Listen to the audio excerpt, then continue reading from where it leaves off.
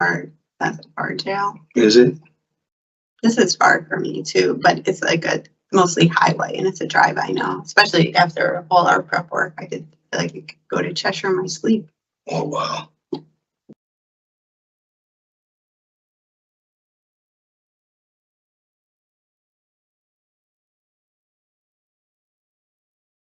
Are you the only one going today from here? No, got one more. You know. Gayle. Hmm. Yeah, came in together for the most part. Good morning, guys. We're going to get started in just 2 seconds, okay? Yes, ma'am.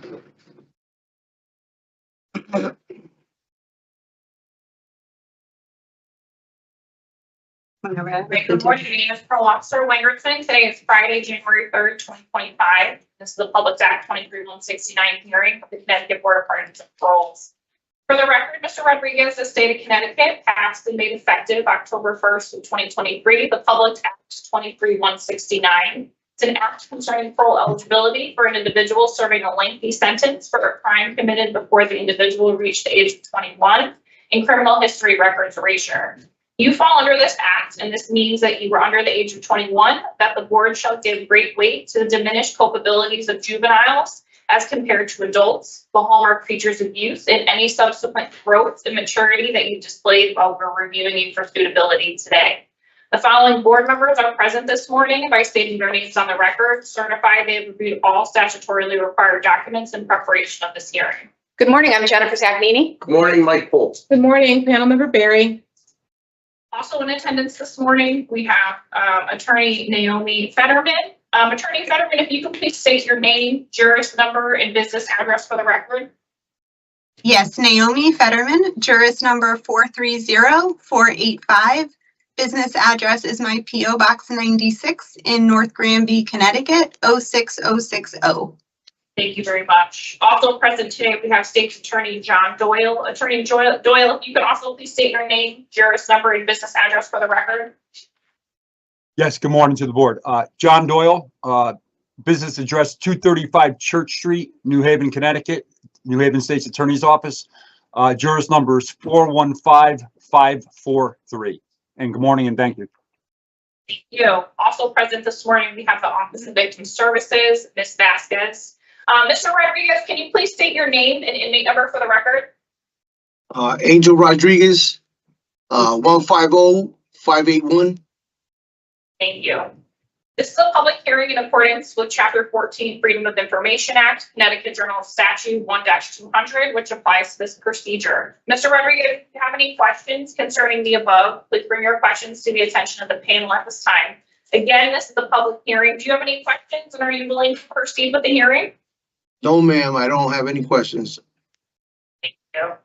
As previously stated, this is a Public Act 23169 hearing. It's being conducted in consideration of the parole application for Angel Rodriguez, inmate number 150581.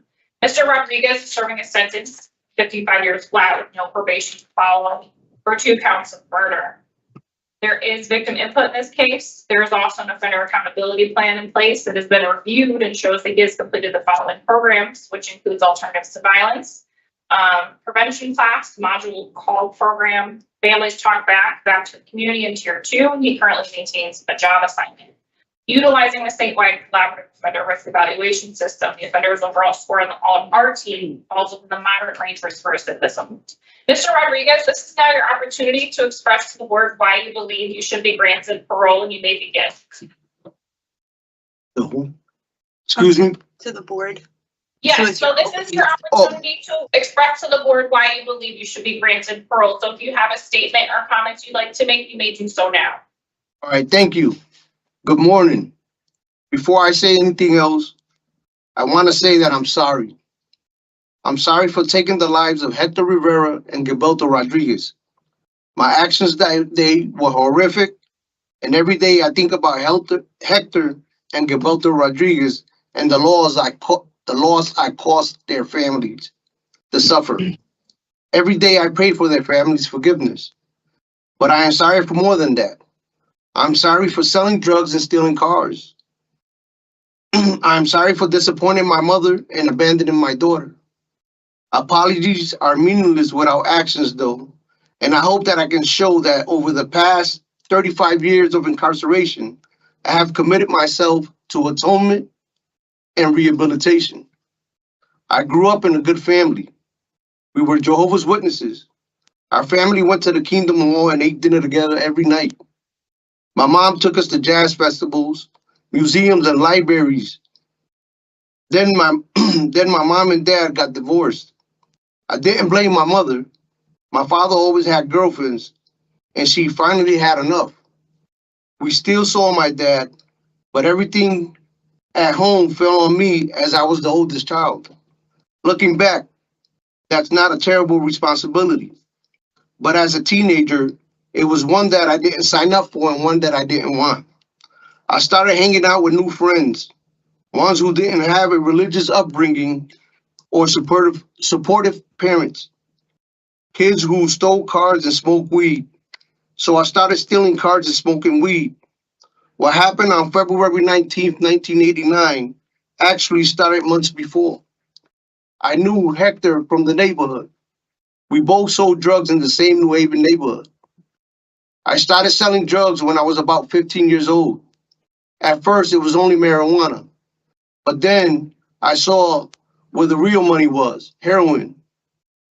It was easy to make money selling drugs back then.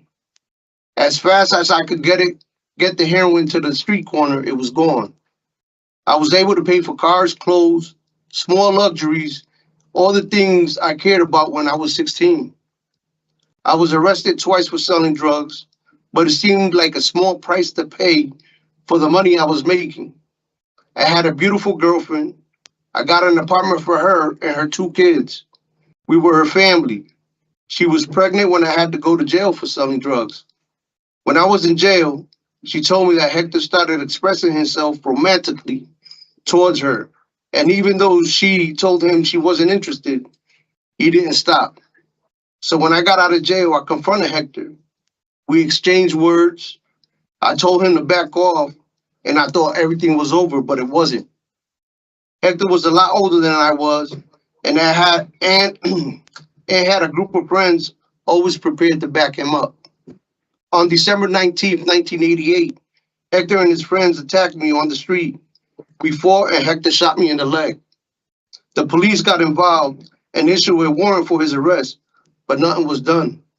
2 months later, on February 19th, 1989, Hector and his friends came after me again. He attempted to run me down with his car. I had to jump over fences and hide behind buildings to get away. I decided that was enough. Something had to be done. I went home, got my gun. I was driving around smoking weed when I happened to see Hector. I started to follow Hector a mile or so, so when he pulled over onto the sidewalk, I put alongside his car and shot into it. I shot several times and took off. The next day, when the police came to question me about Hector, they had told me his friend Gilberto was also in the car. But honestly, I didn't know. I only saw Hector, and he was the only one I was after.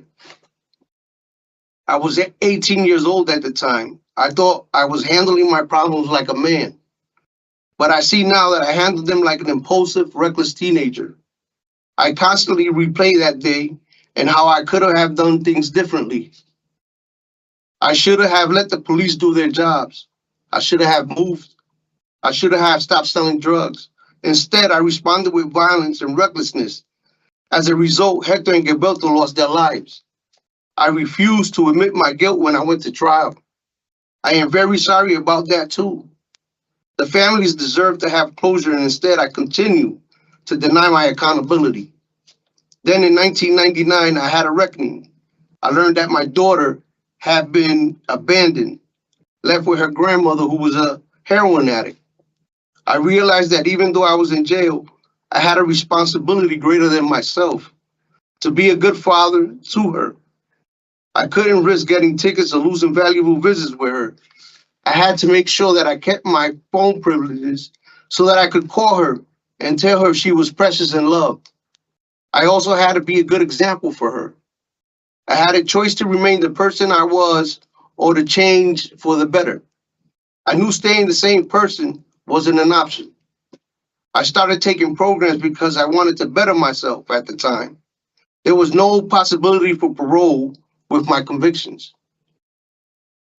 Every program I did because I knew I needed change. Alternative to Violence was the first program I took that really showed me how distorted my thought process had been that night. At the time, I truly felt it was him or me, but that was a forced choice I created. I had other options. I now see so clearly that I should have just called the police and told them that Hector was still in the neighborhood and let the police do their jobs. I also started attending NAAA groups so that I could develop a better understanding of my addiction and how to combat it. I reconnected with my faith, which has enabled me to have a greater appreciation for life and a greater understanding for the loss of life. When I was able to apologize to Gilberto's family at the 2005 sentence modification hearing, I felt a weight that had been lifted off of me. I understand their anger and their sadness, but I was able to tell them how sorry I was for causing the anger and that sadness, a remorse I had withheld from them and from myself. I was fortunate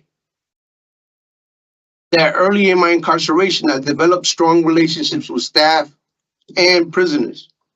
They saw that there was more to me than my convictions and encouraged me to do better. They saw the good in me even when I didn't see the good in myself. One of these people was Lieutenant Shortridge. She was a beautiful lady when I first met her. She sat me down and told me, there's more to life and prison than I even thought. And excuse me, she was a beautiful lady. When I first met her, she sat me down and told me there was more to life than prison, even though I might be in the dark room now. There is always light, and there will always be people who care about me. She showed me that I could still take pride in what I do, and just because I was in jail didn't mean I didn't have any value. She was a glimmer of love in my travels. She showed me how to love myself a little more. She taught me that even though I was in jail, I needed to appreciate life and all its blessings. She worried about me like a mother. She yelled at me like a mother when I was doing what I wasn't supposed to be doing. She knew she could count on me too, and I made sure that I was around whenever she needed me or when she dealt with difficult prisoners, just in case she needed me to step in. Every morning I would make her breakfast and bring her coffee. I was happy when she was able to retire finally. When I learned she passed away in 2016, I cried and mourned as though I lost a member of my family. She was that special to me. I continued to work on my education, and in 2010, I got my high school diploma. I wanted to be an example to my daughter and others that there's never too late. You are never too old to be better. And I always work. I don't think there's a job that I haven't done, from being a barber to painting to working in the AP room to my favorite, cooking. I have held the same job for the past 16 years in the officer's mess, which comes with many responsibilities. This job is not given to any prisoner. This job requires a lot of trust from the staff, as I am around them all day.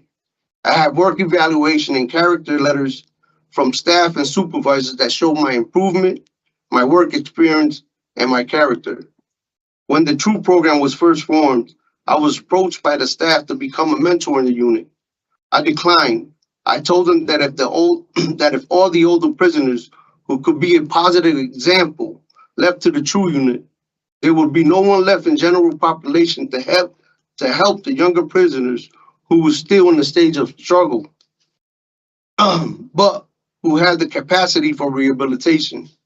Now, the staff will send me 1 or 2 inmates in whom they seem promised, but who are not ready for the program.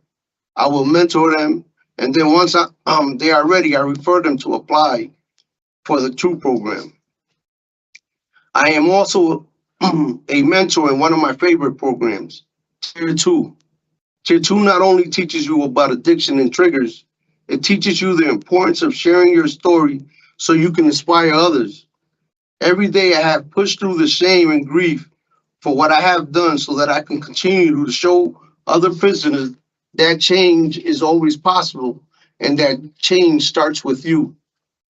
I help translate for prisoners who can only speak Spanish so that they can learn from these programs also. Over the years, I've learned the importance to surround myself with like-minded prisoners who are focused on growth. I am blessed and humbled by the relationships I have developed with staff and other prisoners. The staff never make me feel less important because I am a prisoner. We talk about our children and our spirituality. I cook for them on the weekends to keep up the morale. It may seem weird to say, but I know they appreciate me and I appreciate them as well. If I'm granted parole, I would like to go live with my mother in Florida. She owns her own home and has a room already set up for me. I have a job lined up in Florida too. As I said before, I have learned many job skills while incarcerated, and I'm not boasting when I say that I can cook very good. My plan is to get my CDL and do local trucking so that I can be around my family, my daughter, and my grandchildren. But if the board thinks it would be more appropriate for me to go to a halfway house, I have family support in Connecticut. I know I will need some counseling as I enter the community, and I will connect with a mental health counselor either in Florida or Connecticut. My mother goes to the local Kingdom Home in Florida. Through the Kingdom Home, I will continue my mentoring and giving back to the community through my service and outreach. I will finally be able to be baptized, which I need to enroll in ministry school. Then I will apply to become a pioneer. A pioneer is someone who preaches and goes into the community to spread the good news. Jehovah's Witnesses are instructed to go wherever the need is greatest, and I will follow that command for my outreach and service. This will enable me to help others on a broader scale. If I stay in Connecticut, I will find a Kingdom Hall wherever I may be living to fulfill these goals. When you have been as fortunate as I have been while incarcerated to receive the help I have, it is my responsibility to continue the work of helping others. And in closing, I would like to say again, I am so sorry for taking Hector and Gilberto's lives and for the pain I have caused their loved ones. I am grateful for this opportunity to appear before the board and express not only my remorse, but also my rehabilitation. I was selected as a speaker for my class when I got my high school diploma, and I think the words I used then still ring true. A wise man once said, I am not the man I should be. I am not the man God willing one day I will be. But I thank God I'm not the man I once was. Thank you. Okay, Mr. Rodriguez, thank you very much for that statement.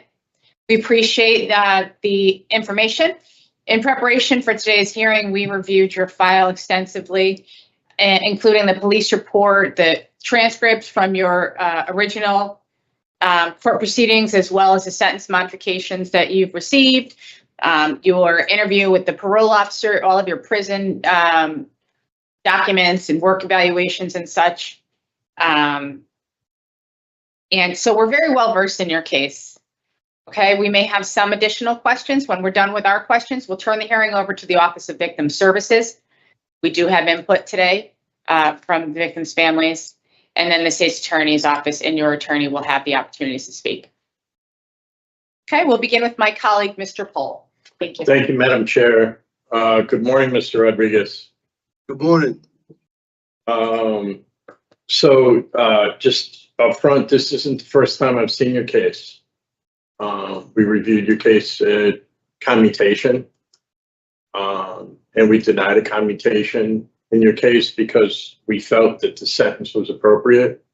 We looked at the good time that's applied, and we also looked at the fact that at the time, the legislature was really in the middle of a debate on increasing the age for juvenile reconsideration, because it's cases like this where the state's attorney and judges have saw fit to just do a flat sentence rather than giving us the opportunity to have somebody have supervision when they're released, which for me is, just a big part of public safety, and so it's good now that the law has changed so that we could come here and have this hearing today, right? So I certainly looked at your case. I appreciate what you said up front regarding the remorse for what you've done, the recognition of the fact that early on, what you were dealing with on the street is like every other kid out there, I'm going to handle this myself kind of thing. Yes. And not, just out of your mind about, it was out of mind to try to get the appropriate authorities to deal with the case. Right. And that's just, it's sad, as you said, all the way around. The families have lost, your family is lost. And I appreciate the fact that when you talked about what you were doing in the street, from selling marijuana to heroin, that you recognize what that did to the community as well, right? I appreciate that when you came in, it wasn't very long. It was a little bit of time before you got to the place where DRs were no longer, disciplinary reports were no longer an issue. The last that you had was 1999. And actually prior to that was 1992, which was, within, you were still young, not that it's okay ever to get a DR because we need to comply with the rules. But what I need to look for in this is offender change, and the change in your thinking. So I can appreciate what you did in regard to that. I also, unless I missed it, you talked about getting your high school diploma. I don't know that you talked about being the valedictorian in that class. Yes. Talk about it. And what was that? What was that about? How did that impact you as well? Well,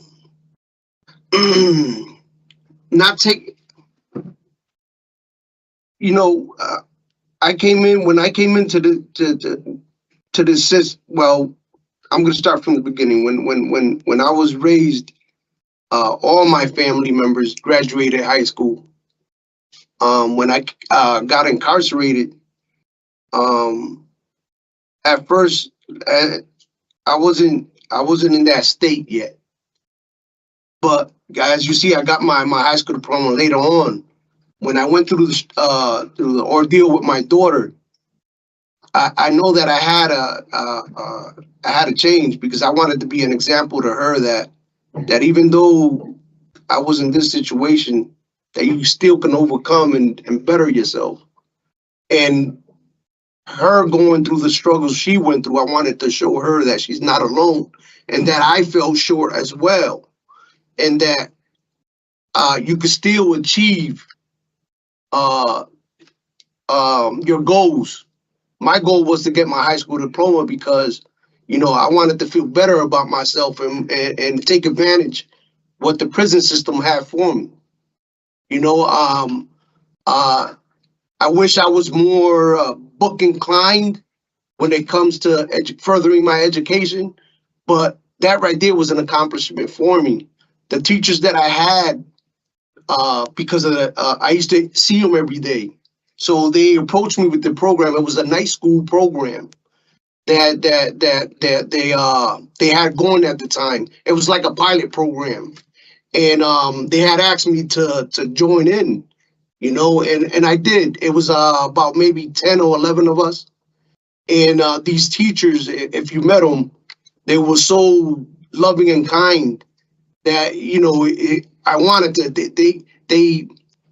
They made me feel that learning was how could I word it? It was they made it feel fulfilling. That they didn't look down on me because I was older. That, you know, I couldn't accomplish it. So that's what it did for me. It made me have a sense of worth and value in myself. I mean, because I it took a lot of time for me to come to terms with my situation, and this was one of my stepping stones, because I accomplished something. I did it and I felt good about it. So when they asked me to give a speech, it was something that I was grateful for, and I put a lot of thought into it, because that's how I felt and that's how I see it. You know, education is like a seed. You know, we have to nurture it. We have to water it in order for it to become a nice flower or a garden. And that's really one of the things that I read was that you said that you learned to give more without expectations, which that's incredibly important in terms of development and a change in thought from a juvenile kind of thought on, and that you can overcome anything and do positive, right? That's really, really important stuff. So when you were talking about, you know, that you declined being a true mentor and because you wanted to do stuff in general population, have you done anything in terms of helping others who are studying for their GED?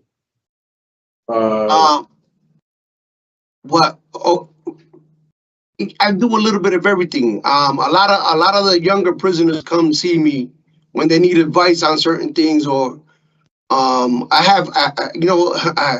have one that I just younger brother. He came in when he was 16 years old, and he has a case similar to mine, and he has a daughter about the same age as mine when I came in, and this brother was a little lost at first, you know, loud, you know, this generation is different from mine. And I gravitated to him. I pulled him to the side, and I told him, what direction does he see himself in 5 years? You know, what are his plans in here? Because he has a little time. Well, before he goes to see anything, he has a lot of time left. So anyways, he expressed to me that, you know, he wanted to better himself, and he wanted to be an example, not just to his daughter, but to his brother, because he has a younger brother. And I told him that, so how do you plan on achieving this? And he told me, you know, because he was a little reckless coming in, as his frame of thought was a little off, but he winded up. I talked to him and I showed him that change is possible. I showed him how I started. I didn't get into the details, but I showed him my prison pattern of, look, this is where you can go, and this is what you can achieve if you apply yourself. Not to give in to the pressures of what everybody else is doing, to focus on his rehabilitation and how he can better himself so he can be an example to someone else. So he winded up getting accepted to the TRUE program recently. And this is how I do it. I see them troubled prisoners that that are a little lost but need a little push. And these are the ones that I tend to go after, or mentor rather. While we're on the True program, you maintain any kind of contact with some of the guys who've gotten out and are doing well in the community? Yes, sir, I do. Who do you talk to? I talked to Mr. De Leon. I've spoken to Morant wasn't. He was part of the Lifers program before the True program became the True program. They took him out of the Lifers program, but him, Lugo, he works in Hartford right now. Yeah. It's a few brothers that I talk to. I So keep. Yeah, go ahead. No, that's it. So you know that it's possible to get out of there and support each other in the transition out. Yeah. Because, 1989, 1990 is a very long time ago. Yes. And there's a lot when it comes to transition back in. This world is not the same place that you left. No. So, I mean, that's always important, right? Because one of the first things that you talked about was that you should have asked for help. Right. Allow the people that are out there that have been in your spot who are being very successful to help you. Yeah. Right?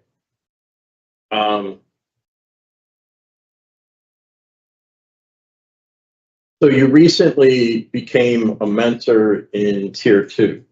Yes. How is that? What's going on with that? Well, we alternate. So I did it in, I think, July. Well, I started off because they had prisoners that didn't speak English, and I'm bilingual. Yep. And that's how it originally started, for me to go and translate for them and help them to benefit from the program.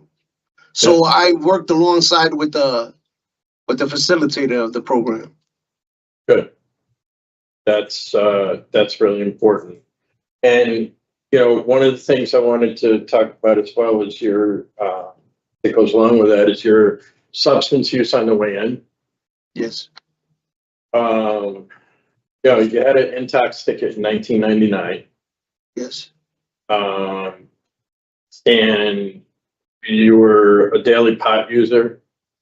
Yes. And I read that, in the heights of things, you were doing up to 5 bags a day.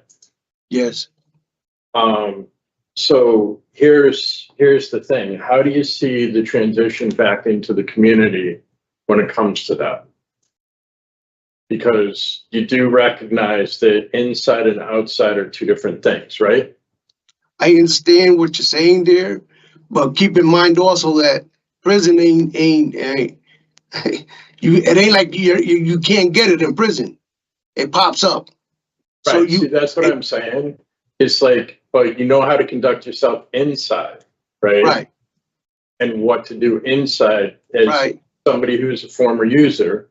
Right. Yes, sir. What about when you come outside? What thoughts have you put in place to deal with when you come back to the place? The last time you were out here, you were using daily.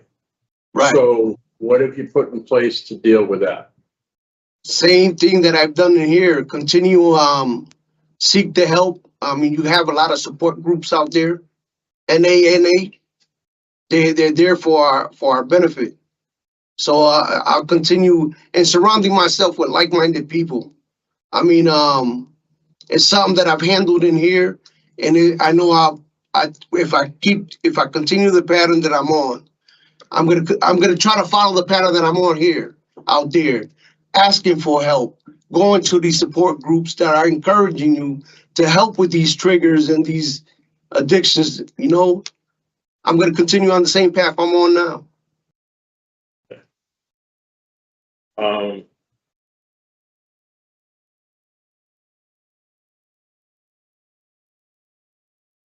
So, and when it comes to, employment inside,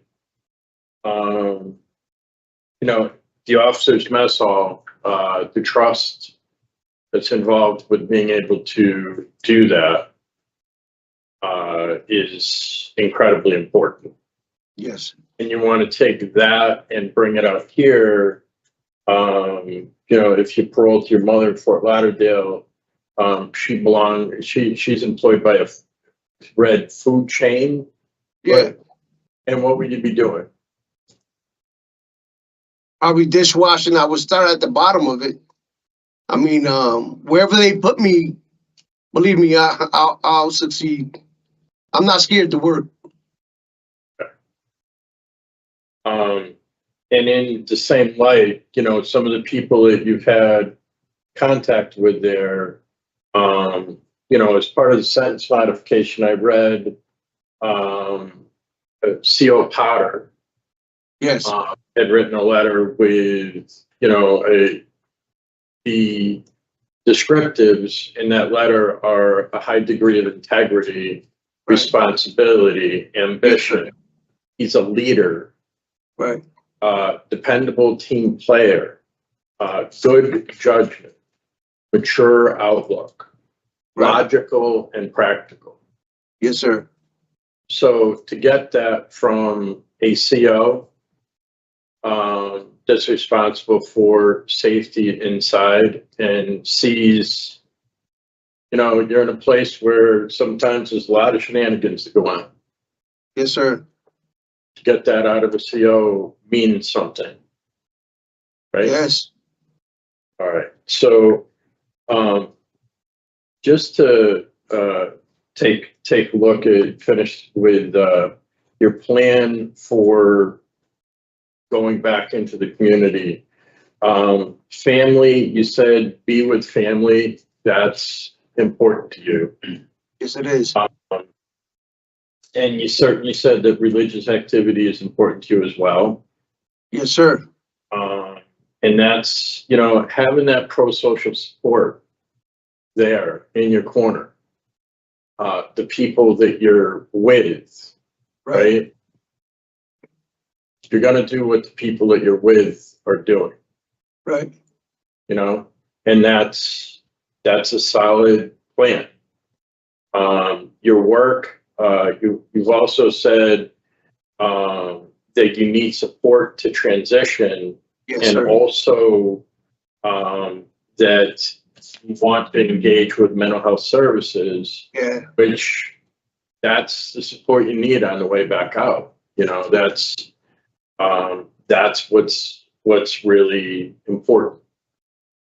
So the plan that you've laid out, that we've read about through the submission and through your interview with the parole officer, that's a really good thing too.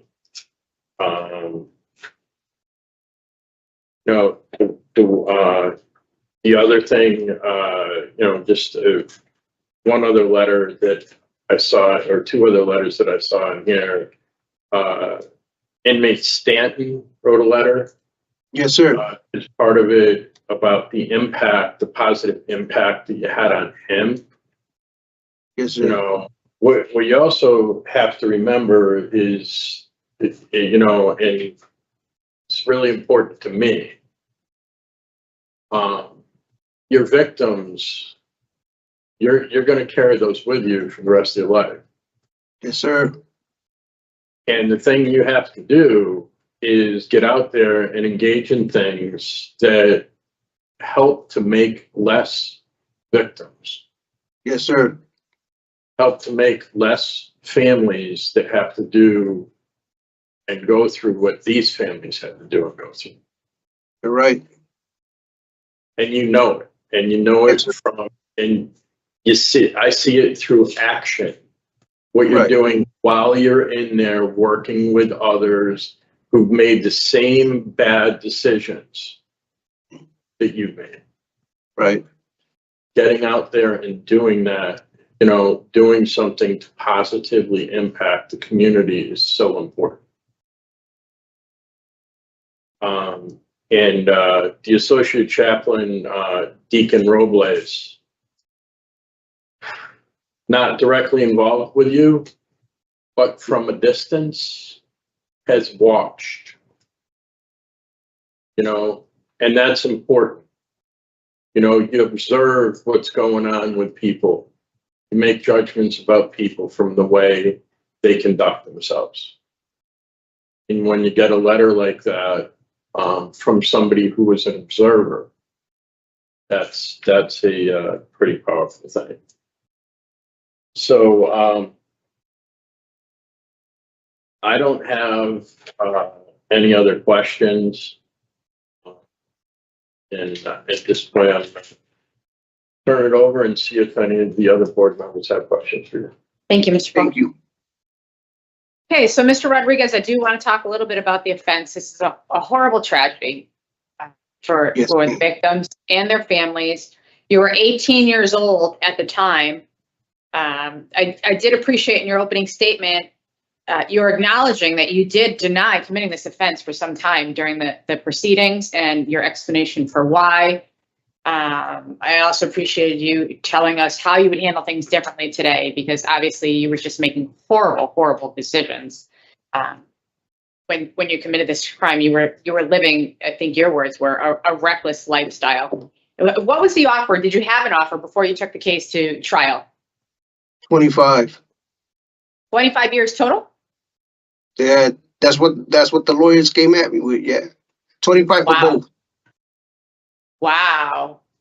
And so because you didn't want to admit to committing these offenses, you took it to trial? Yes, sir. Yes, ma'am. Wow. Okay. All right. So at this point, you've been incarcerated for 35, almost 36 years.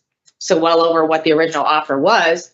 However, you have had the benefit of 2 sentence modifications, right? Your original sentence was 120 years, and you're now at 55.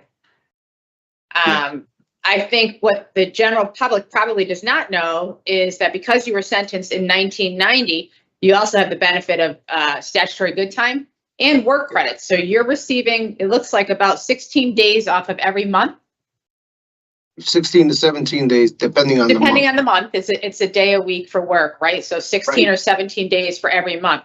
So, so your sentence is almost over as a result of all of this statutory good time. You have right now 2 years left, but if you continue to gain that good time, we're looking at a year and a few months probably, and you would be out. So tell us how 2 years, because you know if we paroled you today, it would be for 2 years. Tell us how you would benefit from 2 years of parole supervision. Yeah, it'll help me get adjusted. One, it'll help me with the resources that I need. Because being locked up this long, I mean, I know I need help. I need to see a mental health specialist to help me through this, and it'll help me to adjust and take advantage of these programs that are out there that are gonna help me benefit, and also it'll help me give back to the community as well. I mean, I realize that once again, I can never apologize enough for what I've committed, for the crimes I've committed, and all I can do is live my life in a way that brings honor to their laws, in the sense of that I give back of myself, because like was said before, this is something that I'm going to carry for the rest of my life. There's not a day that I don't get up and I don't think about what I've done and the pain that they've gone through, so I can never make up for that. So the only way that I'm going to be able to make up for that or atone for it is by giving of myself to the community and being an example. And as Pohl brought out before, helping another family not to go through what I put their family through, and my own family as well. Mm-hmm. You mentioned earlier, sir, that you had the opportunity in the 2005 sentence modification to apologize to the victim's family members. How was that received? The mother took it. She accepted my apology. If I'm correct, the brother didn't. He didn't approve with the with the modification, but the mother, and that was a weight off my shoulders, looking at his mother in the face. I think that's one of the hardest things that I've had to deal with throughout this whole ordeal, is facing the victim's mother. Yeah, well, and that's just one victim, right? Right. You Yeah, know, that's the only one that showed yeah. up. 2 victims here, so the reality is they'll never be able to move on, right? I mean, Yeah.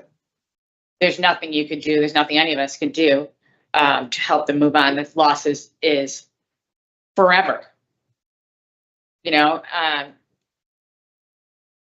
you're fortunate to have the support that you do, and I hope that you appreciate that. Oftentimes, people do not utilize that support, and that's how we find ourselves in trouble again. So I hope you'll take advantage of that. Your attorney submitted documents that included a lot of support letters, an evaluation from Dr. Friedman. There's a lot of people who really want to see you get parole, and want to see you get out there and do well, and think that you're not a risk at all any longer, that you're a different person. Well, obviously, you're a different person than you were at 18. You have a lot of insight. You've taken a lot of programs. Happy to see that you haven't had a disciplinary report in 25 years. You've been at Cheshire for how long now? 19 years?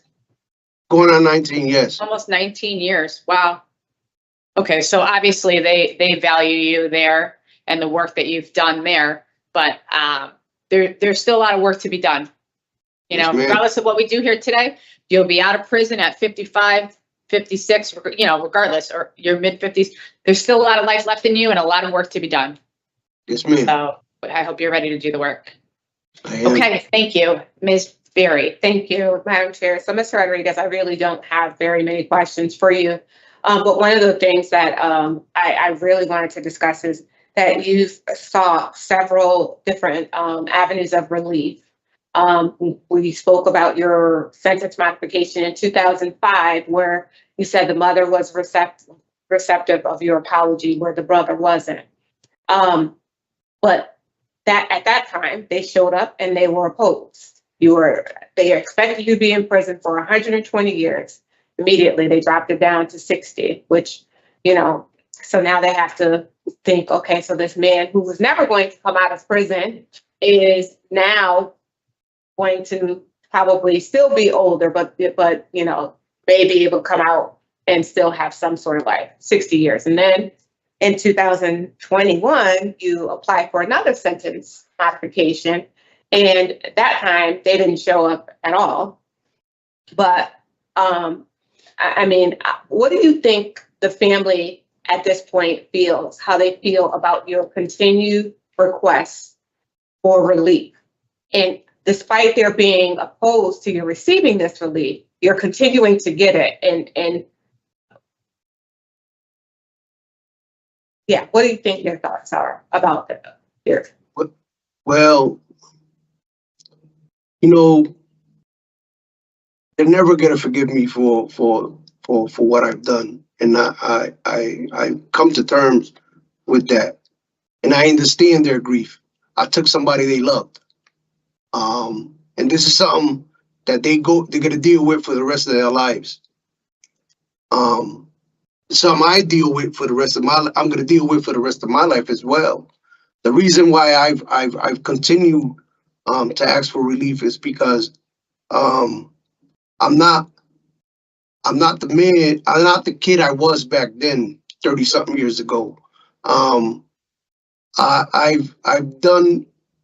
taken every opportunity, even when it hasn't been given to me, to continue to better myself.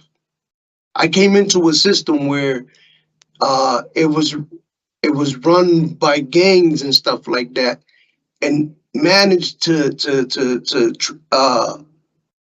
improve myself and better my situation.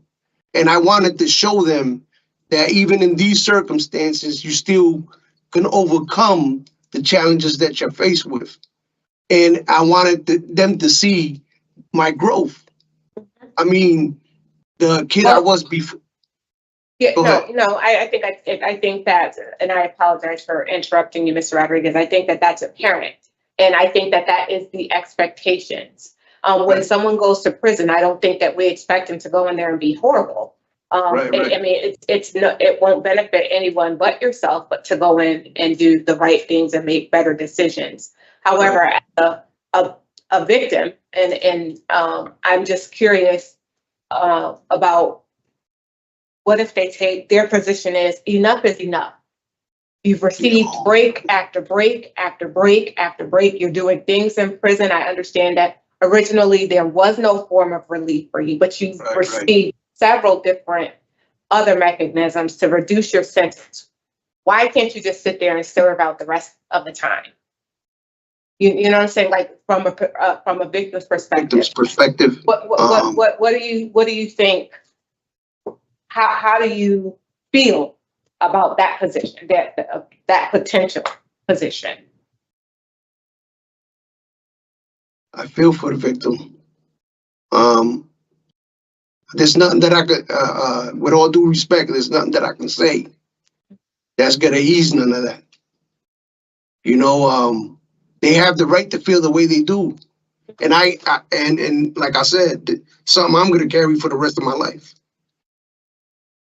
Yeah, but they are too, you know, and that's why I'm just like, just like the chair said, regardless of what happens here today, you really have to understand things in its totality. This is a very serious offense, and we do commend you on the efforts that you've made to rehabilitate yourself and for all the positive things that you're doing in the prison.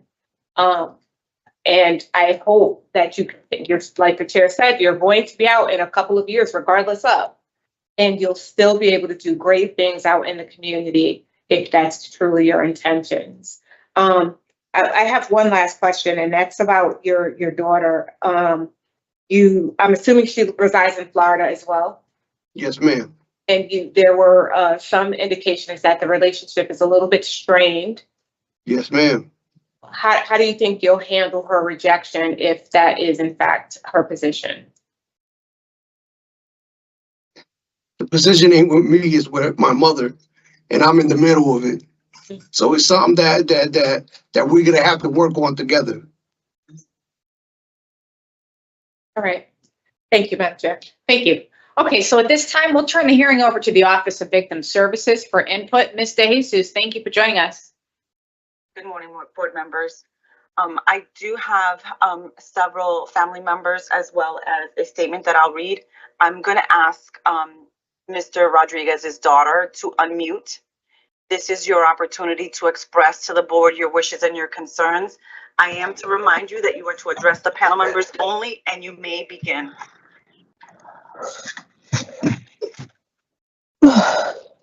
Good morning to the members, parole board. Morning. I'm sorry. Take your time.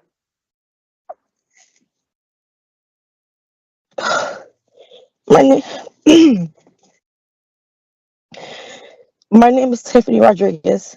I am the oldest daughter and surviving daughter of Gilberto Rodriguez, and my surviving brother, whom never got the chance to meet our father.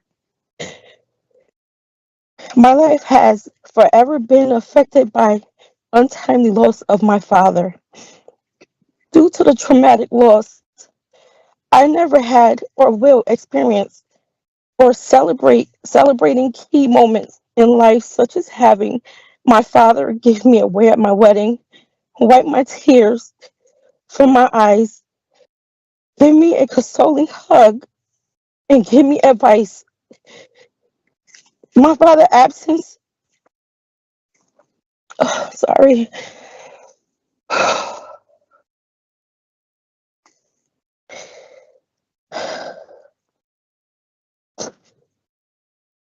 My father's absence in my life and him not being there to protect me has a result in me having to experience some of the harshest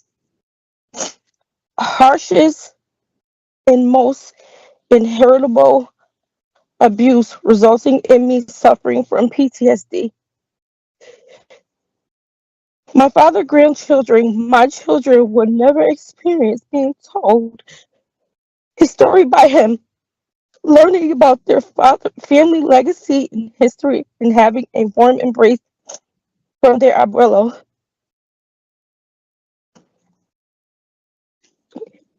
They ask me all the time, what was he like? I tell them what I remember due to what was taken from me in my early life.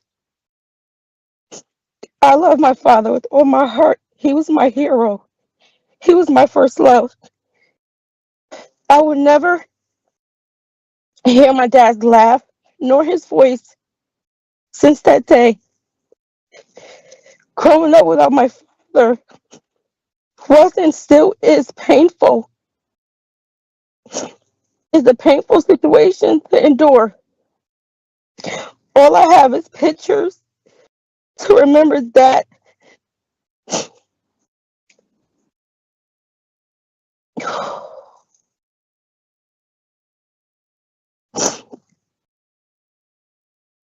I'm sorry. All I have is pictures and memories that's not how my life's supposed to be. Like a little girl needs her father. Writing this hurts so bad with tears falling down my eyes even with reading this. The pain my family endured since that day until this day. And this pain, honestly, is a forever pain that would never be healed. My concern is granted in the past lies in the past. It is my understanding that all the time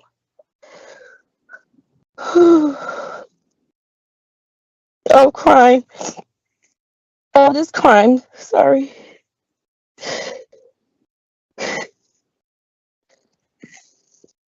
he was out on early release. I am not only afraid for the safety of myself and my children, but I'm also worried about the community at large. I do not wish to know to see anyone live with the heartache and pain that I have.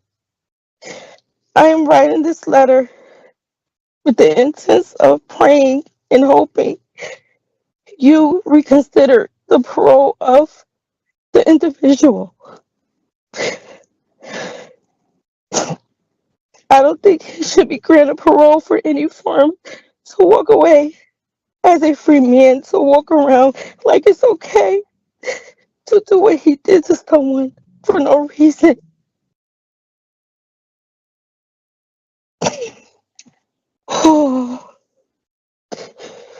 To my father, if you can't see me now, I'm sorry.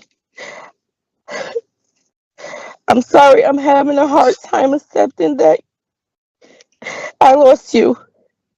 I'm sorry if your memories still make me cry.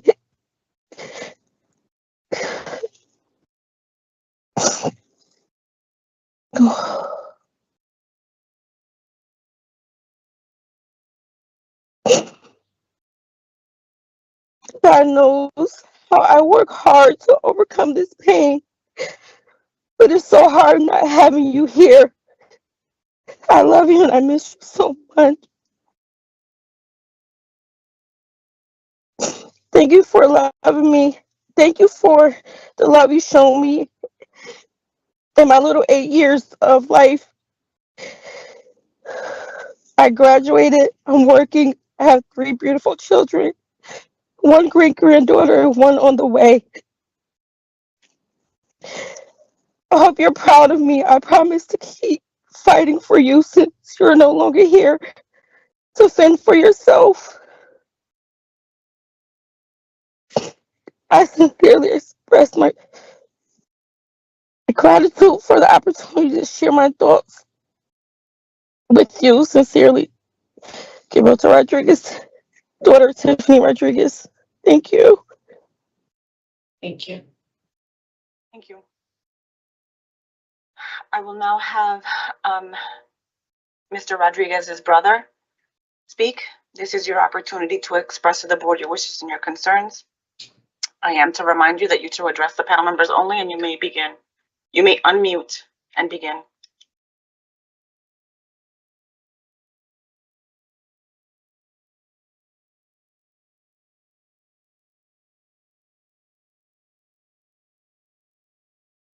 Mr. Rodriguez, you need to hit *6 on your phone in order to unmute.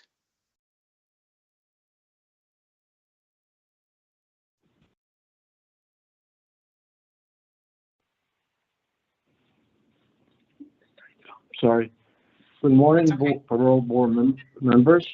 Mr. Rodriguez, I'm sorry. Can you speak up a little bit?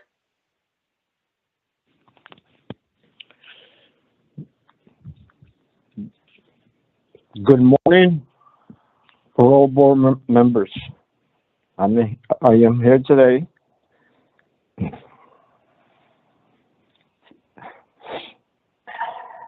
speaking on behalf of my late brother, whose life was taken too soon by inmate number 150581. Our family has never been the same after my brother's death. Our family has never been the same after my brother's death. Since my brother was taken from us, our world feels empty. His laughter, kindness, and presence in our home is all gone.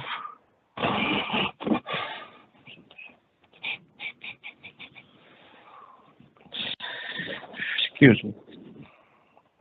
My brother is gone.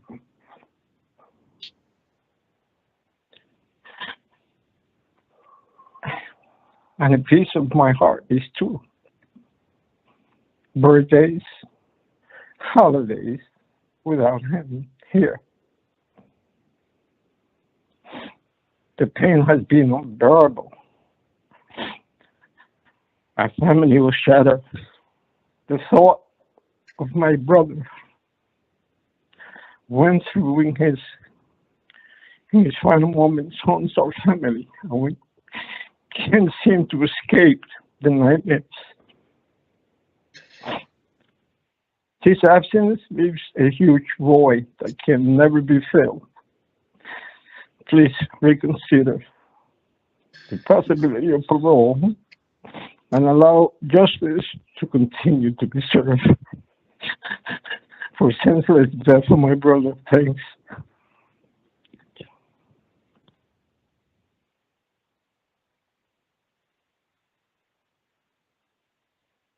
Thank you, Mr. Rodriguez. If you're all set, you can hit *6 to mute again.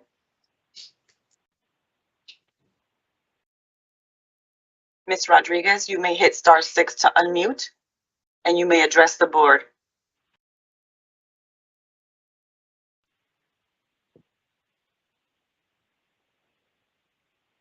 Good morning. At this time, I am addressing myself to the parole members. My name is Carmen. Ms. Rodriguez, we are unable to hear you. Hold on, please.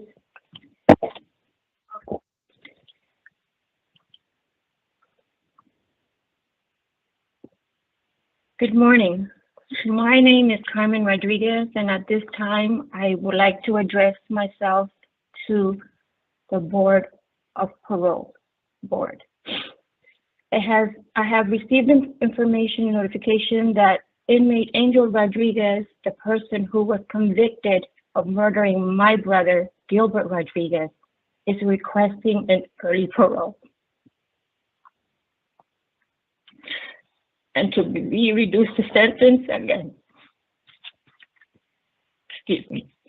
This letter is to express strongly opposition to the potential release of inmate Angel Rodriguez due to the violent nature of his crime and the devastation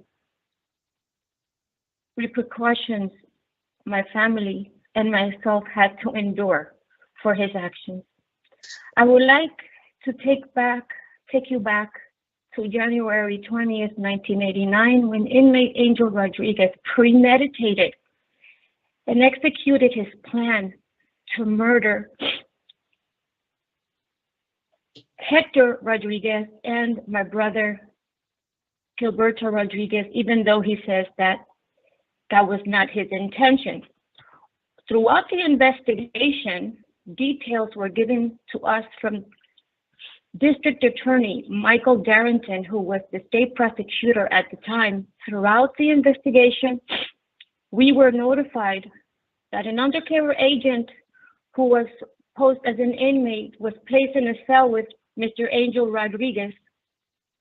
And Angel Rodriguez stated, from his own words, which all this were read at his trial, that he killed Rodriguez because dead people don't talk.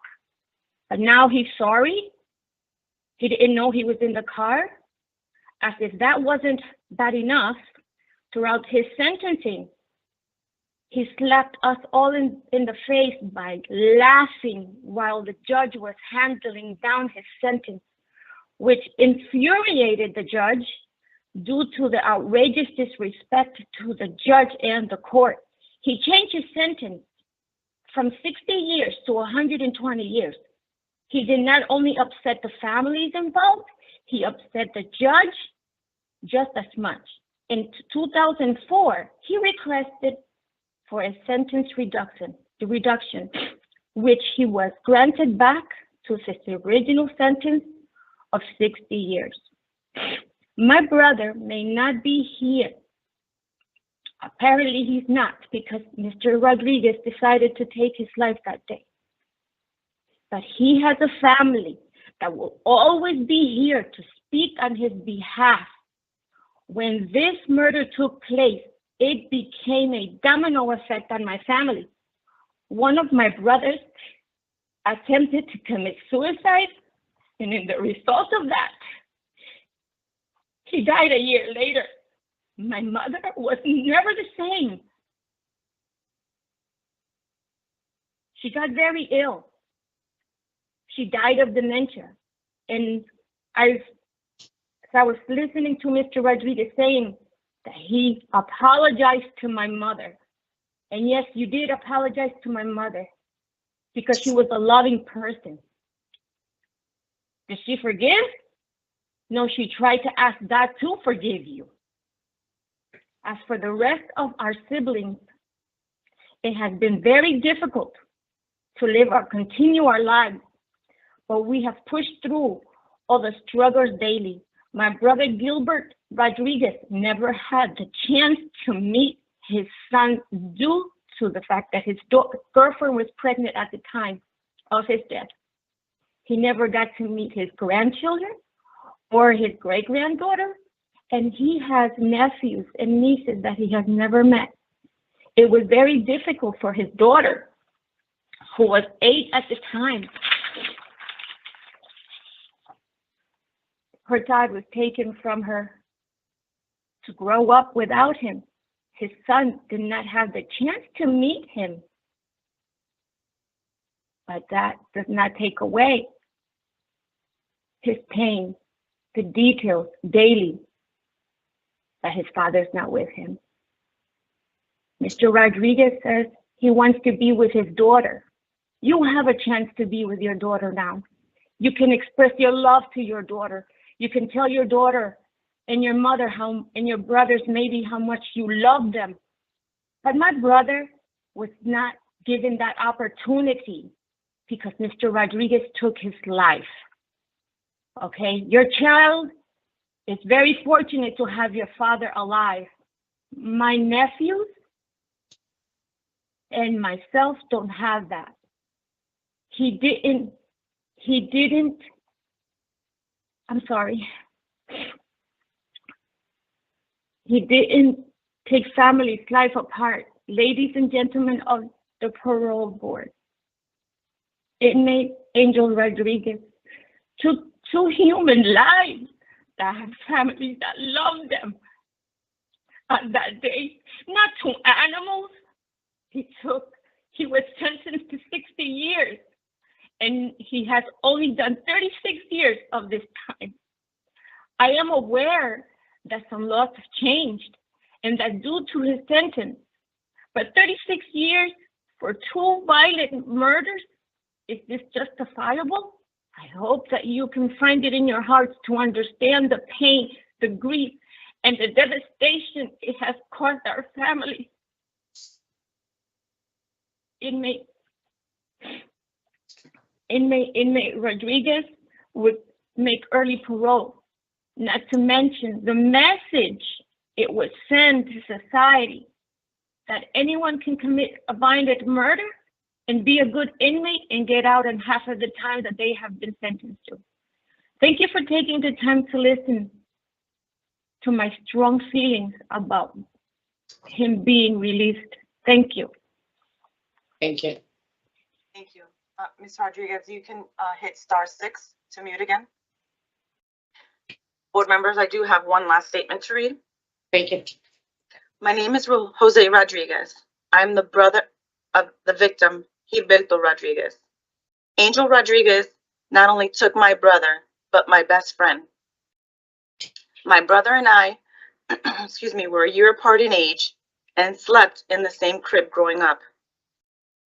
Angel's crime contributed to years of heartache, rage, and a life, I am happy to say, is in the past. His actions caused one death that he intended to take, but also the indirect death of my brother. That day, he lacked self-control and had no regard for human life. I do not feel that Mr. Rodriguez should be paroled. I say this as a victim of his callous acts, a contributing member of society, a father, a taxpayer, and a hardworking citizen. Anyone that can take the life of another human being must pay the price and serve the full sentence that the judge handed down. Knowing that Mr. Rodriguez could be released and there is a possibility of us running into one another fills me with anxiety. I am a Christian, and while I have forgiven him, I can only do so knowing he is behind bars. I know from experience that serving time allows for self-reflection, remorse, and the desire to do better. But the safety net and the structure of being incarcerated gets stripped away when released. And and he will be back into the real world again. Can he make better choices once on the outside?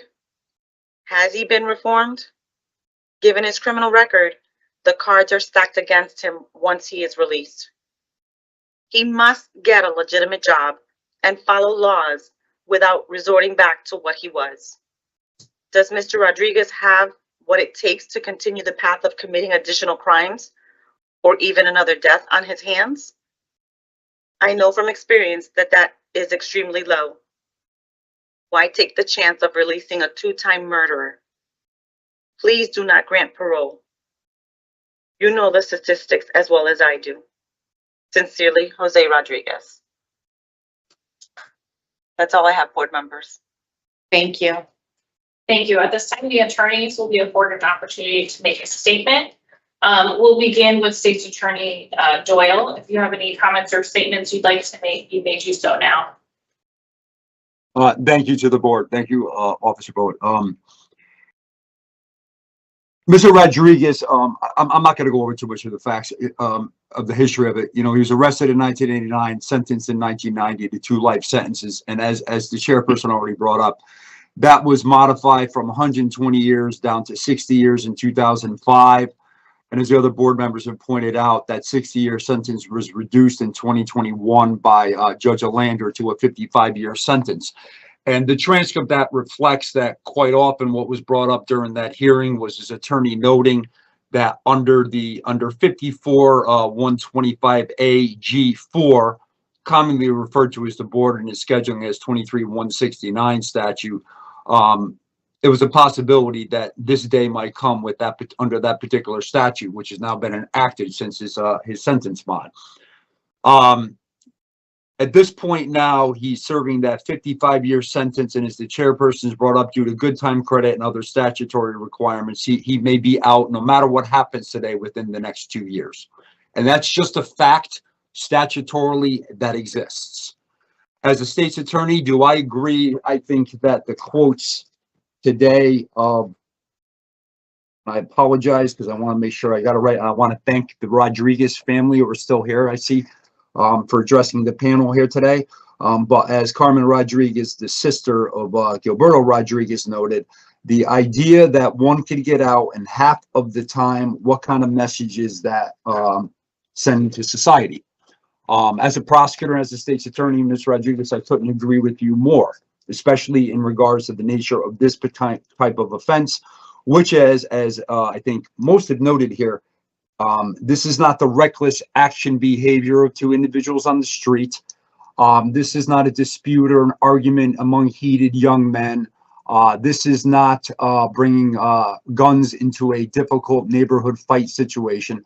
This is what a Superior Court jury found was an execution of two men by Mr. Rodriguez. As was indicated, I think over the last couple years for the first time, and notably this morning, and also during his sentence mod hearing, but denied at the time of his arrest, denied at the time of trial, denied at the time of his sentencing, and denied for several years in all of the appeals and the habeas and the post-conviction matters. Mr. Rodriguez denied responsibility for his execution of two young men of this New Haven community who devastatingly took the lives and devastated two families, as you've heard from one of them today. At the time that this occurred, Mr. Rodriguez did whatever incidents he may have had or disputes he may have had with those men. You've heard him admit today that he had a prior dispute or an issue with at least one of these two individuals, that he indicated that he took his law into his own hands, that he armed with a firearm, returned home with a firearm looking for two individuals, and then executed them while, quite frankly, and I hate to say this in front of the Rodriguez family, but two sitting ducks in a vehicle, he drove up and shot them and executed them while they sat in the car. At the time, he had a prior criminal history. He noted at the time that has been indicated there that in his decision information summary that he was concerned about the fact that one of the victims tried to get with the defendant while he was previously incarcerated. Hector Rivera and Gilberto Rodriguez were two members of the New Haven community whose lives were struck short by the defendant making the decision to take the law into his own hands and executing them. I know there were some comments, made by board member Pohl in regards to the defendant's decisions and behaviors there. What I want to point out is that not every individual in the city of New Haven who is involved with criminal activity or may be involved or witnessed or observes criminal activity makes the decision to go out and execute two other people. Somehow, I believe there's an indication that somehow authorities did not figure out what they were supposed to do. Well, what's not supposed to happen is you make the decision to go out and execute other citizens. This is unfortunately an age-old tale. It occurs in the city of New Haven quite often. Not every citizen or not everybody engaged in criminal activity engages in this behavior, but the defendant chose to do so. Just in the last month, we've had two teenagers killed in the city of New Haven, and Christmas Eve, we had a homicide involving a bad drug deal going bad while another man was executed in the city of New Haven. And what we have to be concerned about here is the fact that young men go out and take their own lives into their hand and decide and make determinations to execute others. In the past, the defendant's commutation request was denied. That was noted by the board. My position is that a big part of whether to determine and release the defendant is to look at public safety, but is also to look at the particular statutes that we're operating under. 54-125A G4, okay, which in determining whether or not somebody should, under the age of 21, be released by the Port of Parole out into community has to weigh a variety of factors. The board is well familiar with those factors, and some of them have been addressed this morning. But that statute also notes that release whether should be consistent with the factors set forth in subdivisions 1 through 4 of Section C of 54-300, which is a statute that deals with the Sentencing Commission. And in that statute, it notes that the primary purpose of sentencing in the state is to enhance public safety while holding an offender accountable to the community. That sentencing should take into effect the seriousness of the offense and be proportional to the harm to the victims in the community, using the most appropriate sanctions available. The overriding goal is the reduction of criminal activity, imposition of just punishment, and, if necessary, provisions of meaningful and effective rehabilitation, but sentences should be fair, just, and equitable while promoting respect for the law. The defendant is serving a 55-year sentence, which has been noted already was reduced from a 160-year sentence to a 60-year sentence to a 55-year sentence, and is noted by the chairperson, no matter what this board does today, he's going to be hitting the streets in 2 years. And that is something that the family and just something that everybody just has to accept. But on behalf of the state, I do think that it is too soon. On behalf of the family, and I agree with them, that I think that the sentence that he is serving is already too short to reflect the seriousness of his activities. Lastly, I do want to also note something that Carmen Rodriguez brought up. This was a matter where a criminal jury trial was conducted in front of a Superior Court judge in this community where the state proved beyond a reasonable doubt that the defendant committed these two offenses. A criminal jury trial is a great strain upon the families, as you've heard it today. I do not have any notes. I've expressed it. I've looked in the file to determine whether Mr. Rodriguez had a prior offer of 25 years to serve. I do not know whether that is the case. I will be honest with you. I do not believe that to be the case. But what I can indicate is quite often is that the murder statute carries a 25-year mandatory minimum and a maximum of 60 years in prison. And quite often, especially by his behavior noted by the trial court, what I suspect is that when he was advised that he had two charges, both involving a 25-year mandatory minimum, and Mr. Rodriguez rejected all offers, the court canvassed him on the fact that he was looking at least a 25-year mandatory minimum, no matter what the top end might be. Quite often recently, I have several individuals writing letters that they were indicated that they were offered 25 years in prison. When they were not, they were canvassed by their lawyer and the judges in regards to what the minimum is. And I can tell you that personally in my experience, because these are defendants that I have prosecuted, tried, and obtained convictions in jury trials who were proclaiming somewhere along the way that they were offered 25 years when I can indicate that they were not. Regardless, he made the decision to go to a jury trial on the highest burden that the state had, that the criminal justice system or any legal system has, and requiring a state to prove it beyond a reasonable doubt to 12 members of the greater New Haven community. And that means the Rodriguez family had to sit there and watch while all these witnesses came forward, crime scene photos came forward, autopsy photos were presented, and they had to sit there wondering whether or not the state was going to be able to meet this burden of proving the defendant guilty beyond a reasonable doubt. And the state did. Whether there was a plea bargain or anything in the past there, that's a choice that's made between the defendant and the state and the court on whether or not each side gives up something in the benefit of not going to the trial. He chose not to do so. So I think that that's not something that should be considered there. As the family indicated, deterrence is not just about deterring the defendant, who has no doubt done some positive things while he was in custody. But as the statutes point out, how much of that makes up for the cold-blooded execution of two individuals by this defendant? That's my position. And as I indicated, regardless of what the board does today, I apologize to the family because I do know he's going to be out in a matter of 2 years. Thank you for your attention this morning. Thank you, Chairperson. Thank you, Attorney Doyle. Thank you. At this time, Attorney Fetterman, if you have any comments or remarks you'd like to make, you may do so now. Thank you, and thank you to the board. And I really want to thank the board in this particular case because the board is so thorough in their questioning. And I have to say, Mr. Rodriguez is a client who is so concerned about staying humble. And I think that's a word that the board has seen throughout the letters submitted on his behalf by the staff here at Cheshire and prior that this man is humble, and the work he does to rehabilitate himself and to help others, he does quietly, and he does it because it's important to him that it be done. When we began this process and I asked Angel to put together a personal statement, he came to me with a page and a half.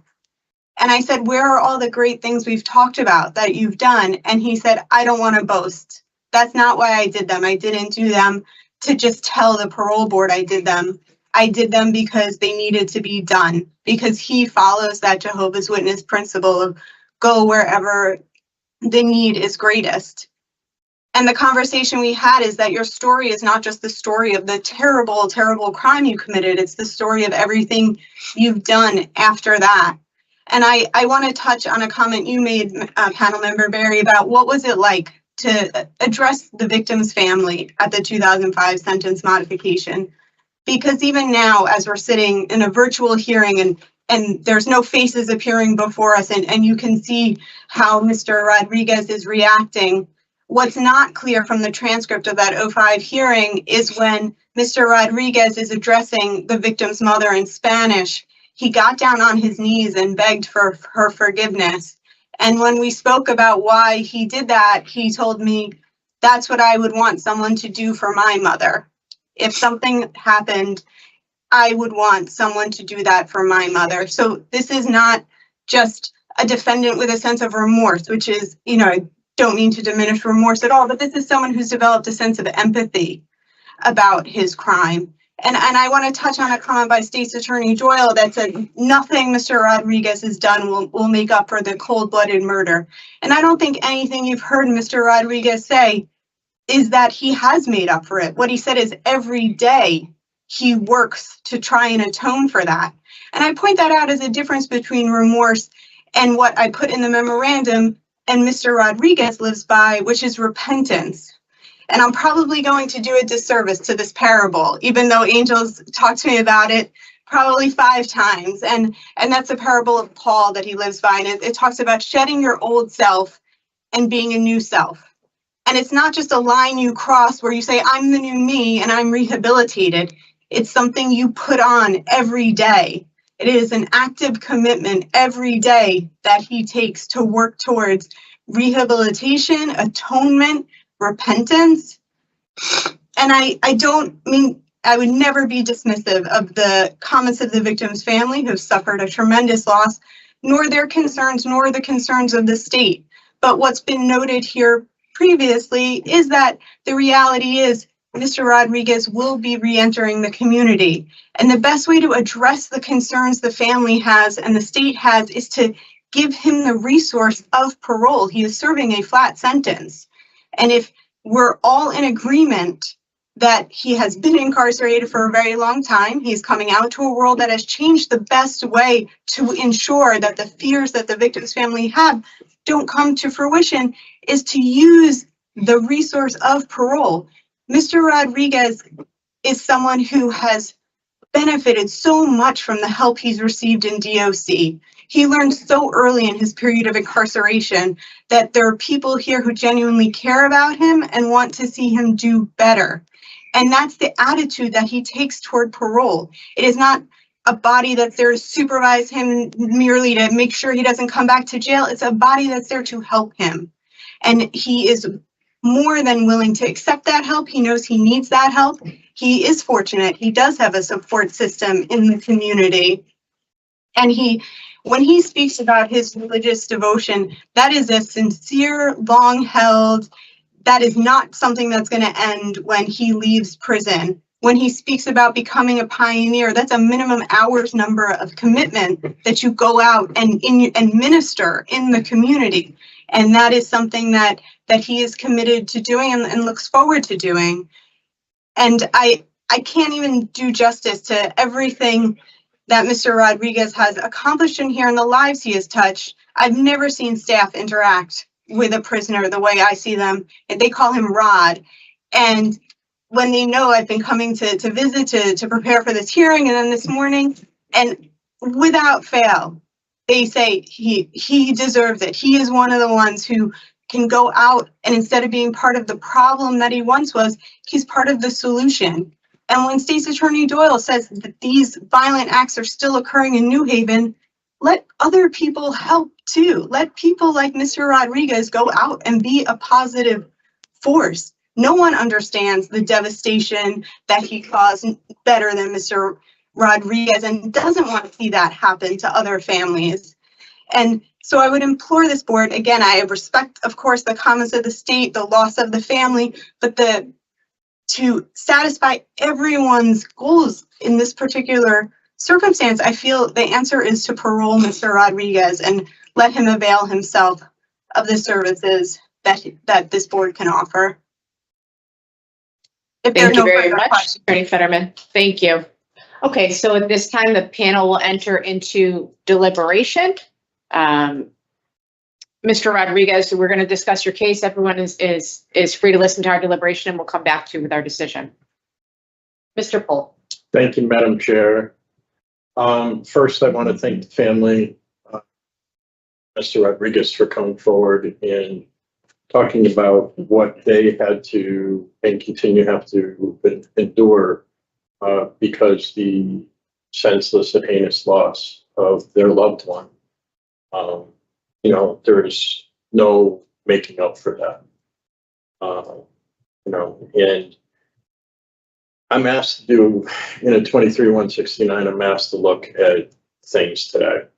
And certainly, as the judge did in 2021, when he took a look at sentence modification, he said he would expect the state's attorney to object based upon, circumstances that are there, right? But the judge also took a look at time. He was very clear about what is the process going to be for release, right? Because there is a big piece of public safety involved in the way we release incarcerated people. Based upon 23-169, I believe that Mr. Rodriguez will remain at liberty without violating the law. I think he's demonstrated that over the years. I think he's done that through action. And there's times where we get a case and you can see action that's like this, no, the actions of Mr. Rodriguez speak for themselves. And I'm also asked to look at this, we're asked to look at it. Would this benefit Mr. Rodriguez in society, and which would outweigh, right? My contention today, for me, is pretty clear that Mr. Rodriguez in society would benefit from his release on parole, considering the fact that 2 years from now, his sentence will be done. There will be no supervision. There will be nobody looking. There will be nothing, right? And I think one of the things that I heard from the victims was they were concerned about what would happen when Mr. Rodriguez were released. Well, so release him under his own control in 2 years without any supervision at all, or release him under the supervision of a parole officer with assistance going back into the community, right? So I believe that those two things have been met under the statutes. He hasn't had any DRs in 25 years. He's taken appropriate programs, Alternatives to Violence, Tier 2, and recently became a member, a mentor, especially to Spanish-speaking incarcerated people who need that support. He has had the same job for 16 years. He achieved his high school diploma, not a GED, but a high school diploma, one of the first people in DOC when they received the recognition as a unified school district to achieve that. He's been engaged with religious activities and, The Jehovah's Witnesses are a very tight-knit group of people who support each other and stand for positive things. One of the things that really struck me as well is that it was said, and it's clear, he did programs to change when parole was not even possible. You know, so some people can go and just sit for years and years and do nothing and still cause problems. And they, you know, Mr. Rodriguez didn't do that. And in fact, his involvement with religious services, you know, one of the deacons who isn't involved in his same faith wrote the letter that I pointed to in my questioning. As well, the letters, I'm not going to go into them again, but the letters from C.O. Potter, the corrections counselor, two of them, a fellow inmate that he positively impacted, are all important things in this end. He has a solid plan for when he gets out. He wants to get to work. He wants to be involved in the same business that his mother is in Fort Lauderdale. His last 16 years is conducive to doing that. He recognizes that he needs support with the transition, and that's one of the things that parole provides. And that's incredibly important. And with that, of course, mental health services that he would look to do. So based upon all of those things, I would support Mr. Rodriguez's proposal. Thank you. Ms. Berry. Thank you, Madam Chair. I too would support Mr. Rodriguez's discretionary parole. I really believe, as Mr. Pohl has stated, that some supervision out in the community would be beneficial to society, and he's definitely going to need the additional help. So, I mean, I think also his leaving the state would also be in the best interest of the family, so that they won't have to see him, you know, in daily passing. But I do believe that Mr. Rodriguez has taken the appropriate steps, and I do believe he's suitable. Thank you. Okay, I agree with everything that's been said by my colleagues, and as I pointed out, he will continue to earn statutory good time if he remains incarcerated, which means he would be done in a year and a couple of months. Right. So I think it would be more beneficial for him to serve the remaining 2 years under parole. He continue to serve his sentence under parole supervision for the next 2 years, and I think after being incarcerated for this long, he certainly could use the support and supervision of parole. Okay, I have conditions of, well, we had 2 names, TR, JR, parole to interstate with a halfway house if needed. Anything further? Had a mental health. I mean, he could do that on his own, but I think he already has a plan for that. Okay. Ms. Fuller? For income statement. Oh, you do? Yeah. Yeah, CR and BR. Okay, thank you. Okay, in the matter of Angel Rodriguez, inmate number 150581, I'll move to grant parole that's effective January 3rd, 2025, with the following additional conditions. No contact with family members of victim, initials CR, BR, TR, JR. Parole to interstate, Florida, and a halfway house placement if it's needed. Is there a second? Second. All in favor? Aye. Aye. I want to thank everyone for their participation here today. Wish you the best, Mr. Rodriguez. Continue to work on yourself. Thank you. Thank you. This concludes the Public Act 23-169 hearing for Angel Rodriguez, inmate number 150581, and it is 10:39 a.m.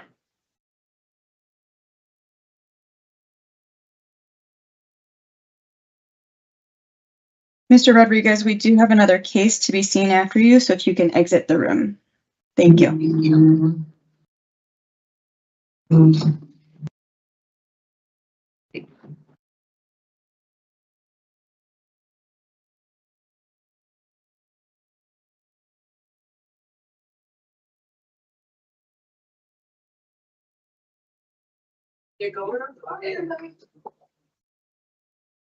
going to take a 5-minute recess and we'll be back for the next case. Thank you.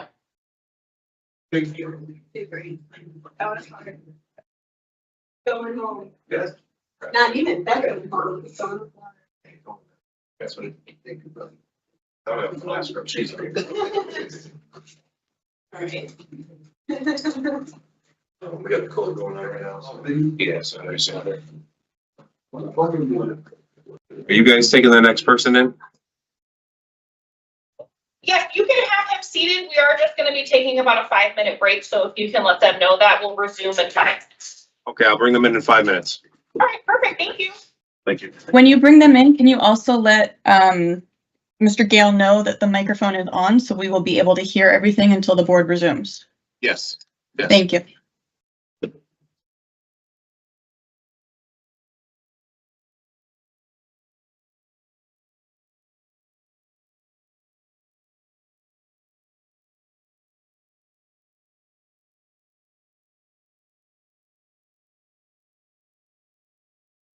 Put your attorney on the side and you'll sit in the chair with yours. Yeah. Slide in there. Yep. Thank you. If it's normally I'll turn the air on too. It seems like a little hot when they came out. You good? I'm okay. Yeah. Okay. Yeah. You go down a little bit and I'll try to. You fine? I think it's okay right now. Yeah. Yeah, thank you.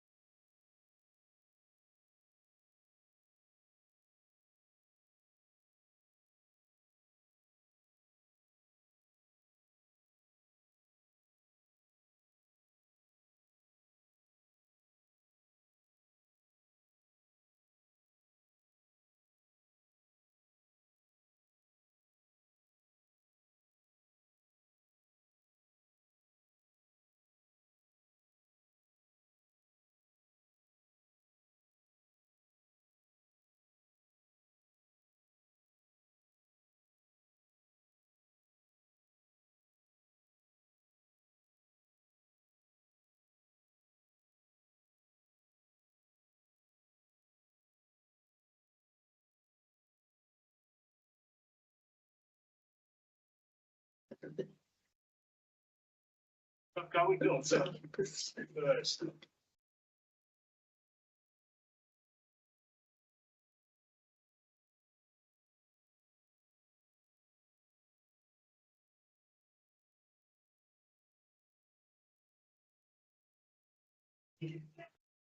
And yeah, you think that.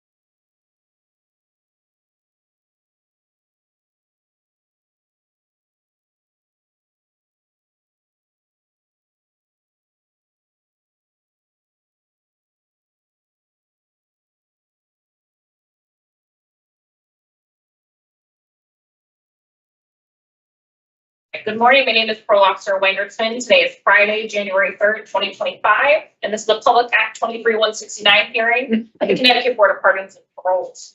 Mr. Gayle, the state of Connecticut passed and made effective October 1st of 2023, the Public Act 23-169. It's an act concerning parole eligibility for an individual serving a lengthy sentence for a crime committed before the individual reached the age of 21 and criminal history records erasure.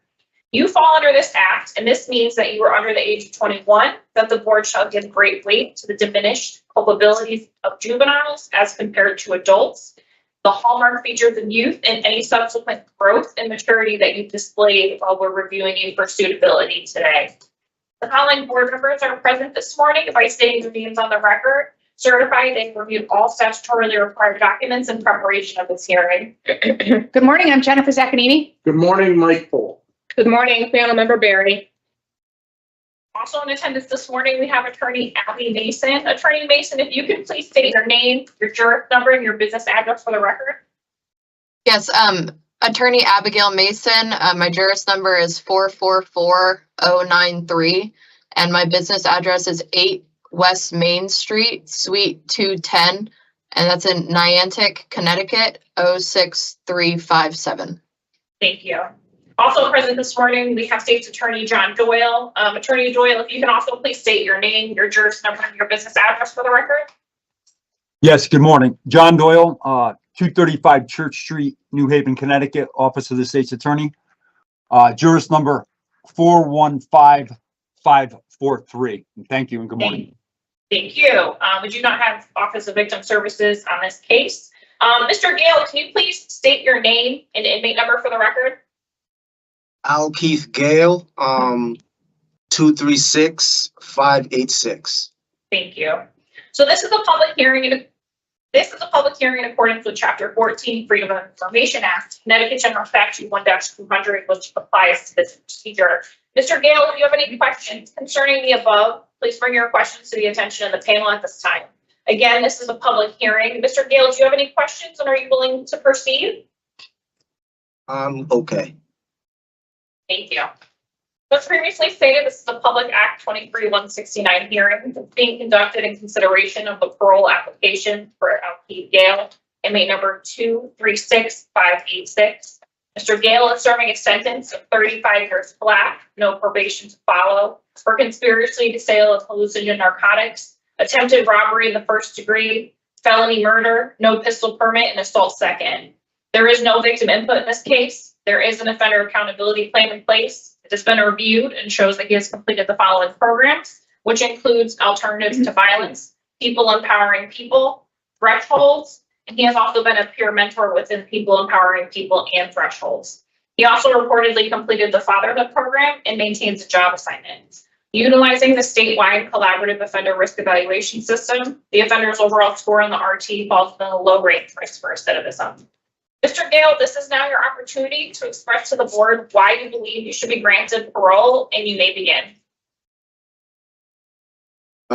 Good morning again, everybody, ladies and gentlemen of the board of the pardon and parole, for allowing me to come before you today.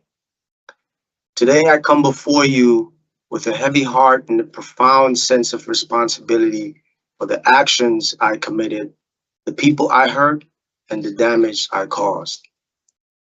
I want to express my deepest remorse, my empathy, and sincere desire to make amends for the harm I have inflicted.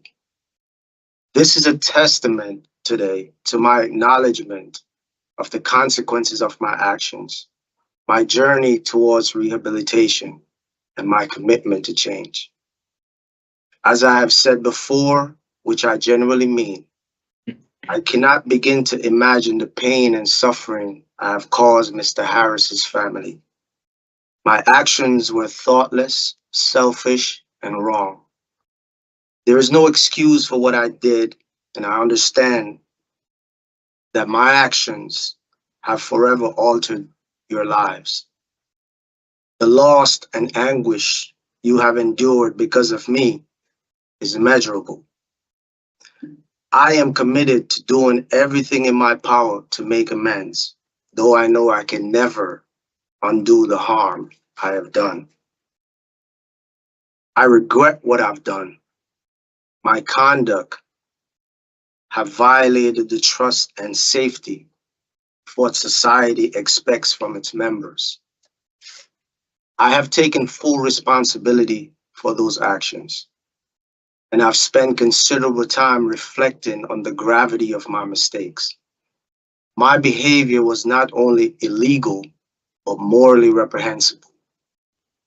I have contributed to a sense of insecurity and mistrust, which goes against the value we all hold dear.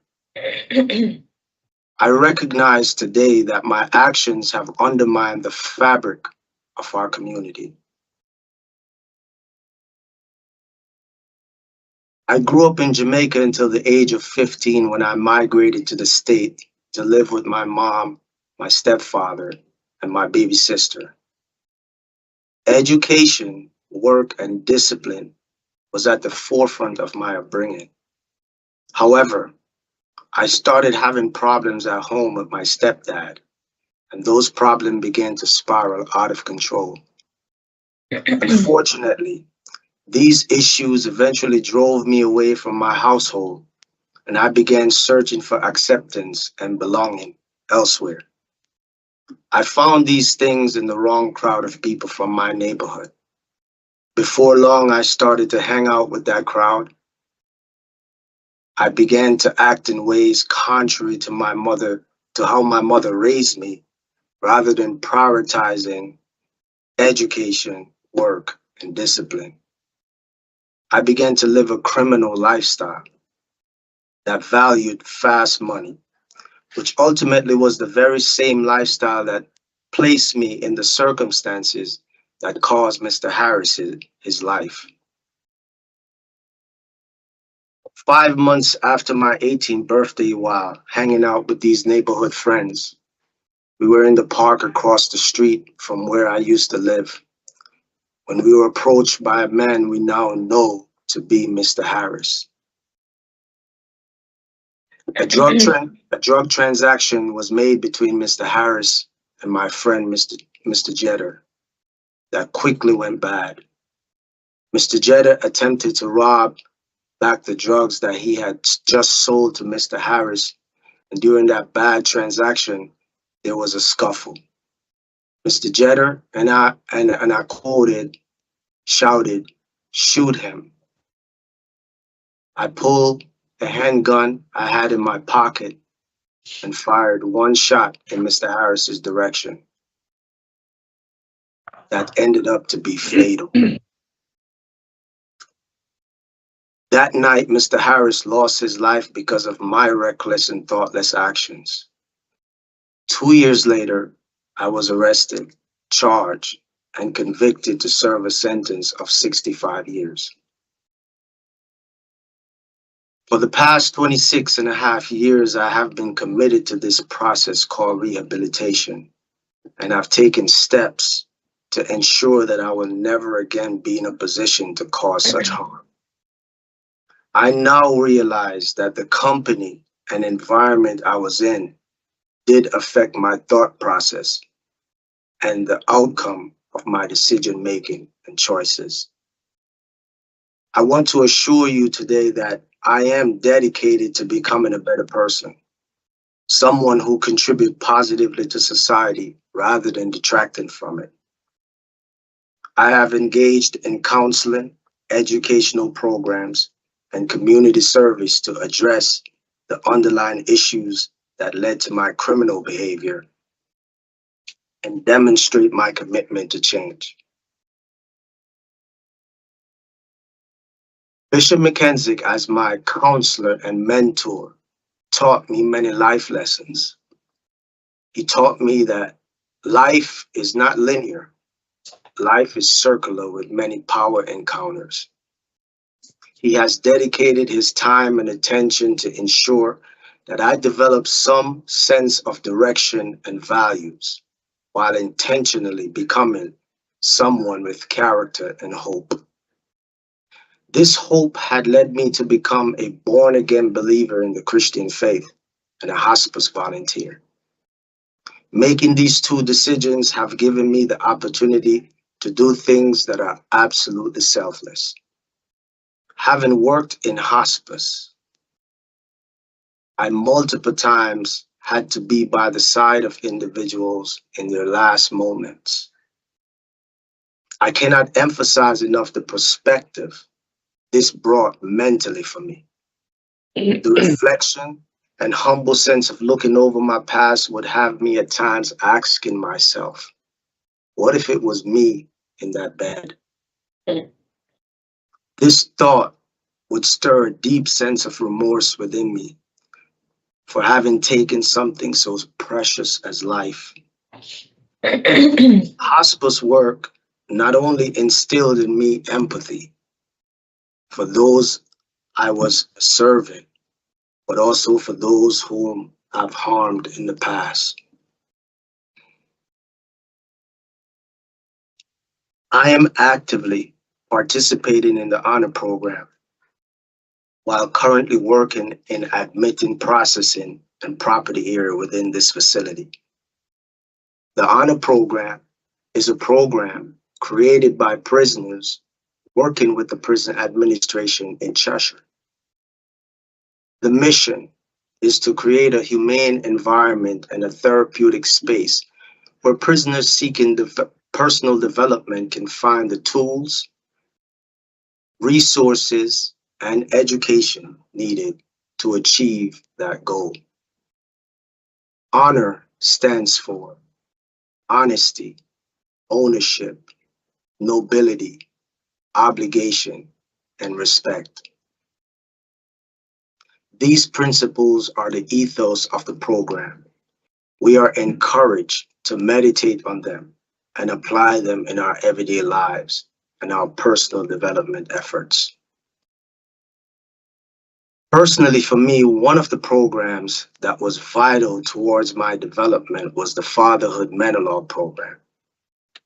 As a consequence of my actions, my two daughters had to grow up without their fathers.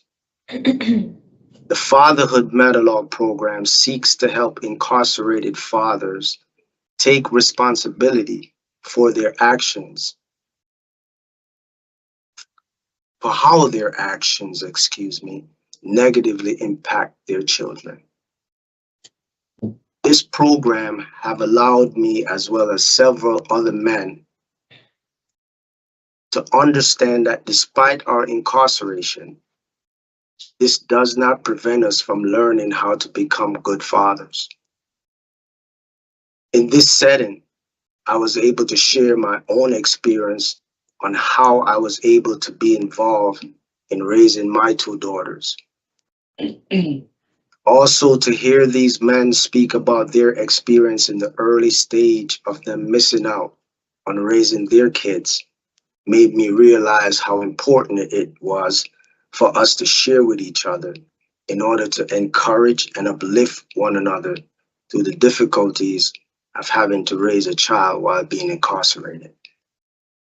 One of my most memorable moments being a part of that group was when we all had the humble experience of writing and performing our own monologue of what it meant for us to be fathers, especially for me, a son who was raised by predominantly women. Peer mentoring two different decision-making programs that are both helpful, similar in content, yet different in structure are People Empowering People and Threshold. These two programs are designed to be practical, interactive, and insightful, with skills to enhance self-worth and help build self-empowerment while allowing an individual to explore different options and develop a more positive way of thinking and believing. Threshold became for me somewhat of a guide through the processing of everyday life decision-making. And I have learned through these 5 important steps how to see a situation clearly, how to know what I want in that situation, how to expand my possibility within that situation to evaluate and decide before acting on any given situation while striving to meet all my goals.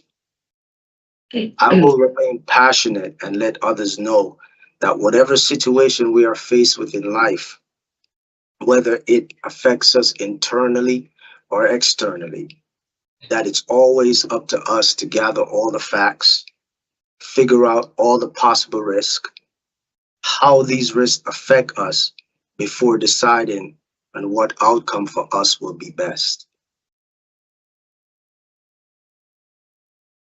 Being accountable is about knowing who we are. And even though life has its challenges, the objective of people empowering people is to help us recognize those challenges and provide us with skills that lead us to self-sufficiency, independency, and to enhance self-worth while reflecting on our lives, finding our true purpose in it. Empowerment is not something that someone else can give to us. Empowerment is a process through which we learn by taking responsibility for our actions, set goals for what we want in life, to reach our full potential as our own person. We all need help and support from others.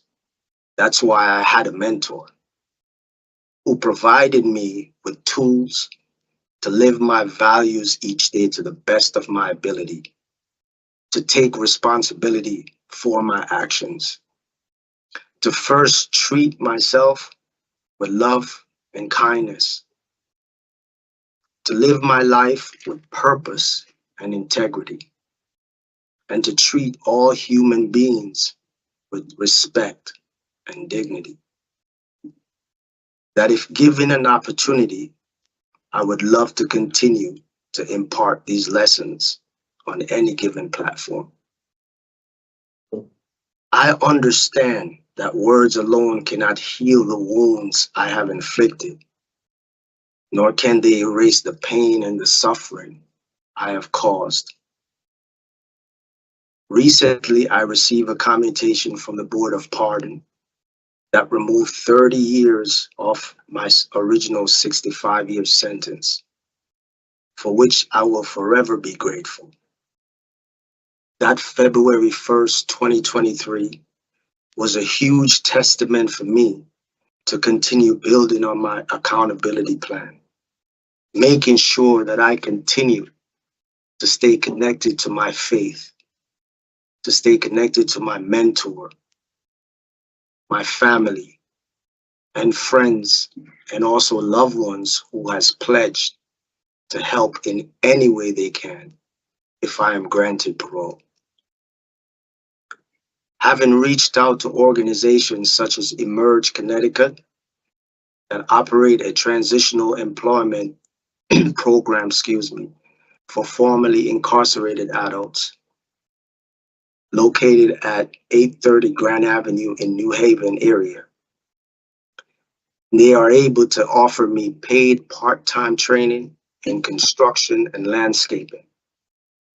Emerge will also provide me with programs that are designed to promote more behavioral change, like real talk, group therapy, dealing with the challenges of reentry, one-on-one life coaching, focusing on smart goal setting, and combining supportive service with structure to assist me in successfully returning home if I am granted parole. I am truly grateful for Ms. Cabrera, who owns Prime Time Trucking, a box truck company located in the city of New Haven. She has promised to provide me with a job as a helper on one of her delivery trucks, unloading and installing home appliances and furniture. I plan to incorporate with that job some online training to help sharpen skills in electronics, to continue to figure out how best I can build on having and enjoying a more successful future if I am given a second chance. I will not hesitate to reach out to men like Benito Lugo, who works with community partners in action, which help young men in the Hartford area. Another Mr. Raymond Boyd, who is currently working at Yale and has a nonprofit called Next Level Empowerment, which help with reintegration of those formerly incarcerated. Also, Mr. Tyrone Whitaker, another reintegration specialist who now co-facilitate the CTVIP program here at Cheshire Honor Unit. Each one of these men now serve their community, just as they did while they were incarcerated. They continue to do the work they started in here, and if this board sees fit to give me a second chance, that is exactly what I will do. In closing, I want to reiterate my deepest apology to Mr. Harris's family, to this parole board, and to my community. I am truly sorry for my actions and the harm they have caused. I have accepted full responsibility for my conduct, and I am committed to a path of rehabilitation and a positive reform. Thank you for considering my words and for allowing me the opportunity to express my remorse and my commitment to making amends. Thank you. Thank you, Mr. Gayle, for your statement. We appreciate your thoughts. This panel has reviewed your case thoroughly. All of the information provided through DOC, the courts, your attorney, the evaluation from Dr. Hall, the decision information summary from the parole officer. We're very well versed in your case. We do have some additional questions for you. I believe we do not have any input from the Office of Victim Services in your case. However, when we're done with our question, we'll turn it over to the state's attorney, Attorney Doyle, and your attorney for remarks, and then we'll deliberate and give you our decision. Okay? Thank you. Okay, so you covered a lot of ground, and of course, we have that in your file. Originally, you were sentenced to a 65-year sentence, and in February of 23, that sentence was commuted to 35 years with no supervision to follow. Yes. You mentioned that 2 years after your offense, you were convicted. Why did it take 2 years? Simple because I didn't come forward and relay that I was the perpetrator. I was the one who committed the crime.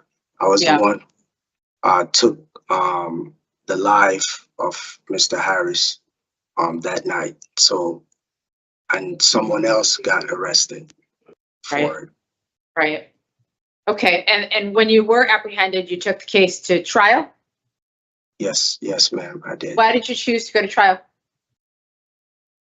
At the time, I was just still young and nervous and inconsiderate, didn't know how to behave or how to, take responsibility for my actions at that time. And so I just did what was the norm, what everybody else was telling me.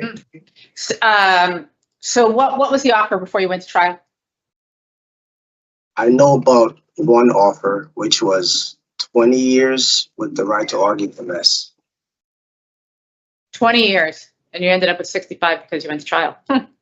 Okay. Yes. All right. So you said that was the norm. That's what people did. And it appears that was a common theme for you, right? I mean, you said your co-defendant told you to shoot your victim, so you did. There's an old saying my mother used to say, if someone jumped off a bridge, would you jump off with them? You know what that means? Yes, I know what that means. Yeah, I mean, so would you say you were a follower at that time? I was a follower. Yeah. Yes, I was. Okay. What about today?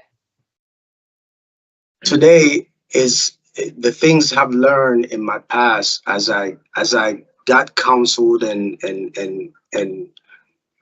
by Bishop McKenzie and others that were in MacDougall. I think that's what made me the man I am today. And so I know how to take responsibility for the things that I do. I know how to make good choices. I know what to pull from to make sure that the choices that I make will not be detrimental to the people all around me, and it will be helpful for myself and others. Okay. Okay, thank you. You also had an assault too, for which you already served 2 years. What was that offense about? I was in high school and I had a fight with somebody, and instead of staying again, I ran and I didn't take responsibility, and I end up in this position that I am in now. Why was it an assault? Did you hit him with something?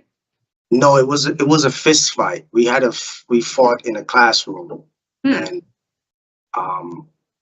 he punched me, I punched him, and I guess. Yeah, generally that's an assault 3. Okay. Okay. So your behavior's it definitely has improved over the years. You know, you had some struggles early on, but your last ticket was in 2015, the contraband A. What was that for? So I was at religious service, and the guy at religious service, he was the pastor at the time. He gave me a CD from his church to listen, and I listened. I took the CD. I knew better. I shouldn't have taken the CD. And I took the CD to listen and bring it back. And before I brought it back, they said that the officers told me that the CD was burnt, and that I would be in trouble. So that's how I got the ticket. Yeah. So you know, other than that, it's been over 20 years since your last disciplinary report. So obviously you're. And to be fair, you know, prior to your offense, you were an honor student, right? Yes, I was. Looked like you were a smart kid and could have gone in a completely different direction. Yes. With the right support. Yes. Very tragic for everyone involved here.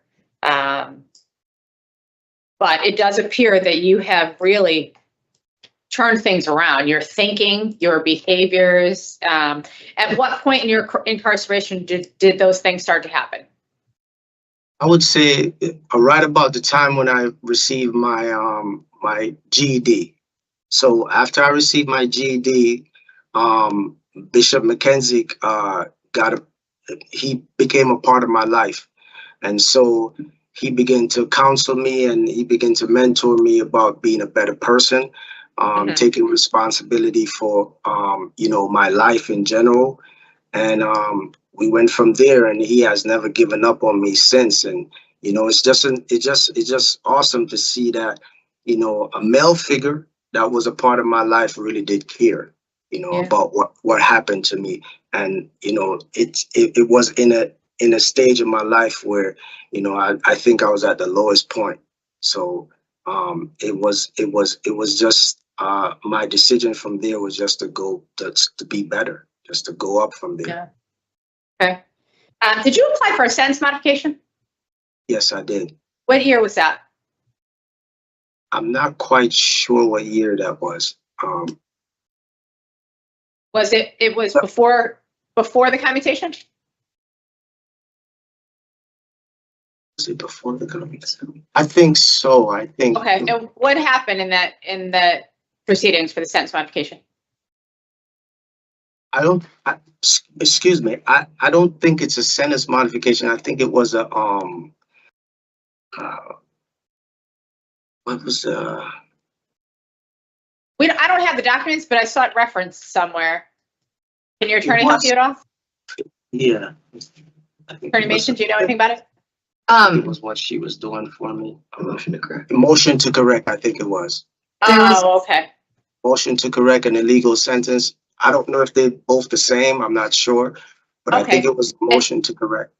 Why did you file that? What were you seeking? I was just trying to see if I can get some sense of help, based on the sentencing that I received. Okay. Well, so I guess what was the basis for an illegal sentence? He was arguing, because of his age, that there should have been more leniency to his sentence. Okay. Okay. They ended up, I think they withdrew that and you filed the commutation. instead. Yes. Okay. Yes. Got it. Understood. Okay. So yeah, you were 18 at the time you committed this offense, right? Yes, I was.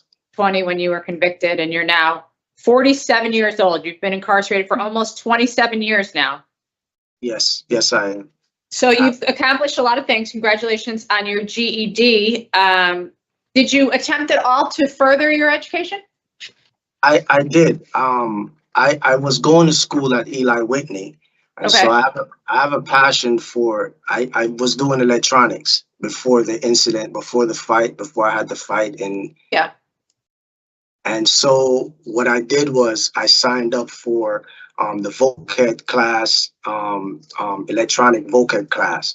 And so I ended that, I did that, and I ended up being accepted to work on the bench, which is, I graduated successfully and I became a bench worker for a few years. And then at that point, I was offered a job by Bishop McKenzie to work with him side to side. So I took that opportunity, but that was— What is a bench worker?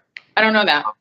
So what we do is we fix like appliances that are broken down, say a CD player, a TV might have something wrong with it, and we dissect it and we fix it for them. Oh, wow. Okay.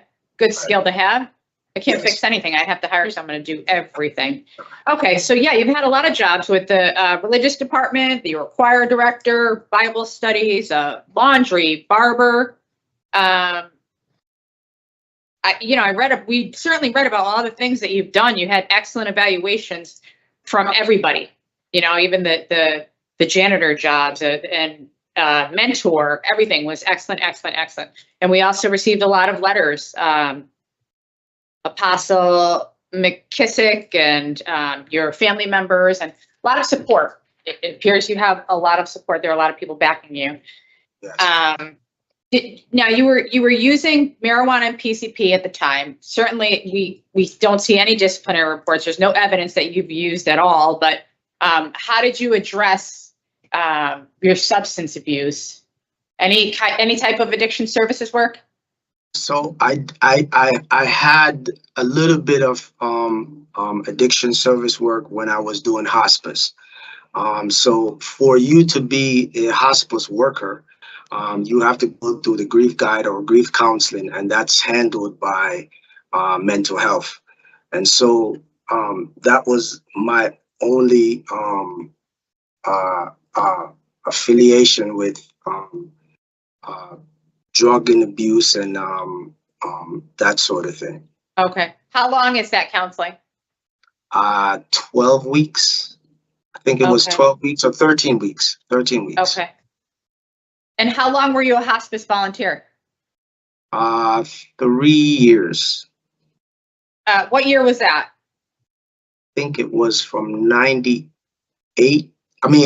2008, excuse me, to 2010. Okay. Yeah. Okay.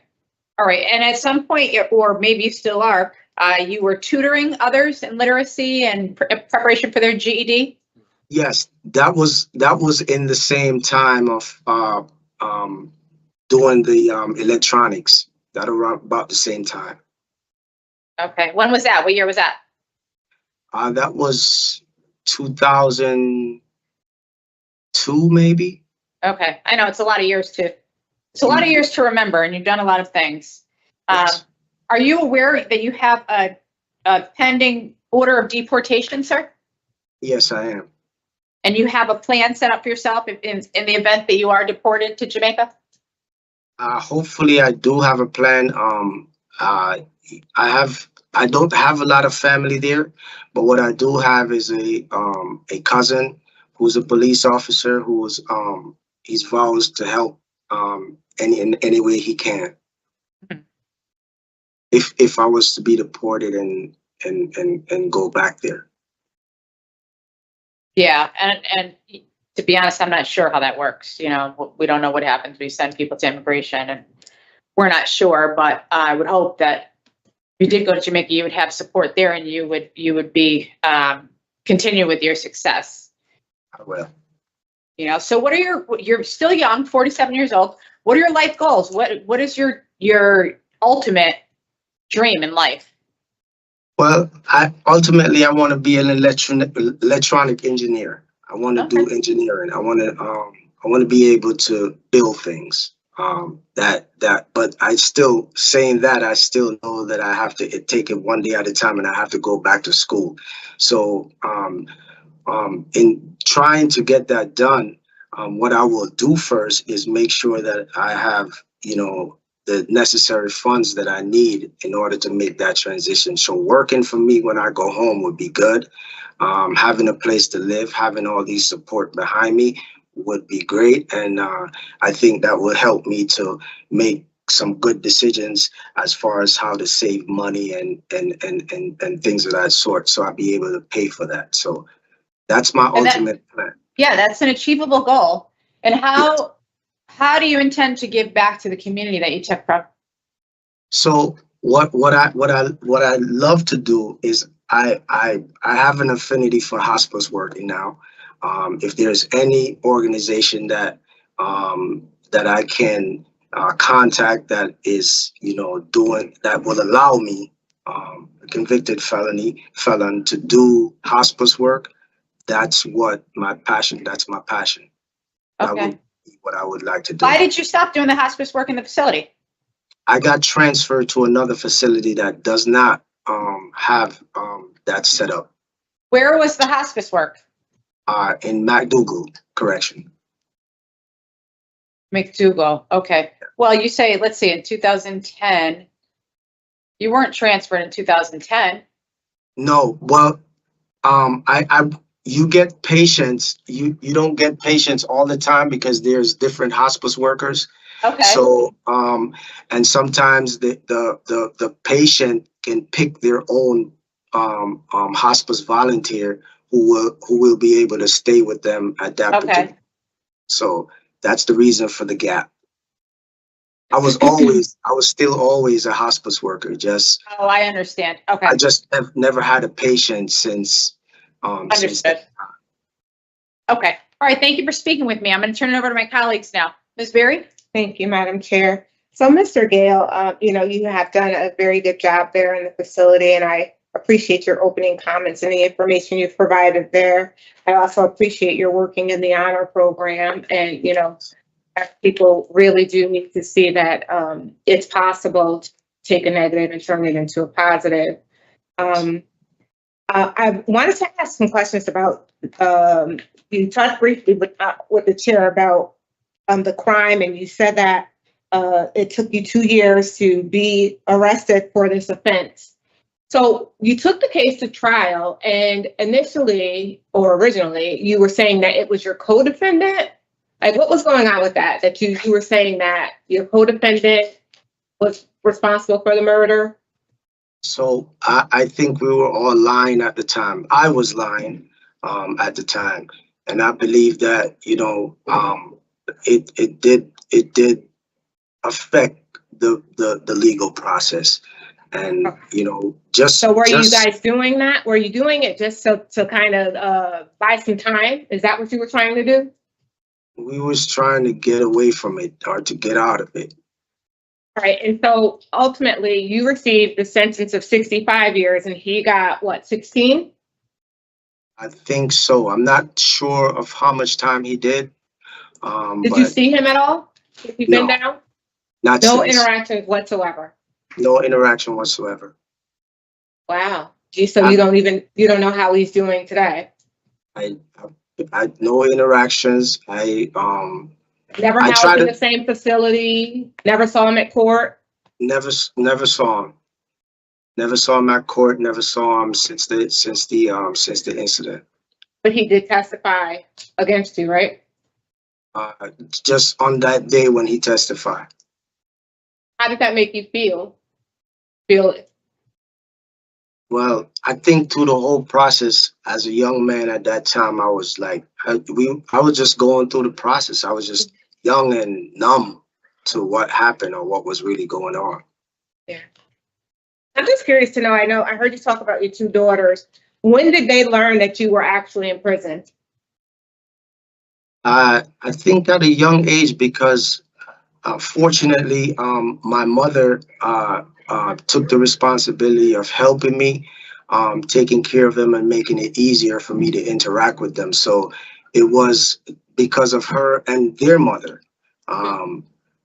Because of them, I was able to explain a little by little, you know, where I am, where I was, and what position I put myself in, and you know what situation I had them going through. Yeah. I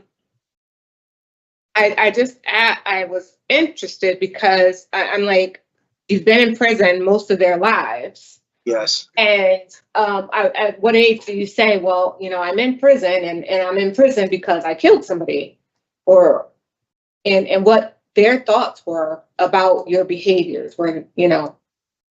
So I can tell you the older one, when I eventually told her, I think she was like 7 or 8. She didn't really understand everything.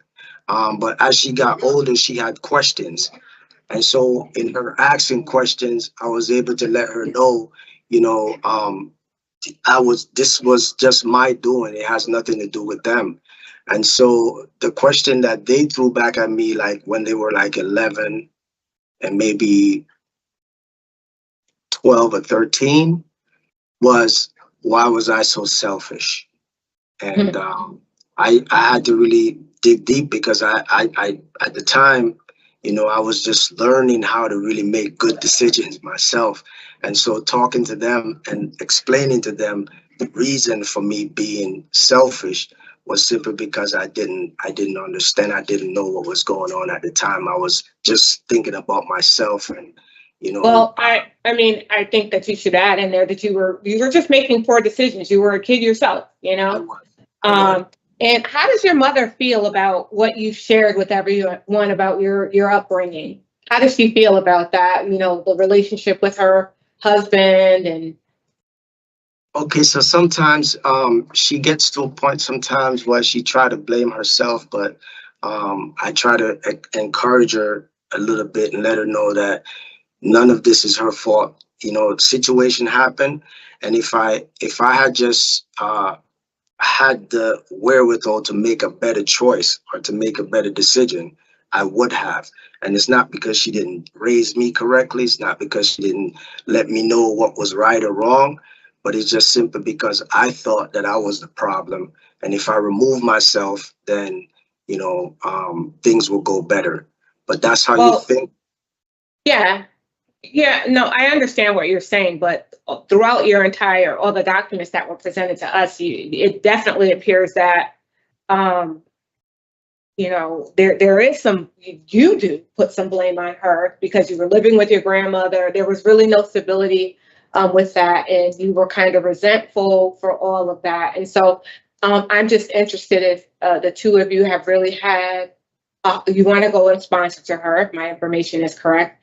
I just want to make sure that you guys have had those difficult discussions, because this is a very tragic, you know, thing that has occurred here. And, you know, I'm sure that your mother has a little less life to live now than she did 30 some odd years ago. So I really do hope that 26 and a half years ago, I really do hope that you have those difficult conversations, because the last thing that I would want to see is you're in a similar situation where, you know, you're making poor decisions that will forever impact the lives of everyone involved.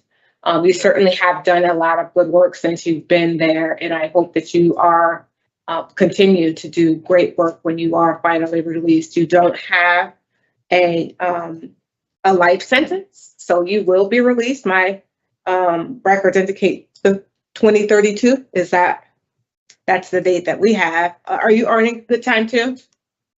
No, I'm not. No good time? No, none at all. Okay. So yeah, I have 2032. So I mean, that's a lot less than 65 years. So regardless of what happens here today, you will be outside those prison walls, in a very short period of time. So keep up the good work. And I appreciate all that you're doing in there. And I appreciate your speaking with me. Thank you, Madam Chair. Thank you, Mr. Pohl. Thank you, Madam Chair.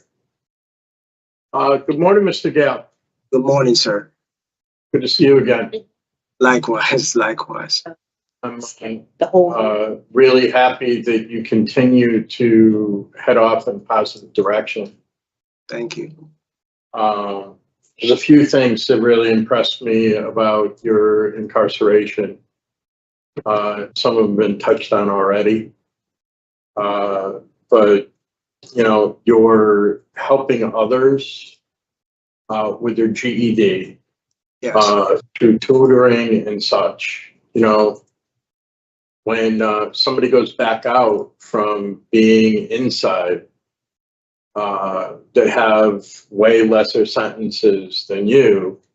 Yes. They hit the street, and if they don't have some tools as like a diploma, a GED, things like that, not as many doors are open to them, and you're helping to do that is incredibly important.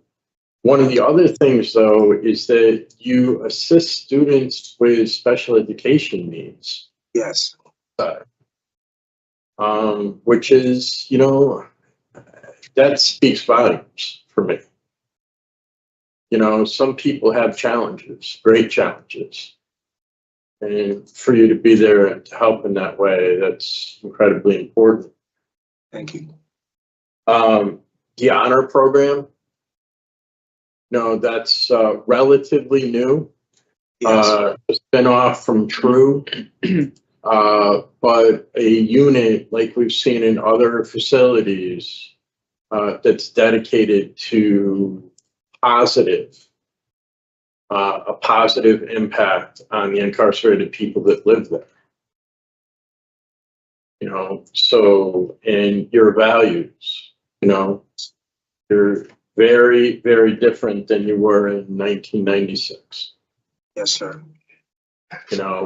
And for you to be a leader, not a follower. Yes, sir. For somebody to be able to use you as an example of something positive is incredibly important. Yes, sir. And I know the honor unit just don't get to stay there if you don't get with the program. Yes, sir. So, it just can't be done through, let's lock them up. Let's lock them up, throw away the key, and, we'll figure it out when they get done. It just can't go like that. So when I see people like you who really turned it around, it's very important, and the other piece, last piece that I just wanted to comment on is your involvement with hospice. Yes, sir. Because in crimes like this, where there's a fatality, and especially when it's young people out there with guns right now, they don't get it. If people out there, they figure they're invincible. Well, that's just not the case, and life is precious. Yes. And when you're able to be there in a hospice kind of way with people who are inside and, will never come out again, but they deserve the dignity to be able to die in a dignified way, and for you to be able to be there and to help in that way, help give people their dignity. Also speaks volumes as well. So I appreciate what you've done there. And certainly when you're released, I have no doubt that you'll continue to have a positive impact on the community. Thank you. Thank you. Thank you, Madam Chair. Thank you. Thank you. So there is no OVS input. So at this time, the attorneys will be afforded the opportunity to make a statement. We'll begin with State's Attorney Doyle. If you have any comments or statements you'd like to make, please do so now. Attorney Doyle. Yes, thank you. Attorney Doyle. Yes. Before you speak, I just wanted to say that I refreshed Mr. Gayle's recollection about the sentence modifications that he filed, if there was a question about those. He did file one in 2008 and 2012. I have a feeling it'll come up in Attorney Doyle's statement. So if there are questions from the board, I wanted to maybe preface it if Attorney Doyle doesn't mind. Oh, not a problem. Yeah. If you want to address that now, Attorney Mason, that's fine with me too, but Did you want to talk about that? if he wants to. So you filed, I'm sorry, you filed 2 sentence modifications, one in 05 and one in 12? Okay, and I think they were denied. Okay. Yeah. Oh, Easy enough. yeah. Okay. That was all. I just didn't want to say that he didn't remember them or that it was, we were hiding Thank the baby there. Thank you. And that's all I was going to note about them, Attorney Mason. I do have records indicating they were denied by the court on the papers, so to speak. I don't think there was a formal hearing for Mr. Gayle. I think they were denied on the papers at the time. So my comments will start off just by indicating this was a felony murder case. The co-defendant was a juvenile. As you're aware, this was for lack of a better term, a drug transaction gone bad. Mr. Gayle shot Mr. Harris in the head during the course of this transaction. He went to trial. He was found guilty of felony murder and a variety of other charges. As I think as the chair noted at the time, there were 2 or 3 other matters pending, including 2 domestics with a girlfriend and assault in a school, which were several other cases that were pending at the time he was convicted. At the time that this happened, he already had a prior adult conviction or, adult noted conviction for a sale of narcotics. So he's continuing on the same type of behavior when this murder occurred. During the trial, the records that I have in a review of the habeas cases and the Supreme Court cases and the claims, the habeas case against his attorney, is that Mr. Gayle indicated that he was not responsible for this. He was initially, as one of the board members noted, arrested 2 years later. As noted in the PSI, at one point, there was another individual arrested for this offense, according to the PSI, based upon the claim by Mr. Gayle that that other person was responsible. Subsequently, that was investigated and found not to be true. Mr. Gayle and Mr. Jeter were then arrested for their participations in it. According to a habeas petition Mr. Gayle filed, his view at some point prior to his trial there was that, like of a lot of cases, he did not believe the state would be able to prove it. He did not believe the state would be able to get the co-defendant or others to cooperate and come in and testify against him.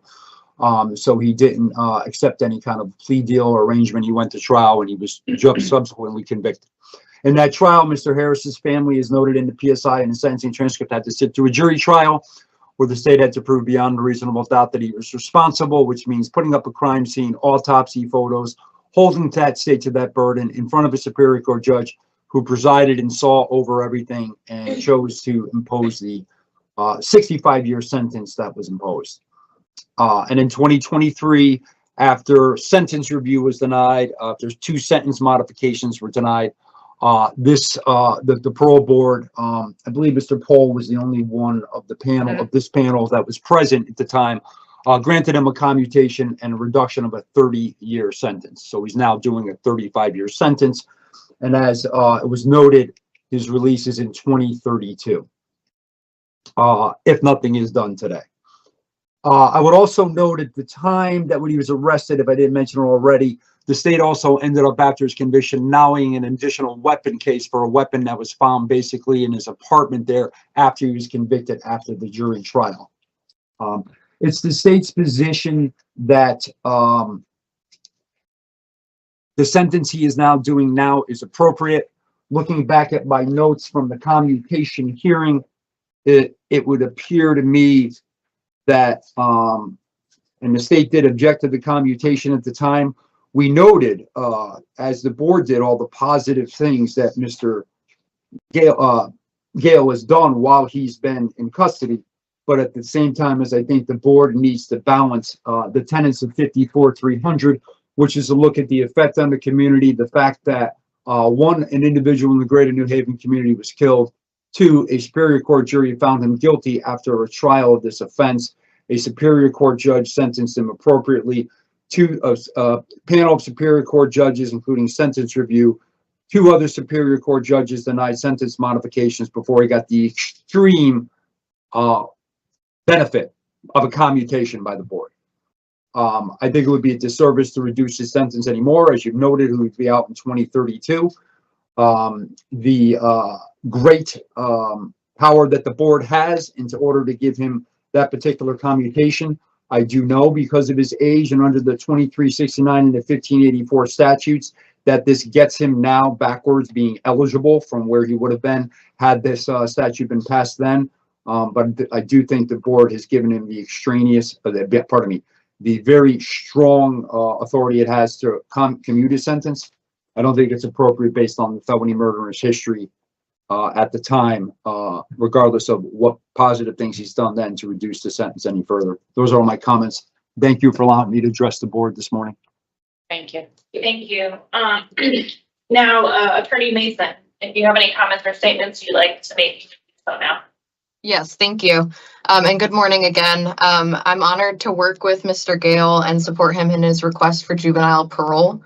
My firm has worked with Mr. Gayle for a couple years now. And when I was given this case, they told me that I would enjoy getting to know him. But that would be an understatement. Through the past few months, I've learned so much about Mr. Gayle and what rehabilitation, remorse, and self-reflection can look like. Mr. Gayle has a calming and kind presence that has an impact on everyone that he comes across, from the corrections officers to his fellow inmates to his attorneys. When I come to Cheshire to visit him, the corrections officers often say, "Oh, you're visiting Mr. Gayle. He's at work and he loves to work, so it might be hard to get him away from that." He is an ideal candidate for a release on parole, and he will benefit whatever community that he returns to, whether that is New Haven or Jamaica. He is prepared for both. We've had lengthy discussions on the very real possibility that he will be sent to Jamaica. Mr. Gayle has spent the past 26 and a half years atoning for what he has done in killing Mr. Harris. He knows he cannot repair the harm, but he has made it his mission to change his own life and change other people's lives to earn back some trust from the community. I just want to briefly address some of the possible concerns that the board may have had because of things mentioned today. One of which, many of the denials of his challenges to his sentence and collaterally his conviction happened before we knew much about juvenile brain science and brain science in young adults. I believe that now, just because this hearing even exists, he has that opportunity to have presented who he was back then in a more knowledgeable fashion. I also wanted to say that he also is very humble, but he was a follower back then and he is a leader today. He mentors other people in his block and through the A&P program that he's in. He has the ability to come out or to mentor people who are coming out of segregation to try to get them back on the right foot. And people do listen to him and respect his input. The programs that he's immersed himself in have given him the tools that he needs to flourish. He has learned decision-making skills, empathy, and self-worth, none of which that he had when he was engaged in the behavior that led to the death of Mr. Harris. These are traits that he'll carry with him in any situation and in any environment. Along with Mr. Gayle's kindness, he has a healthy balance of drive. He has high standards for himself, but they're not unattainable. He is motivated to work hard and to accomplish the goals he has set out for himself. He has formed relationships with people in our society who will help him, and he plans to further that network with mental health professionals, and expanding his vocational skills. He doesn't have any connections with the streets anymore, only people who are building bridges and leaving a positive impact. Mr. Gayle has far more utility out of prison than within. Not only will he be a great employee to whoever gives him that chance, but he will be a great mentor. He wants to share insight with younger people and continue his work with the church, and he would be a great resource for the lost young souls who are contemplating a dark path. 2 years ago, Mr. Gayle appeared before this board for a commutation. That reduction in his sentence has made the possibility of his release much more real to him, and he's excited by the opportunity to be an active grandfather as he missed his own children's childhoods. His family is of utmost importance to him, and they've been active in his life. However, the majority of his family lives here in the United States, and he is realistic with the fact that it's almost certain that he'll be deported, and he knows that he can still achieve the same goals that he has in Jamaica. He has an aunt and a cousin there that he mentioned before, who have kept in touch with him. His cousin even came up from Jamaica last year to visit him, and he's ready to have that second chance at life. I asked the board to allow Mr. Gayle the opportunity to be released as soon as possible. He has shown many people, me included, that he's ready. And I asked him what will bring him joy if he is released. And he told me that he wants the general population and his family to find him honorable through what he does for others. The impulsive, inhumane act of killing Mr. Harris will sit with Mr. Gayle for the rest of his life. And he has said that he is sure that the person who committed that crime is long gone. Mr. Gayle is sure to join the success stories of people who have been released by this board in the past, and he has the proper support and the proper mindset to successfully reintegrate into our community. Thank you. Okay. All right, so thank you, everyone, for your statements. At this time, the panel will enter into deliberation, and Mr. Gayle will come back to you with our decision. Yes, ma'am. Okay, so Mr. Gayle, I personally view this process, the 23-169 Public Act, as a different process than sentence modifications and commutations. We are tasked by our state legislature to look at certain things here and to determine suitability. For parole release. And obviously it's designed because he committed this crime at the age of 18.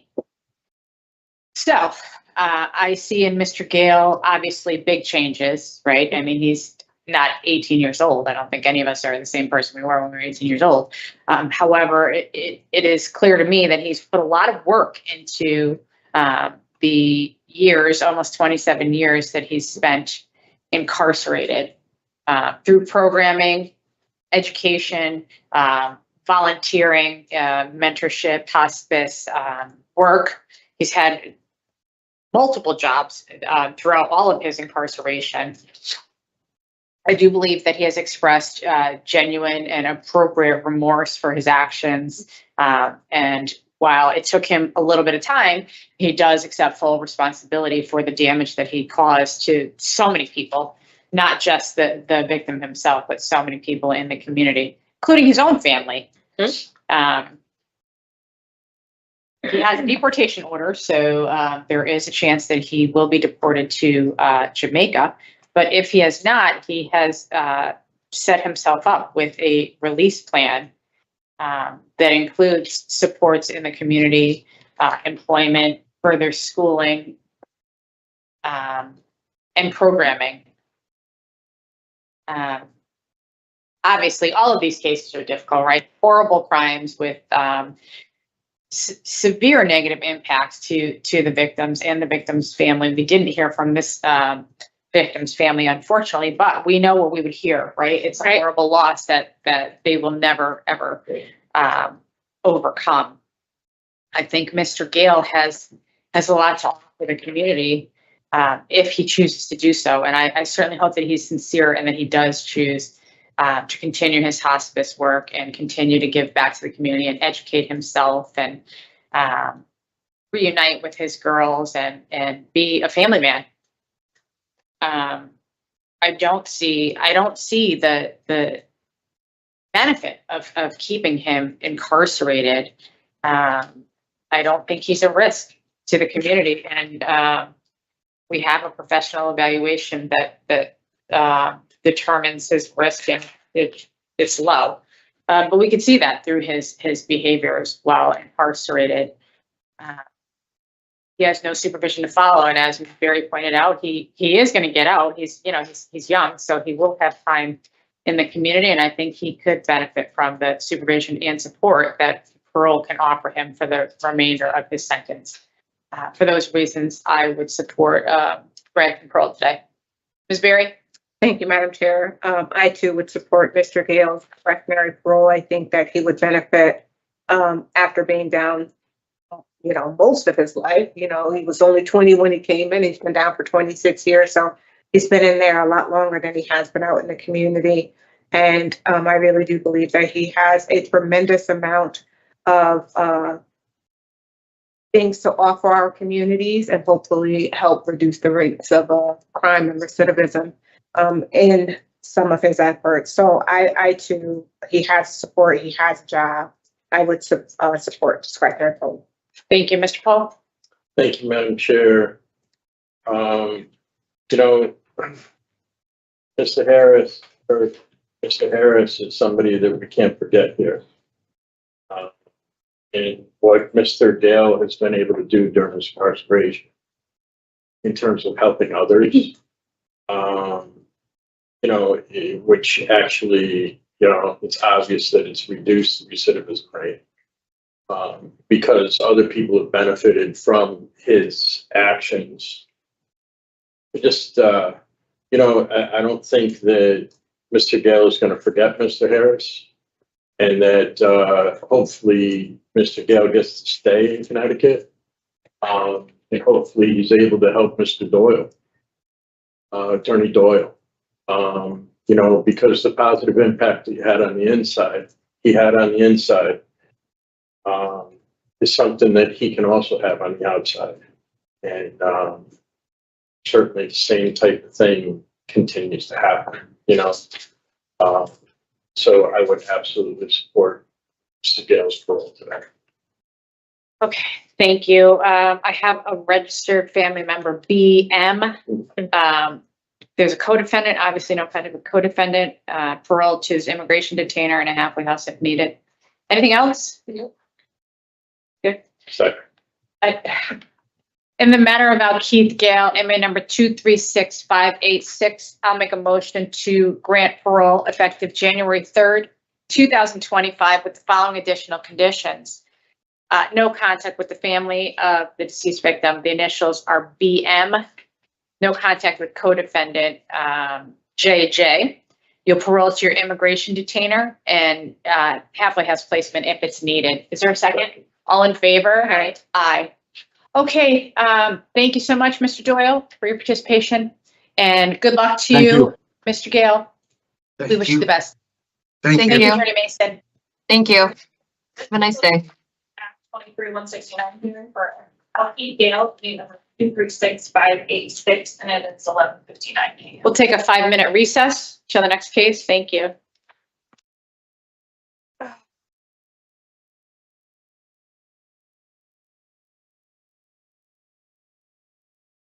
Okay. Mr. Sullivan, the board is going to take a brief recess before they begin your case. I do just want to let you know that while the public cannot see you at the moment, your room is connected to the live stream, so any conversation will be heard by everyone. Right, thank you.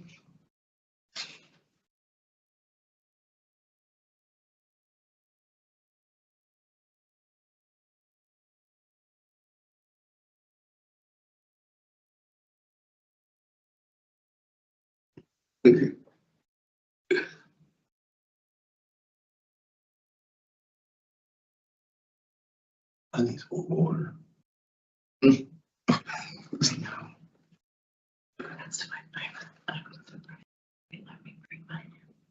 Water.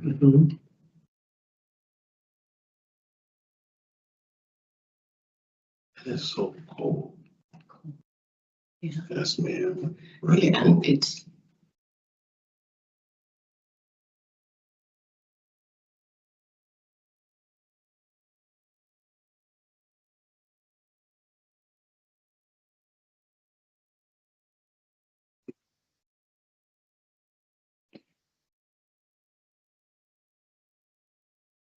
Yeah. No.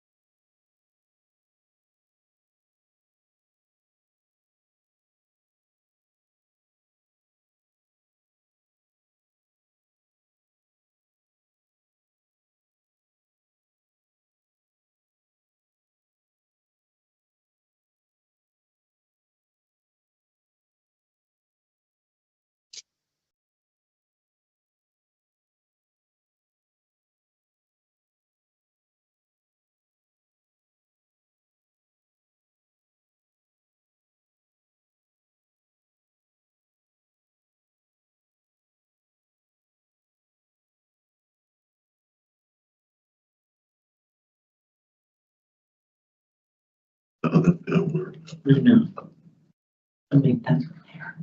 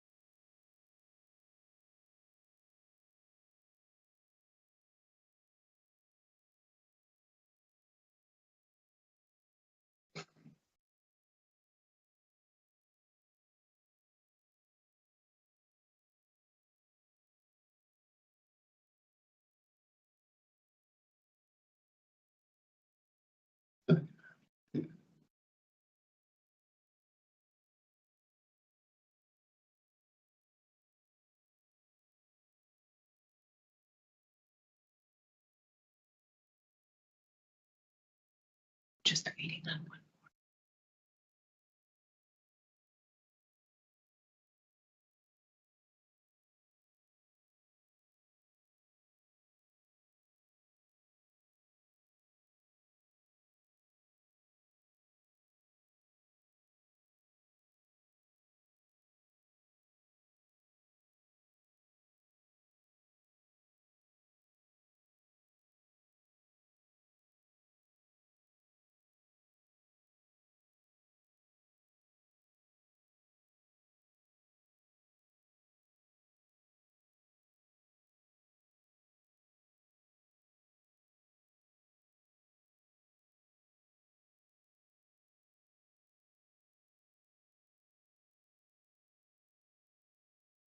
Good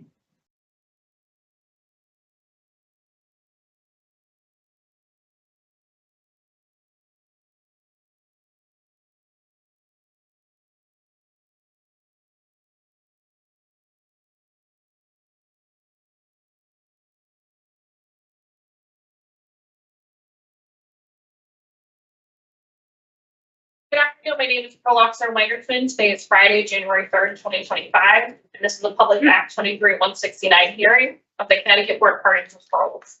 For the record, Mr. Sullivan, the state of Connecticut passed and made effective October 1st of 2023, Public Act 23-169 concerning parole eligibility for an individual serving a lengthy sentence for a crime committed before the individual reached the age of 21 and criminal history records erasure. You fall under this act, and this means that you were under the age of 21. The board shall give great weight to the diminished culpabilities of juveniles as compared to adults, the hallmark features of youth, and any subsequent growth and maturity that you displayed while we're reviewing you for suitability today.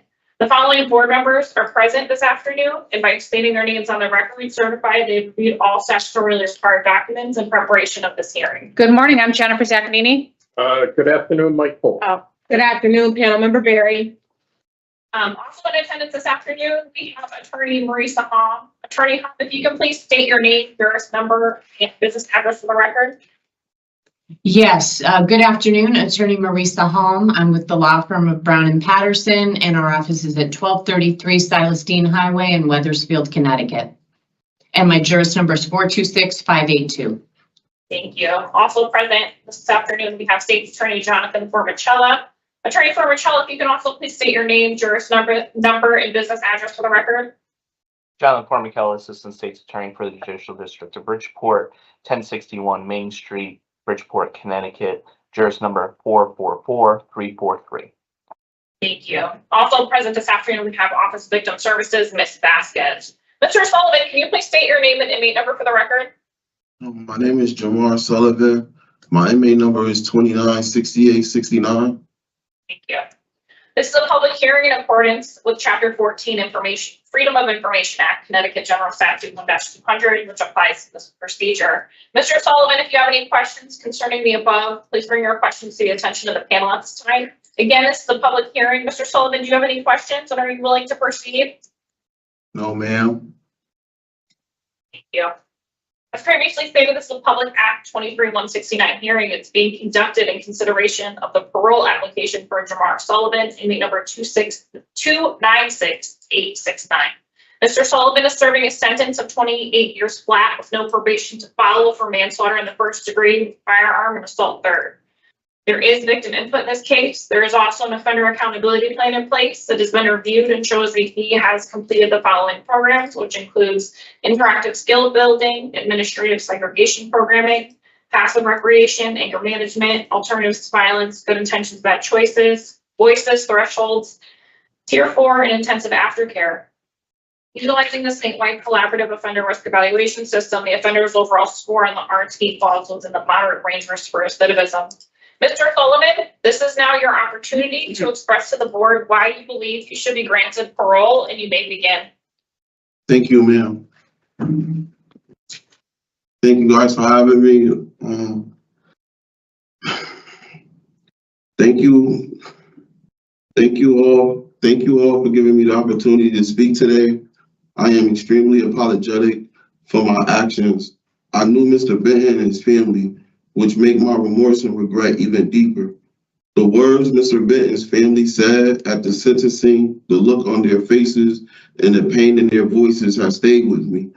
They didn't deserve to have someone they loved taken from them in the tragic way that they had to endure. I'm sorry for the opportunities I stole from them when I regretfully took his life. They may never forgive me, and I understand and respect that. I wholeheartedly apologize to them, even if they don't see me as worthy of their forgiveness. I pray they forgive me for their own sakes. I hope they can in some way be unburdened from the life-changing trauma I am responsible for creating. I am sorry. If I could rewind time and take back the harm I have done, I would. I was an 18-year-old boy when I committed this crime. I had barely lived but at this young age, I took a life. That day plays back in my head over and over again. There have been times, especially early in my incarceration, that I hated myself for what I have done. I constantly ask myself how I got to that place at such a young age so early in life.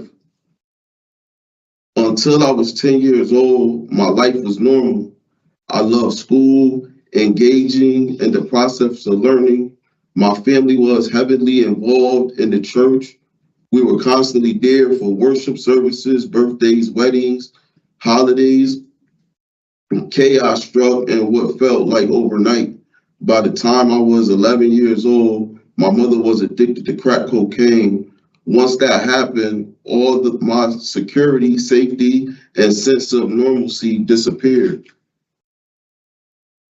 I never really recovered from that trauma until years into my incarceration. In the summer of 1997, when I was 12, my mother went to rehab. My brother and I went to live with my grandmother, who at the time was a Bridgeport police officer. The absence of my mother was a struggle for me. The whole process of moving and having questions no one could answer put me in a constant state of stress. I did not know how to cope with the uncertainty or pain. I was too young to understand how to process my emotions in a healthy way. My father had 11 other children, and my grandmother's house was always full. I had good times, but I also went through anguish. There were times where even in a full house, I felt alone and abandoned. My grandmother tried her best to keep the family unit intact, but my 11 other siblings, plus my 4 brothers and myself, left her extremely overwhelmed. Eventually, I was placed in foster care. I was once again left feeling lost, confused, and disconnected from family. I began to question my self-worth. I was depressed and helpless. I went from feeling loved and being connected to my family before my mother's addiction to feeling useless and broken. My mother completed rehab and got my siblings and I out of foster care. We moved to East Hartford, where we had no family. I had unanswered questions and unresolved wounds and no ability to respond to my trauma in a productive way. I also felt that I did not have the kind of support system I desperately needed. Unfortunately, like many young people who experience instability within their families, I looked for connections in unhealthy ways. I tried to find healing in the midst of other broken youth. I started self-medicating with marijuana at 12, and by the age of 14, I was addicted to PCP. My pain and addictions were so deep and significant, I began to lash out and rebel. At 14, I left my mother's home and went down a path of destruction. Once I left my mother's home, I started fighting, selling drugs, having sex, and hanging out with older kids. I was spinning out of control more and more every day. I was lost and convinced that the lifestyle I was engaged in was normal. I was around other people who lived that way, so I felt like for us, that was all life would ever be. I never imagined how dark things would get. I was unaware how my choices impacted other people. I realized how much damage I caused and how misguided I was. I have remorse for the choices I've made. I am sorry for being a hurt person that hurt people. I take full responsibility for my actions, and I regret that I could not navigate my pain without harming others. As someone who is more mature in a season of evolution, I realize self-love is the key that opens the door to change. Anyone who loved themselves could never take a life When we value our own lives in a truly meaningful way, we cherish life, period, and respect the lives of those around us. During my 21 years of incarceration, I can admit I have made poor decisions. I own every single one of them, but more importantly, I have learned from every single one of them. I take these lessons with me and I strive to improve. For example, my last ticket 2 years ago involved an officer was a situation that in its totality could have been avoided. If my emotions and behavior was intact, I failed myself and my family by not making the right decisions, and that mishap cost me commutation and put me in a state of depression and at the same time a state of rehabilitation. My mother relayed to me what was said by the board, and I made the decision to take the panel's advice. The next day, I spoke to Captain Warwick about being placed in the Tier 4 program and signing up for Alternative to Violence for the second time. Captain Warwick told me that he would help me and for me to write him a request. The next week, Ms. Cease, who at the time was running the Tier 4 program, and Captain Warwick came to my cell and told me that I was placed on the Tier 4 waiting list and it would take 6 to 8 months to be placed in the program. And the decision that I make from here on out will determine how serious I am about the program and receiving the help and doing the work.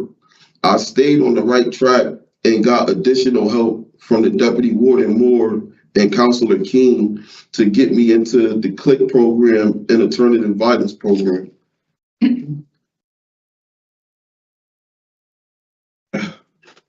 I have a sincere desire to grow through the situations I've been through.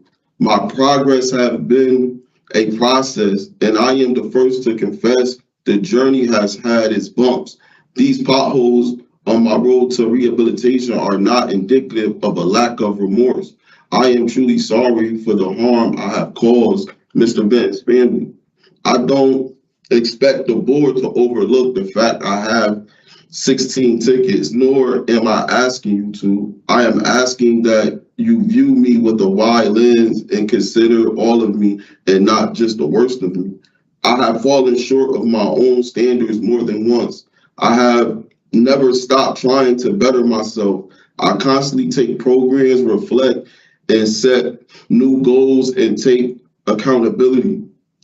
I know that I can't change what I refuse to acknowledge. I will never give up on growth, and I will continue to stand on accountability and not sit on excuses. My grandfather was 82 years old when he passed away. He had 11 children, 25 grandchildren, and 11 great-grandkids. I am the only one who was incarcerated.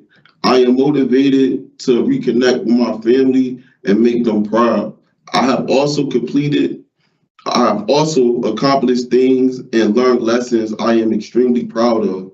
I have my GED and I am a certified nurse's aide. I am also a certified substance abuse recovery coach. Each of these accomplishments were fueled by my desire to be of service. My remorse about having taken a life inspired me to want to improve lives. As a CNA, I have taken care of the sick and dying out of remorse and compassion. I look forward to using my C-CAR recovery coach certification to help people fight the disease of addiction. I truly want to be a vehicle of change and a light in my community. I am sorry for being a negative force in the past. I have also taken several programs, including Threshold, Christian Living, Decision Making, Life Skills, Tier 4, Anger Management, Alternative to Violence, Project, and Basic. I chose to take anger management twice to improve my ability to cope with anger. I also enrolled in Alternative to Violence Project Advance for the same reason. I was a mentor in the Threshold program. I also have certifications from Stratford Career Institute. While incarcerated, I have held jobs long periods of time.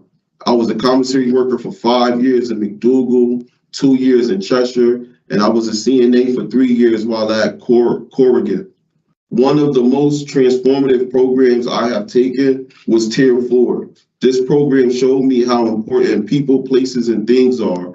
I also learned about accountability and the value of having people in my corner who want what's best for me.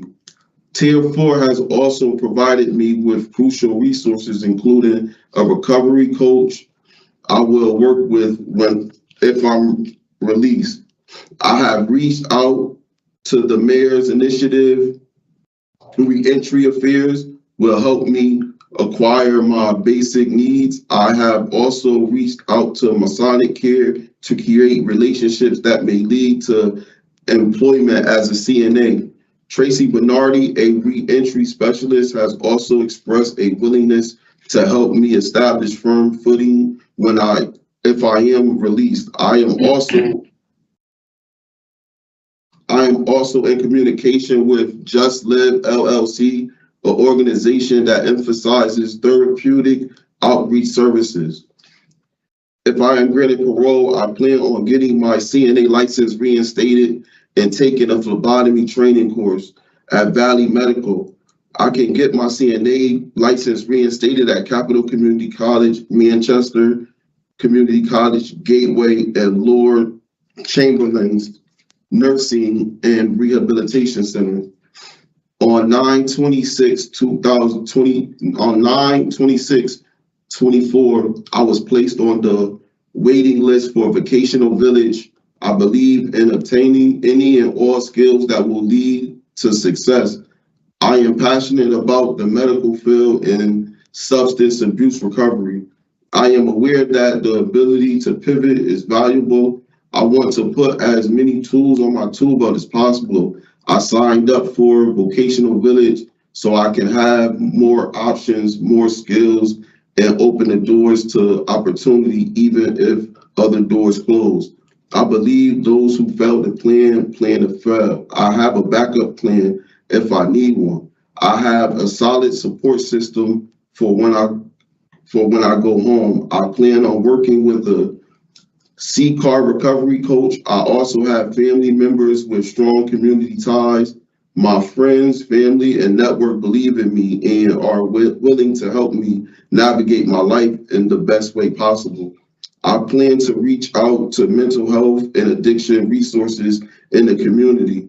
I have made contacts with multiple organizations that help the formerly incarcerated. I believe I can have unlimited success outside of prison. Prison is not always the most positive place and presents unique challenges. I have grown and improved tremendously. I have prepared myself for post-incarcerated living. In closing, I would like to apologize again for the harm I have caused. Not a single day goes by that I don't regret the crime I committed. I am sorry for all the suffering I inflicted with my troubled choices. I cannot take back what I have done, no matter how much I wish I could, but I can and will live differently. I want to help and not harm. I look forward to showing others change is possible. I am sorry for who I was then and hope you see who I am today. Thank you for your time. Okay, Mr. Sullivan, thank you for your statement.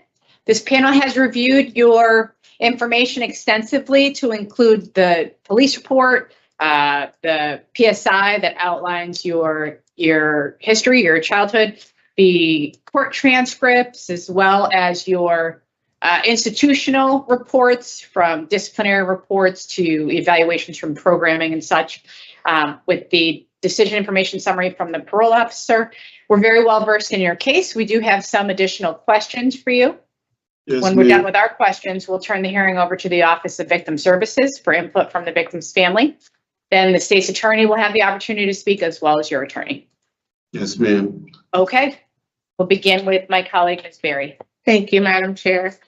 So, Mr. Sullivan, I appreciate that opening statement and the time that you took to prepare that. You did a great job delivering it, and I'm glad that you have taken this period of incarceration to work on yourself and try to gain a better understanding of your behaviors and why you behaved in such a manner. This case is very, very serious in that a person died. I heard you express remorse for that decision and for your actions. Let's talk a little bit about the offense. Our records indicate that you had an argument with this victim at some point. I had this argument with him prior to the event that took place.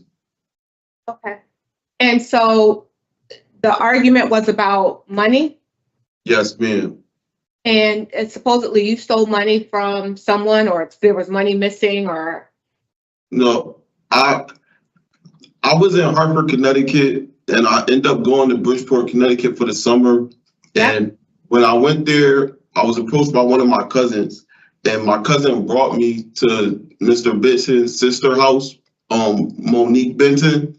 And I was in the living room and she was upstairs with my cousin. I was in a house for like 20 minutes. I got tired of waiting for my cousin to come downstairs and I left out the house.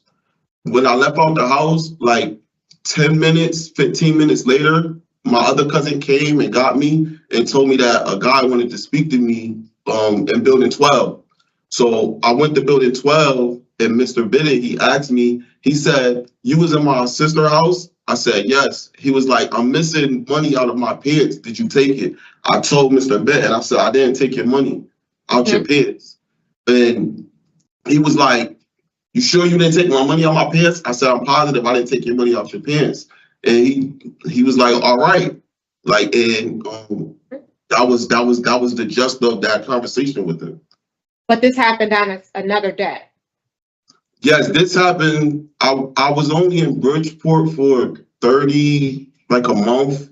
So this happened. Okay, like, so let's fast forward. So now you're back in Bridgeport. Yes, and ma'am. it's the day that this offense occurred. Yes, ma'am. How did you wind up coming in contact with this victim? I went to PT Barnum. I was in my cousin's house. Yeah. Me and my older cousin, we got into an argument. You and your older cousin. Who's that? Yes, ma'am. He's deceased now, Robert Dobson. Okay. So you got into an argument with Robert. Yes, and what ma'am. happened? And I went around the corner and I was walking up the drive, which they call it in PT. Yep. And on the corner, it was Mr. Benton and Tiffany Brown. And when I got up to Mr. Benton, like before I got to him, I pulled the gun out from around the corner. I was arguing with my cousin, and I had. You were going to shoot your cousin? No, I wasn't going to shoot him. I pulled the gun out because I was scared of them. So I pulled the gun out, and I went around the corner. I put the gun in my pocket. I walked up the street. When he seen me with the gun already, he was already scared. So I bumped into him. We started tussling. Why would he let you get that close to him if you had a gun and he saw it? He was just standing there at the corner. He never left the corner, man. But how did you bump into him there? Because he's standing on the corner and I walked right into Mr. Benton right there. And me and him started tussling. And why? Why would you tussle?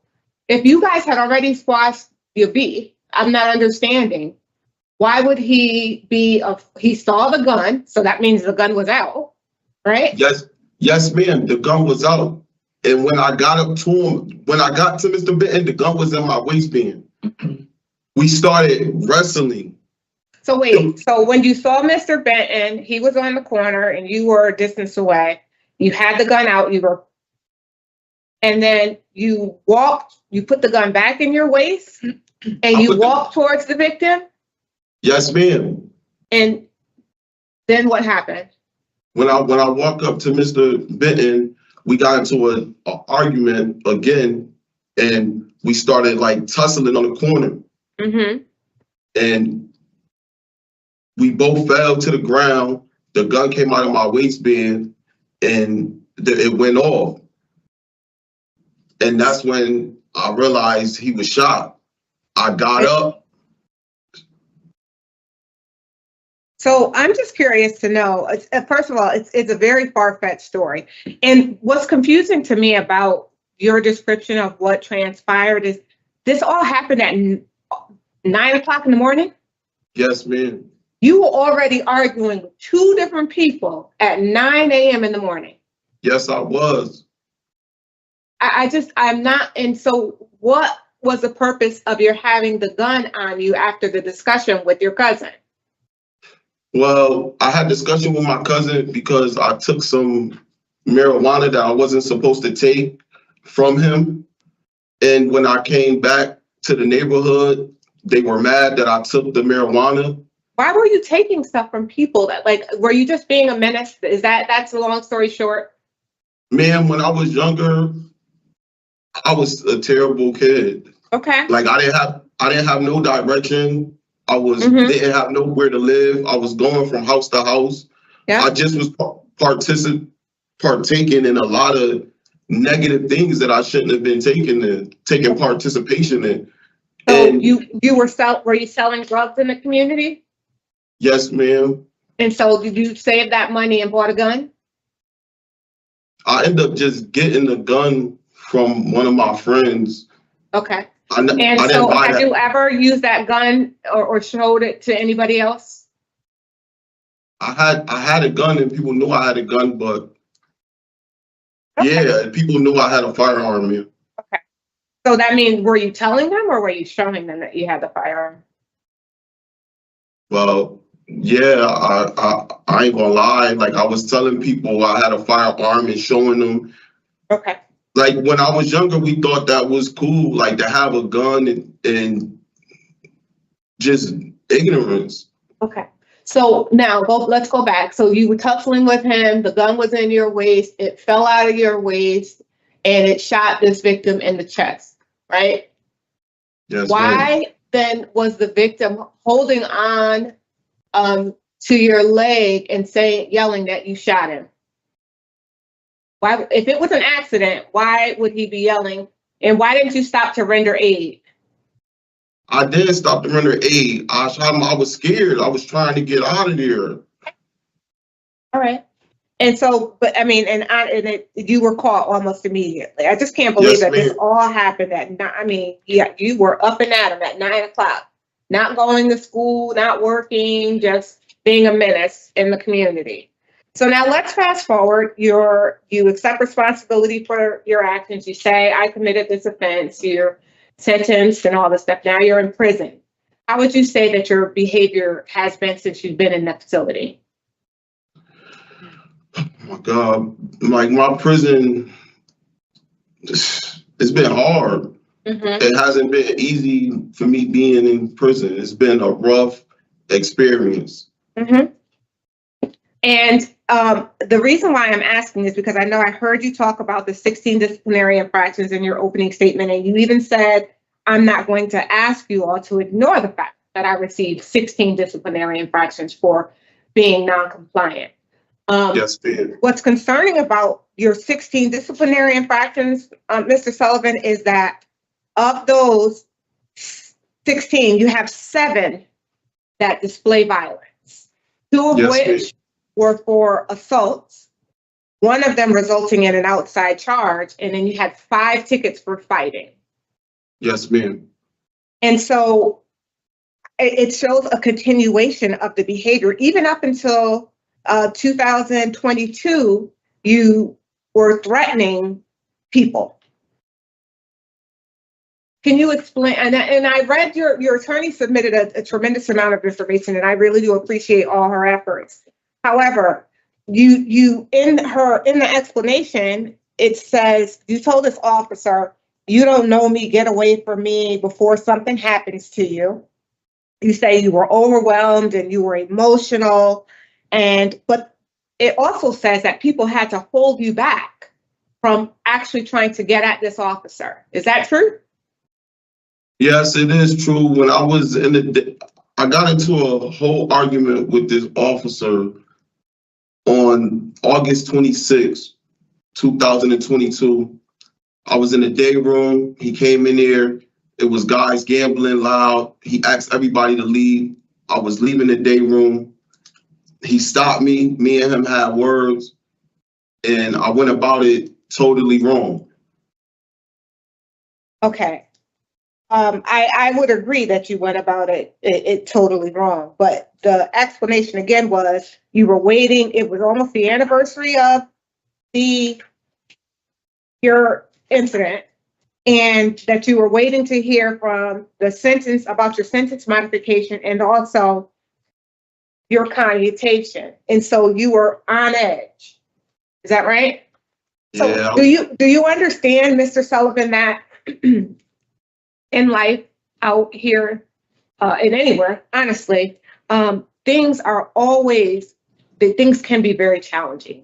Life doesn't go the way that we plan. We celebrate anniversaries that we really don't want to. Some of them are good anniversaries, some of them are negative, but threatening other people and charging, what would have happened if those people weren't there to hold you back to that officer? Do you realize that you would have accumulated yet another disciplinary infraction for assault, and then you would have also received probably outside charges, just as you did with one of your assault tickets?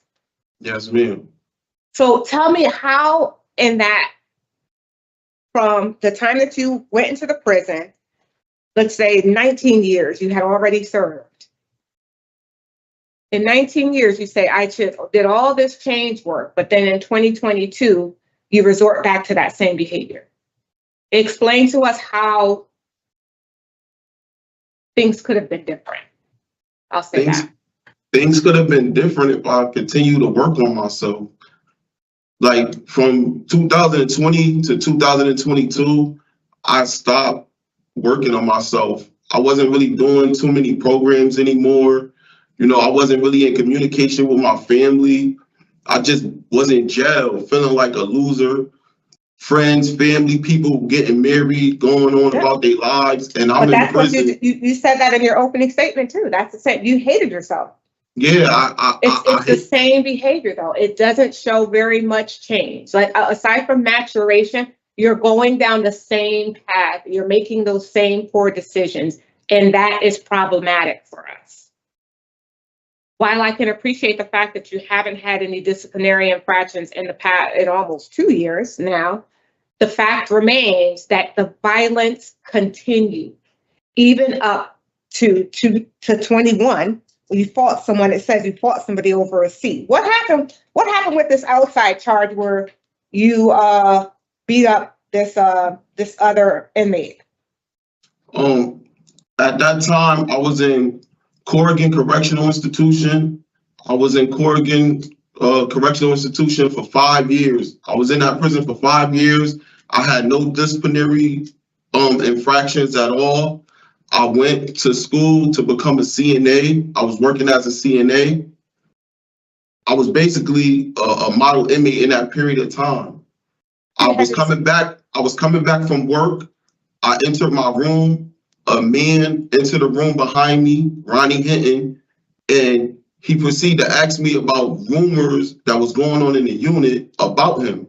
I told him that I didn't have nothing to do with those rumors. And when I told him I didn't have nothing to do with those rumors and I wasn't going to relate to him who said them, because I didn't know who said them, period, he punched me in my face and he stabbed me. And what did you do? I fought him off. And did he get charges for outside charges too? Yes, he got charged for coming into my room with a knife and cutting me, and I got charged for fighting him off me. and they sent me to What North. was his name? What, the Ronnie offender? Hinton. Ronnie Hinton, yeah. Ronnie Hinton.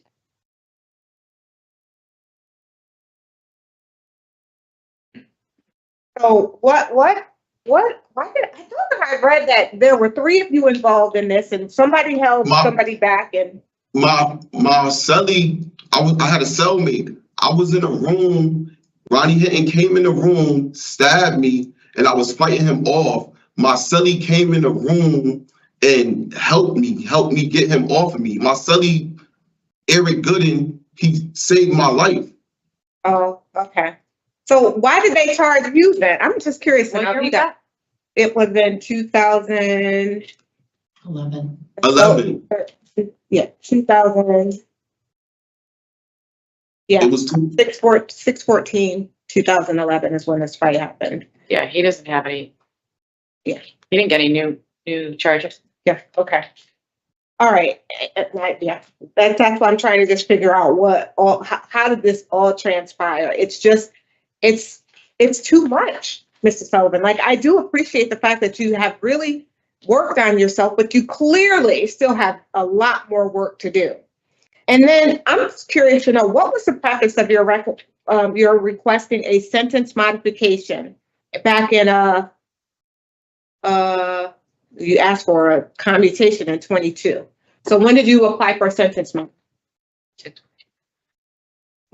Same time. Around the same time. In 2022? Yes, ma'am. And what was the premise of that request? For a commutation? For both. You said you did them at the same time. Did you think your sentence was, go ahead.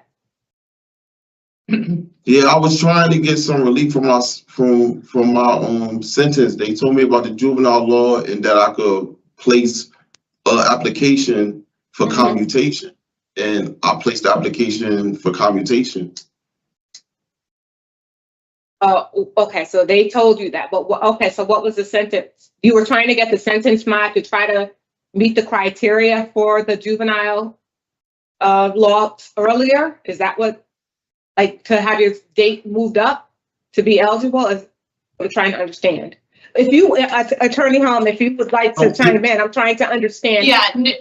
So he initially applied for a sentence modification based on the relatively new change in the law, right? And he had an attorney to assist him with that. That required given his situation, that required the permission of the state's attorney.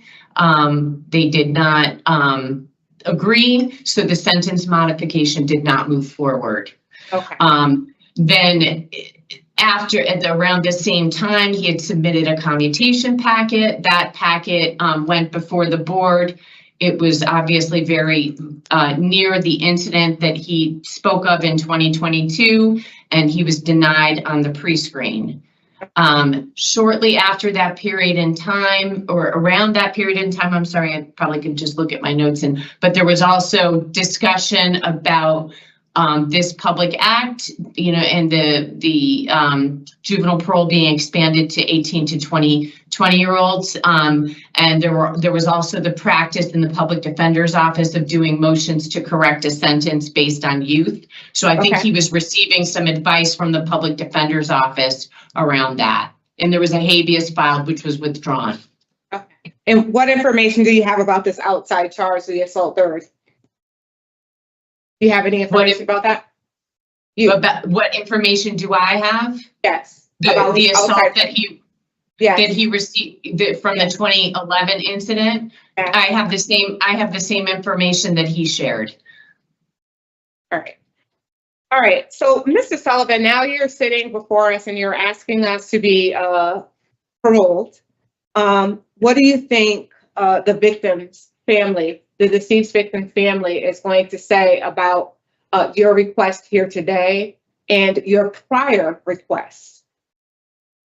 I don't know. They probably don't want me to be released. It's a hard situation, and I don't want people to think that I'm taking this hearing lightly, or I don't understand the pain that I caused. And it's hard. It's hard to sit here in front of you guys and ask to be released and ask to be paroled when I'm in here for taking someone's life.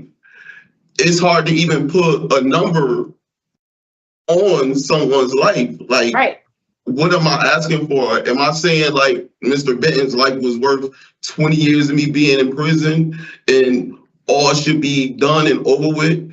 Like it's hard all around the board. And I'm sorry for what I've done. I'm sorry for taking Mr. Benton's life. He wasn't a bad person. He wasn't like a violent person. He was a good dude. Like, I talked to him, chat with him, so it's not easy. I'm not saying. When I was young, man, I was a messed up person. There was a lot going on in my life, things that I didn't even understand. Yeah. And I'm not gonna sit here and say the victim of my crime was a nasty street person and he did deserve everything that happened to him, because he wasn't like that. He was a kind dude. He was nice. He'll give you whatever you needed from him. He was a good person. And so I'm sorry for taking his life. Like, I can't bring him back. And I swear I didn't mean to take this. Every people that's from my area, they know I didn't mean to take Mr. Benton's life. I just was young and dumb, and I shouldn't have had that gun. And he shouldn't have lost his life. Right. So for me to sit here and ask for relief to go home, it's like a double-edged sword. It's sad because I want to go home to my family. I've lost people too, and his family want him there with him.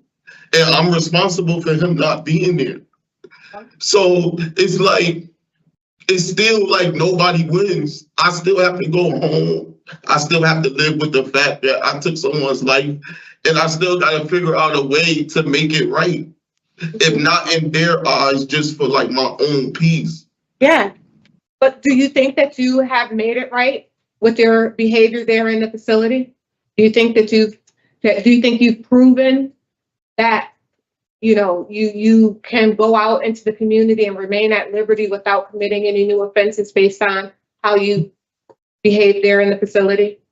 I believe I could go home and do the right thing. I haven't been sitting in here in prison just not doing anything with myself. I've had mishaps. I have arguments, disagreements. I've done things that I'm not proud of. From 2006 to 2011, I had no tickets. I was working, doing everything right.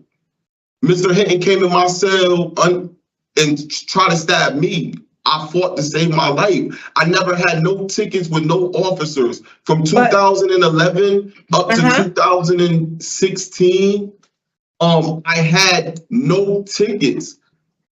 That was a 5-year span. But then you went on to get another fighting ticket, then another assault. And I mean, it's just, you'll go without tickets for a little bit of time, and then you incur new ones, and then they're violent. And so us as a panel, as a board, looking at your file in terms of suitability, to make sure we're gauging whether or not there is enough evidence to indicate to us that there is a significant amount of change. Yes, ma'am. And just in talking with you here today and listening to some of your rationale behind your decisions, it really does sound like you want to do better and you want to make better decisions, but you're really still learning how to hold back that violent side, that anger that you have.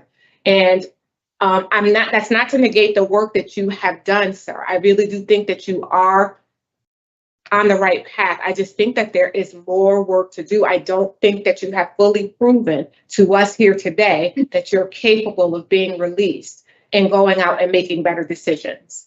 That's what I'm saying. You have a sentence that will allow you to return to the community at some point. Your end of sentence date is to 2030. I'm not saying that parole supervision wouldn't be beneficial to you. I'm not saying that at all, but I'm saying that you have not done enough work for all the programs that you have taken. I would expect you to have come before us without having any tickets for at least 7 years. You know, we've seen people here today who've had 65-year sentences and they've had 4 tickets. You've had 16, 4 tickets in 40 years. You absolutely right. And there's people who has 188 tickets and things of that nature too. Right. So there are. But and for those people with 100 tickets and 88 tickets, I'd be saying the same thing to them. Yes, ma'am, respectfully. Every time I put myself in a bad situation, I always try to rectify my behavior. Yeah. Even last time when I got denied the commutation, I didn't. That situation with that CO, it shouldn't have happened. It messed me up. I never had a problem with staff. You don't do as many programs as I've done or worked as long as I worked in DOC, having a nasty disposition with COs. You don't complete programs having a nasty disposition with the volunteers that come in here. So just my body of just doing my programming and stuff shows that I'm capable of working and conducting myself and dealing with the people that come in here to help me. I think that that's true, Mr. Sullivan. I do think that you're capable, but I'm saying to you again, when you're down to the wire and you're forced to make those decisions, you still revert back to some of that old behavior. That's what I'm saying. Like, I know that it's you've been receptive to the programs and even, you know, gained some tools, and I read about the coping skills that you've gained and the breathing techniques and listening to music. All those things are positive. I just wish that had you not received that 2022 ticket, I think that our discussion here would be a little different. But the fact is that the 16 overall and the 7 of them being of violence, it really does not, it's not a good look, I'll say. Yes, ma'am. All right. Thank you, Madam Chair. Thank you. Mr. Pohl? Thank you, Madam Chair. I really, I listened to Mr. Sullivan's presentation, and I've heard the questions from Board Member Barry. And what I'm grappling with, and I'm just trying to find I don't think there's any other questions that I can ask for clarification, but do supervision in the community is important. But what I'm trying to get to today is the 23-169 asked me to be convinced that the likelihood of remaining at liberty without violating the law is, I'm struggling with that. Right. I'm struggling with that because of the ticket. Mm-hmm. But I don't know how else to get there. Right. I mean, it is what it is, Yeah. I just, there's a lot of positive work that Mr. Sullivan's done. Yeah. It's just,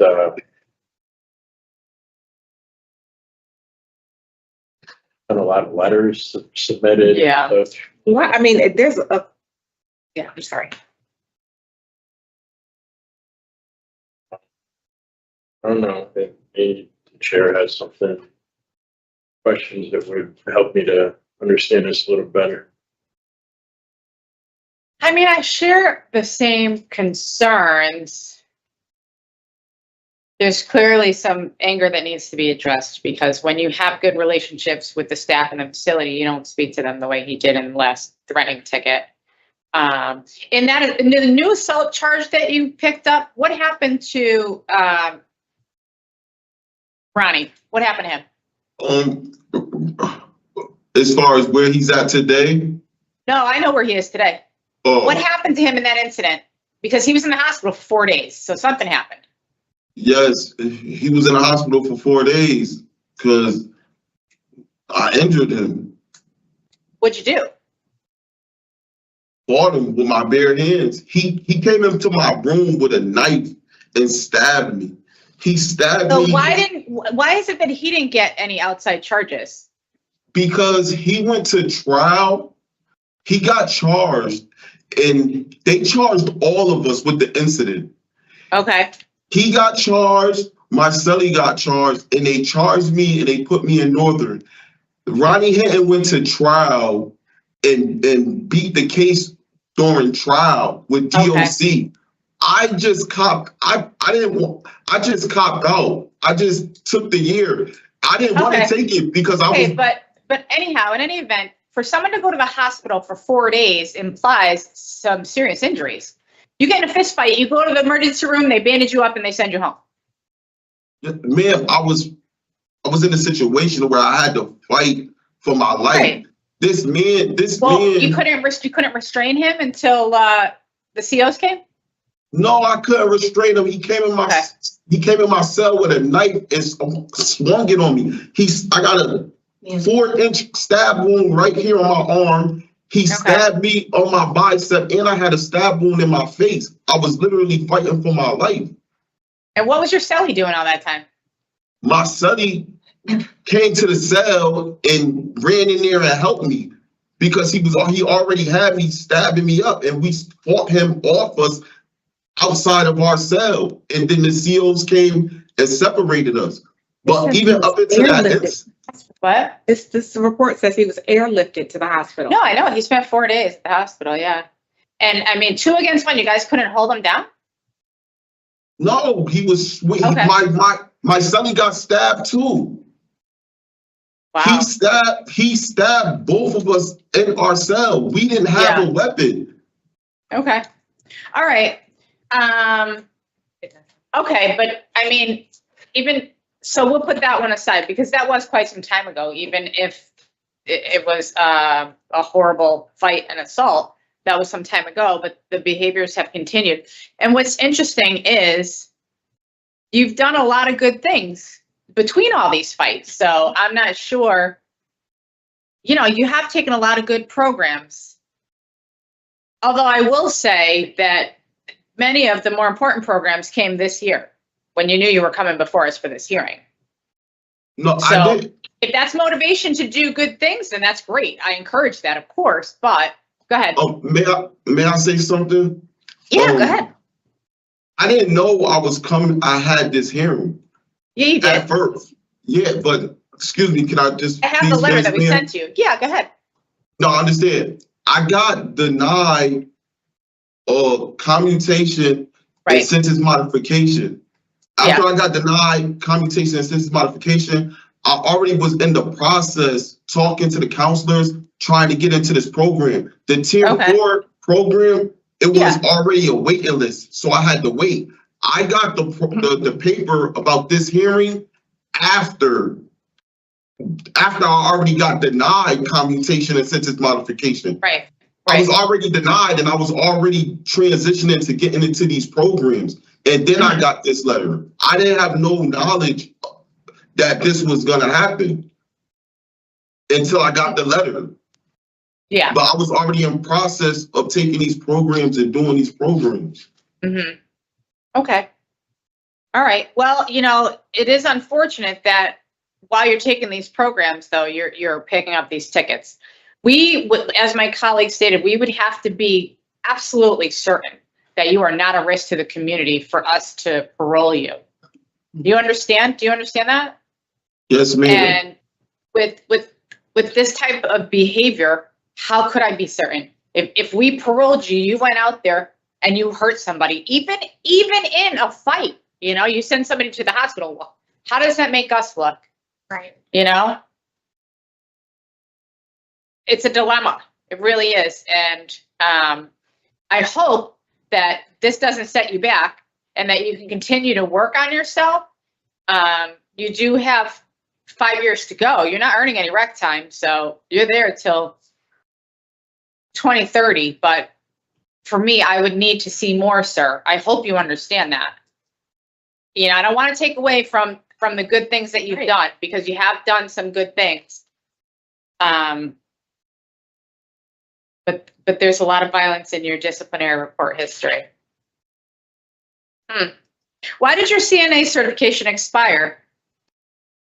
You couldn't keep doing the work? You gotta work within 2 years of your license. And I was working in other facilities, but once I got to the different unit facilities, I wanted to do other things. So I started doing other programming and stuff like that. Okay, all right. And you do have certificates for drug and alcohol treatment specialist and business management? Yes, ma'am. That's great. I hope those things are valuable for you when you're back out in the community. All right. I think, are we done with our questioning? I am, thank you. Thank you. We do have victim input. I apologize. It's been a long day, Officer Wengertsman.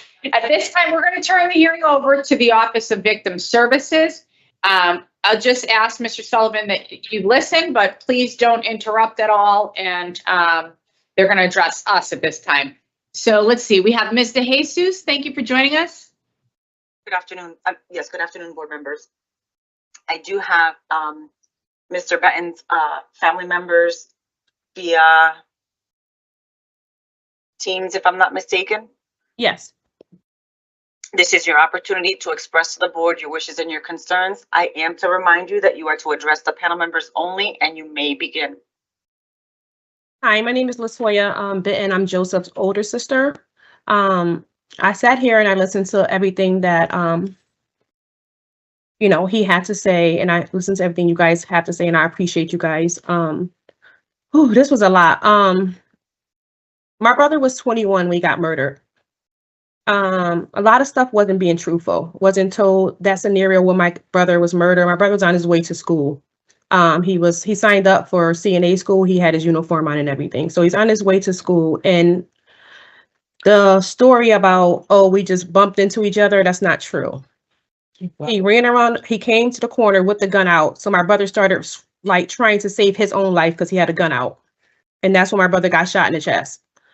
It was no gun in the waist. That's not the truth. He came there for a reason.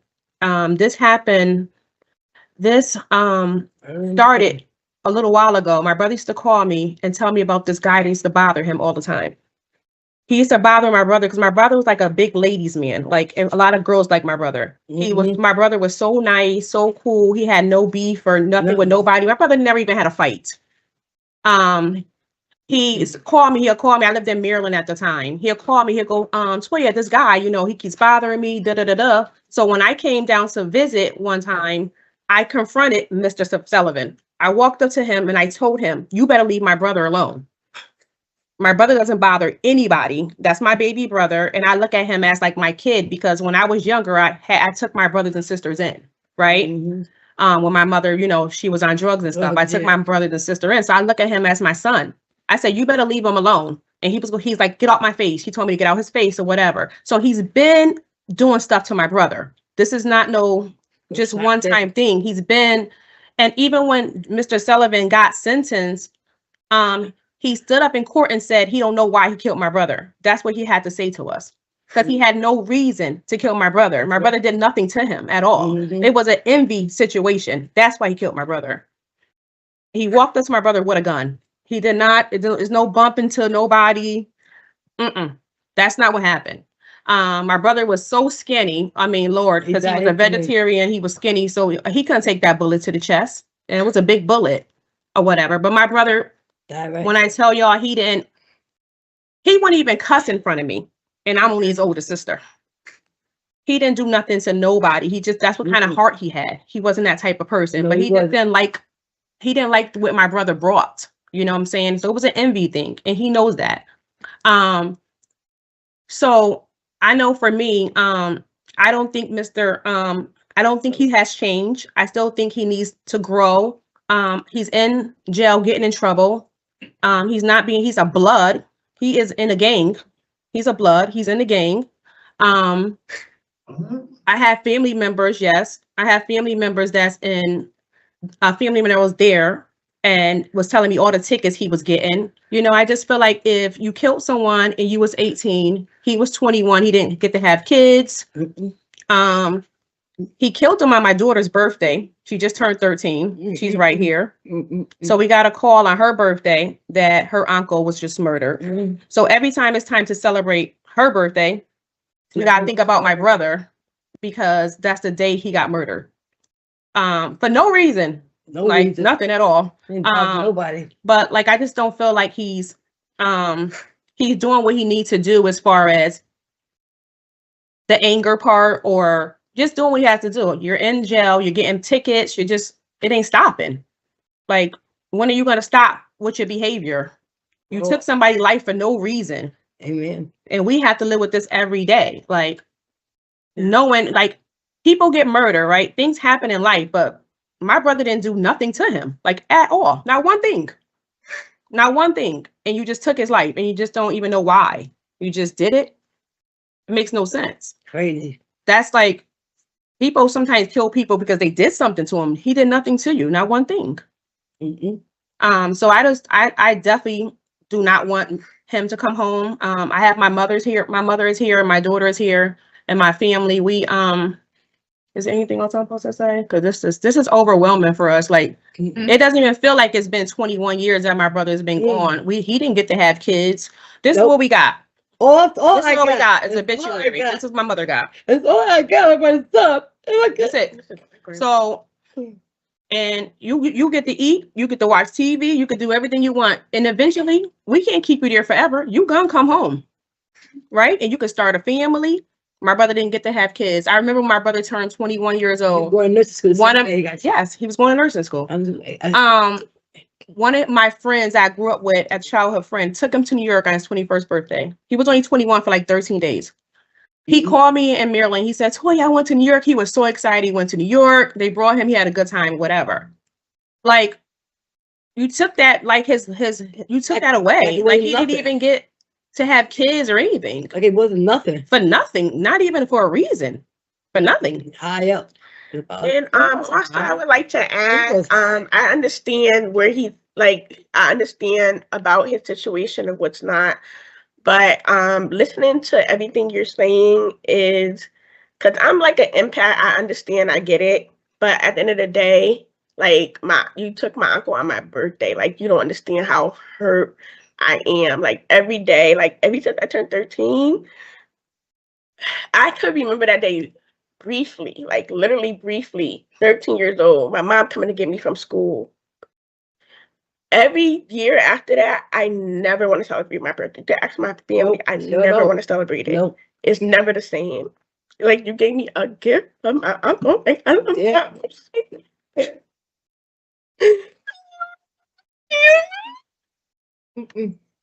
But I also want to say, I hope that you really get help because it don't seem like you change. I try to be empathetic with you because I try to see if you change, that you didn't. I want you to go I don't know if the incarceration had therapy, but you need to get therapy and realize what is causing you to be so angry. Amen. Because my uncle, I can understand that you grew up, your parents was on drugs, but my uncle, I was on drugs. My grandmother was on drugs. Yes. Literally, they didn't have no one but my mom. And my uncle still choose to be the light. Like, he's been happy ever since. Even my other brother and my mom's other brother and aunt, they're nothing like that. They don't choose to go harm people. Nope. It's a choice, kind of. It's what you want to do with your life. Like, you gotta think about that. You gotta get the income and change. Like, you really have to change. If you want to come into the society, you really have to change because the world's changed now. I'm telling you, it's crazier. Mom, you want to say something or no? Yes. This is my mom. I'm sorry. Hello. Good afternoon. Good afternoon. I'm JoJo's mother, and I just miss him so much. But young man, I don't think he should get really addressed to me and just talk to the board, man. I'm the board. I don't think he really is sorry what he did for my son. I really don't. But the expression, I see in his face that he did. How you gonna kill somebody for nothing and then tell us the court that you don't know why you killed him? So he got a problem. He needs a therapy, psychiatrist, and a therapy. And he don't need to get out until his time is up. Thank you very much. I just want to say one thing too. What I didn't like is when I'm glad you guys was asking him a lot of questions, but I didn't like the lies. Because if you can't face what you did and you have to lie, because that story, you have to lie about certain stories, that means you didn't change. You're still trying to get around certain things. Just face it. You did it. You don't know why you don't have a reason. You did it. It's wrong. You took someone for nothing at age 21 that had a whole life ahead of him that never hurt nobody a day in his life. Grandkids. Never seen. And like I said, you can, I don't know if you guys could find out, but you're in there and you're hanging around a lot of gang members, and I heard you are one. So that's not good. What's changing? Nothing. Oh, thank you for hearing us. So thank you. Okay. Thank you. At this time, each of the attorneys will be afforded the opportunity to make a statement. We'll begin with State's Attorney Marcella. If you have any comments or statements you'd like to make, you may do so now. Yes, thank you very much. Once again, Jonathan Formicella from the Office of the State's Attorney Judicial District of Bridgeport. As I sometimes always say during these hearings, because often, most times, the state gets the opportunity to speak after the victims do.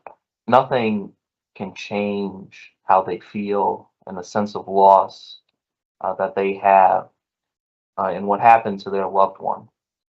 We heard from Mr. Benton's mother, sister, and niece today, and the tragedy that they have to relive every day of their lives, but that a birthday was taken from his niece and their family that they no longer celebrate because of a horrible action of Mr. Sullivan when he was 18 years old.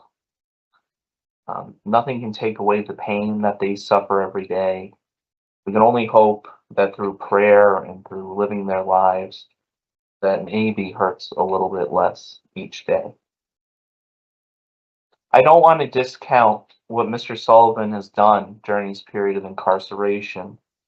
He should be commended for the programming that he's completed and the additional programming that he's completed of his own choice. That he obtained his GED, that he did work in the CNA program during his period of incarceration, and he seems to have a good understanding of the challenges related to substance abuse and how he was living his life as a young man, and has taken programs while he's been incarcerated to address the root causes of his substance abuse. And from what I was reading in the DIS that we were provided with, that he does have a good plan if he were to be released, and he will be released at some point, even if he serves the entirety of his sentence. And he should be commended for coming to that realization.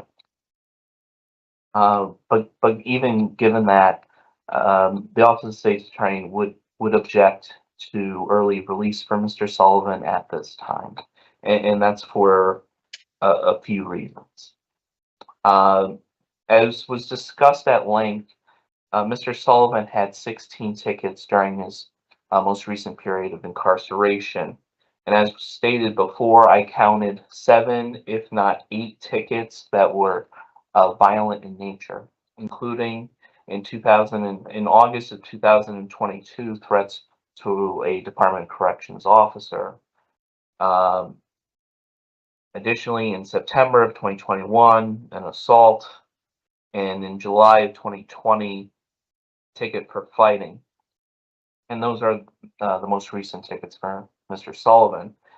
I will just point out to the board Mr. Sullivan's ages at this time, because as part of a 23-169 hearing, the board is supposed to take in consideration the age of the offender at the time of the offense and that's impact. Well, Mr. Sullivan was a much older man when these most recent tickets occurred. And functionally, he has developed and received training through program use. He was 35, 36, and 37 years old when those last tickets occurred. He He wasn't an 18-year-old boy that was lost in his youth. And he was 26 years old at the time of the assault in 2011. And so what I find concerning about those specific 4 incidences, and again, there are additional issues with the tickets that were violent in nature, is that Mr. Sullivan had engaged in programming to stop that behavior and find out ways around that, and not entering into a cycle of assaultive and threatening behavior that would cause him to be a danger to the community upon his release. And it seemed as though he didn't get that training, meaning it didn't resonate with him during that period of time. And that was concerning to me. What I will say, though, again, giving Mr. Sullivan credit, is he seems to have refocused himself from that dark period of, I believe he said, from 2020 to 2022. But in the Office of the State's Attorney's opinion, as it hasn't been a significant period of time between 2022 and today. We're just approaching 2025, but we're only a couple days into 2025. So I would say that those tickets that were violent in nature, his age at the time of those tickets would not make Mr. Sullivan suitable for early release at this time, and does not evidence significant change.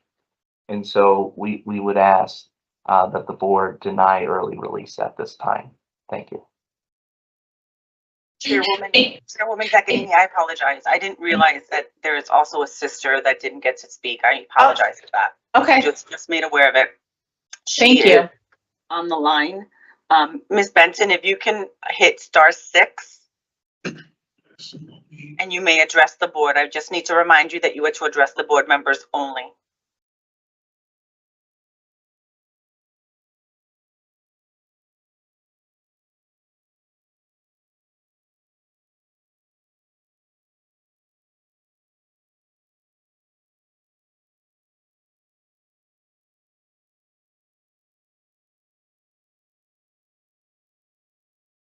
Ms. Benton, if you're on the line, please hit *6 to unmute.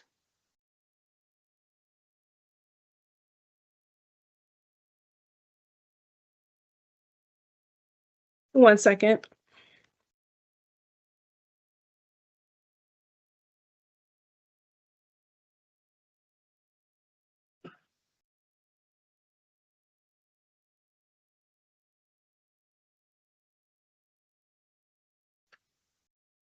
Yes.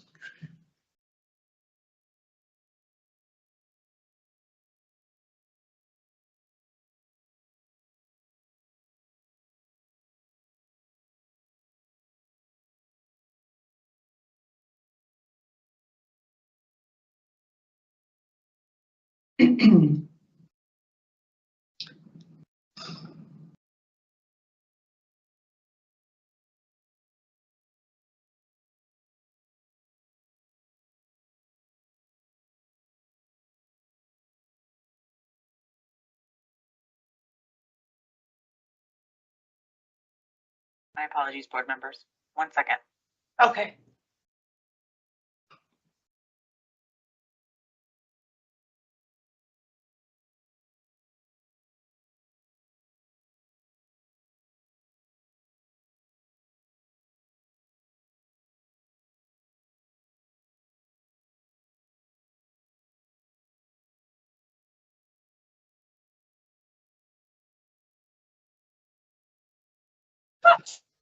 Thank you.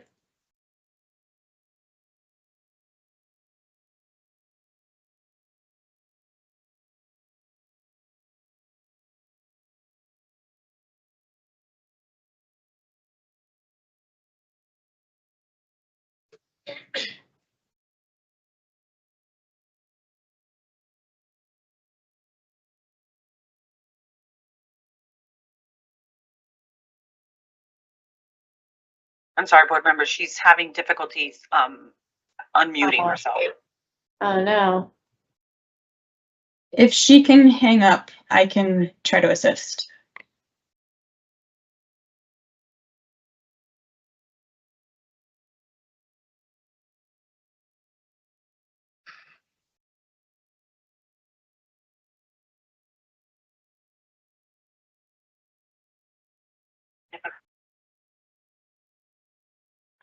Hello, good morning, good afternoon. Can you hear me now? You can hang up. I can try to Yes. assist.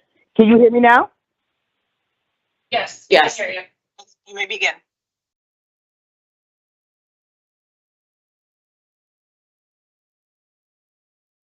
You press mute again. Oh, no. They have left the hearing. Okay. I just heard her. I don't know what happened. Yeah. Where me? I could do it. I just.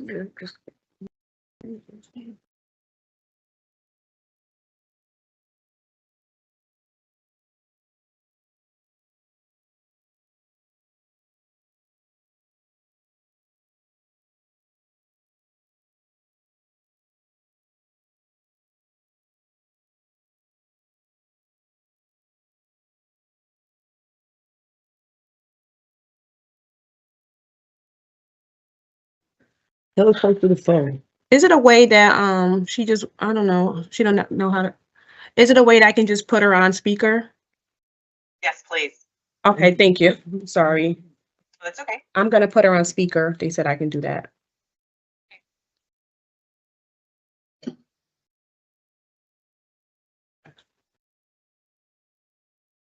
Yes, you can hang that up. Yes, I'm gonna put you on speaker. And we did hear you, but you went back out again. Are you ready? Yes. Okay, so the board is listening to you. Okay. Good afternoon. Good afternoon. Hi, we can hear you. Good afternoon. Okay, I just want to say, I'm the sister that I'm Monique Fitton. My name is DC Monique Fitton. I'm the sister that it all happened at her house. Yes, she can hear me, right? Can you hear me? Yes, they can hear you. Yes. Okay. Jamar. Okay. He's not ready to come out, okay? And it didn't happen no way that he said it, okay? He was sent back around the corner to rob my brother that morning. That's right. Robert told him to go get JoJo. He's around the corner. Go get what you owe me. He robbed Robert the night before, and he stole the gun from Stratford, from Lidak house. Nobody gave him the gun. He stole the gun. They was looking for him and a pair of sneakers. And he left that morning from Stratford, from stealing that from them. And that's how he got the gun. And he break it out here that morning. And Robert told him, JoJo's up top. You better go get my money. He know I know the story. And I think God meant for me to be here because I almost died back in June. And I think he meant for me to be here to tell the story. And my brother gave him somewhere to stay. That's how you was in my house. You wasn't just chilling with my brother. You forgot that he slept in my house. And you wear his jeans when he went upstairs to take a shower. And you robbed him. That's what you did. You robbed him. And then when you seen it was Tiffany Brown, you got real jealous because that was your girlfriend. And you told him you was going to kill him. I was right there on the porch. Did you forget? I'm here. I'm right here.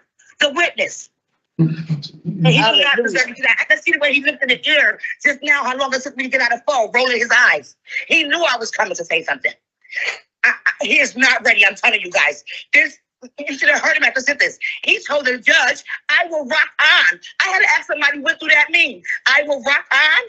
He said, I will live on. He's just giving me something to do, to learn, to read books, to learn, time to learn. That's what you said, you remember? Yeah, you're laughing now. You're laughing. I see I'm watching you. I'm watching you. I need to remind you that you're to address You can't the do that, members. Monique. You can't talk to him. Do you not understand that part? Okay, fine. He's not ready.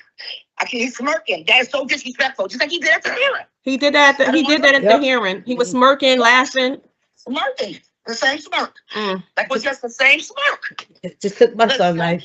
It's funny. All right, you finished, Monique, or no? Yes, I'm done. Okay, thank you. Thank you. Thank you. I can't deal with her. But she told the truth.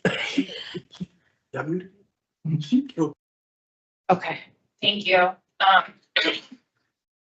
At this time, we will give Attorney Hom an opportunity to make some final remarks. Good afternoon. This has obviously been a difficult hearing. I will say, I'm sitting here next to Mr. Sullivan. This is an extremely kind, empathetic individual who's committed to changing himself and also committed to helping other people. I want to say, I think Mr. Sullivan did it very earnestly and honestly himself. We want to obviously express our remorse to the victim's family. There is not a day that goes by that Mr. Sullivan doesn't regret the actions of that day. There's not a day that he doesn't think about it and try to come to terms with it and make amends. This is an individual that from the very beginning has taken personal accountability for what he did and has personalized that and attempted to transform his life. We obviously, as Mr. Formicelli indicated, we cannot bring Mr. Benton back. And Mr. Sullivan has attempted to do everything that he possibly could to make himself a better person. Yes, he has had missteps. He has had his share of missteps over the last 20 years. He has had 16 tickets. There was a significant incident where he fought for his life in 2011, and the individual that attacked him had his charges resolved. Mr. Benton took responsibility for his actions. Mr. Sullivan took responsibility for his actions at that time, as he has done with all of his tickets. He's had extended, and he started programming as soon as he possibly was able. When he entered DOC, he immediately pursued his GED. Shortly thereafter, he was encouraged and introduced into getting his nurse's aide certificate. He was a nurse's aide for several years at Corrigan, where he received extensive accolades, and he was responsible for saving an individual's life on the mental health ward. You know, this is an individual who has engaged in just about every single program that DOC has had to offer. And as he shared and stated himself, you can't do that unless you have the support of staff. Yes, he has had some dark times. You know, he has sometimes wondered about his own self-worth, and he is a very emotional person, which you know, can be a good thing and can be a bad thing. But what has he done in the face of each misstep? He's tried to address that misstep. He's taken responsibility for it, tried to address it in a healthy way, and he's attempted to engage in more programming to improve himself. I think the most recent incident that occurred in 2022, he was in a heightened emotional state. And, you know, as he shared with Dr. Meisler, and as he shared with you all, what he did immediately after that incident was try to get into more programs to process through what happened so that it wouldn't happen again. This is not an individual who, you know, attempts to walk away from something and blame other people. This is somebody who stands up for what he has done and attempts to correct it. And he also has an extensive support network with his family, as well as other individuals in the community who have experienced past incarceration experience. This is somebody who has a plan to come back into the community, and given the opportunity to come back into the community through juvenile parole, as opposed to just, you know, returning to the community without supervision. Through this vehicle, he would have the opportunity to be supervised by parole, potentially get support from a halfway house, and also lean into the other protective factors that he has, including, you know, extensive family and support network.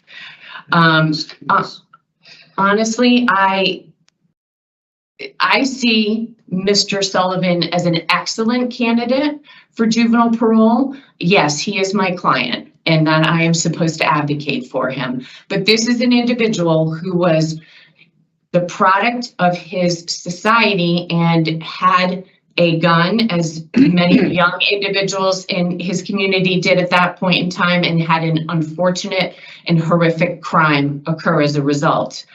But this is an individual who was barely 18 at the time that this crime happened, immediately took accountability for it, and has been doing what he can over the last 20 years. And yes, 16 tickets is a lot, but he's had extensive periods of time without any tickets. And has he had a ticket since 2022?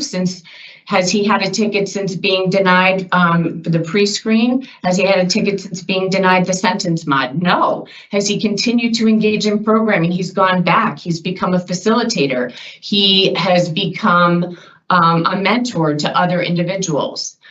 This is an individual who deserves a chance to return to society and be given the opportunity to live and in the community under the benefit of parole.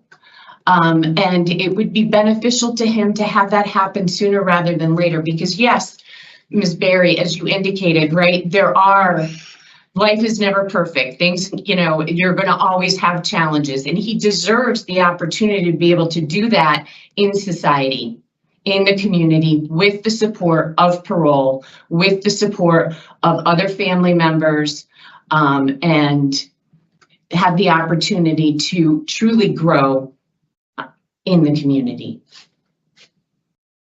So we would ask the board to consider Mr. Sullivan for juvenile parole. Thank you. Okay, so at this time, the panel will enter into deliberation. We ask everyone is free to watch. Please don't interrupt us, and we'll come back with our decision shortly. Okay, Ms. Berry. Thank you, Madam Chair. So as I stated, and I appreciate the remarks from the victim's family, the state's attorney, and Attorney Holm, there's no doubt in my mind that Mr. Sullivan really does want to do better. He wants to be a better person, and I really do believe that he's remorseful for his actions. I can even understand his difficult upbringing and all the adversities that he was faced with as a child. I understand the difficulty to navigate that life at a very young age. However, given the amount of time that he's been in the facility and his behaviors that he's displayed over the years have been, I'm not going to say consistently increasing, but there is some consistency in the way that he resolves conflict over the years through the fighting and assaults. That same anger that caused him to be that person that he was out in the community, it appears to still be present here today, which is what is concerning to us. There's no doubt in my mind that he's learned some things through the programs, that he wasn't just warming up a seat. That none of that stuff is what I'm thinking. I'm really thinking that it's now time for him to show us that he's learned, that he can apply what he's learned to real life. And unfortunately, to date, he has not been able to do that consistently. While I do believe that he would benefit from some parole supervision because he is serving a flat sentence and he has been down for a very long time, I just am not prepared to support that discretionary parole right now. I would challenge Mr. Sullivan to continue working on himself and prove to us that he is capable of staying out of trouble. While we have some conflict going on the screen. I see. Good. I see. Between the applicant and the victim's family. So let's move along. Okay. Mr. Pohl. So thank you, Madam Chair. As I stated earlier, there's a couple of things that I'm asked to do here. One is to get to a place where I believe that Mr. Sullivan will remain at liberty without violating law. I'm not there yet because of disciplinary hearing and, disciplinary record. And some of the decisions that he's making. That's, I need to be assured of that, pretty well assured of that. And I'm not sure that he's done everything he can do inside. Okay. I absolutely, well, I don't want to say there's not an absolute here. I want to vote for parole for Mr. Sullivan in the best interest of public safety. Because I don't think he should walk out of prison and not have a parole officer for a period of time. I can't do that today. Right. I want to be able to give him the support to transition back into the community. Again, it's a public safety concern for me. And as well, the state's attorney, I really appreciate him pointing out the positive things that Mr. Sullivan has done. He has in trying to engage in rehabilitation, positive steps that he's taking. So, with that said, I would like to bring him back. Okay. I'm open to a discussion about when that occurs. Okay. I have a question. What's the relationship of the gentleman who keeps appearing on the screen? Right. No, it's not fun. You don't laugh. Let me talk. No. Do you want him to talk? I just want to know what the relationship is because we know everybody who's appeared. 1 second. That's my son. I'm her son. That's the sister's son. I just know the individual. That's all. I was incarcerated with him. He know me. I know him. That's all. Got it. All right. Thank you. Yeah. I mean, it's not a good sign when you're reacting to Mr. Sullivan. Why react? You should be learning the tools not to react. Right. I'm not reacting. You did. Whether you recognize it or not, we can see everything that happens on the screen. Right. Stop. If someone provokes you, no, mute yourself, please. I'll get off. All right. Yeah. Okay. This is tough. It is. So I would agree that we certainly do try to provide supervision and support for anyone who has served a long sentence and is now coming out. I would suggest a 3-year rear. Yes. I would support that. Okay.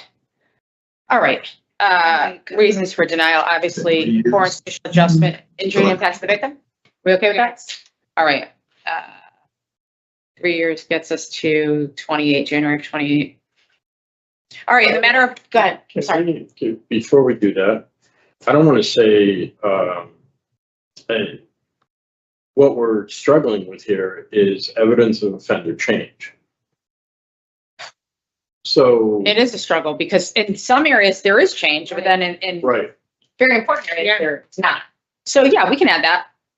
I mean, that's it's not enough. I agree. Right. Yeah. That's okay. what I'm struggling. All right. Thank you. In the matter of Jamar Sullivan, amendment number 296869, I'll move to deny parole at this time and rehear the case in January of 2028. The denial is for 3 years. Reasons for denial: poor institutional adjustment, as evidenced by the disciplinary reports, injury and impact to the victim and the victim's family, and inadequate evidence of offender change. Is there a second? Second. All in favor? Aye. Aye.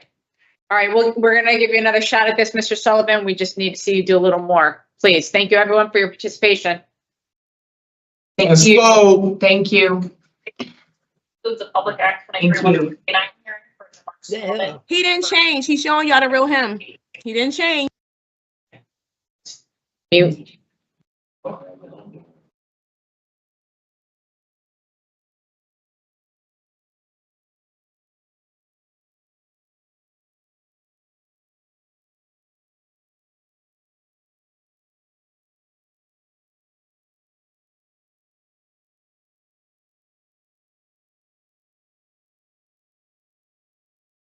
We'll take a 5-minute recess and come back for our final case.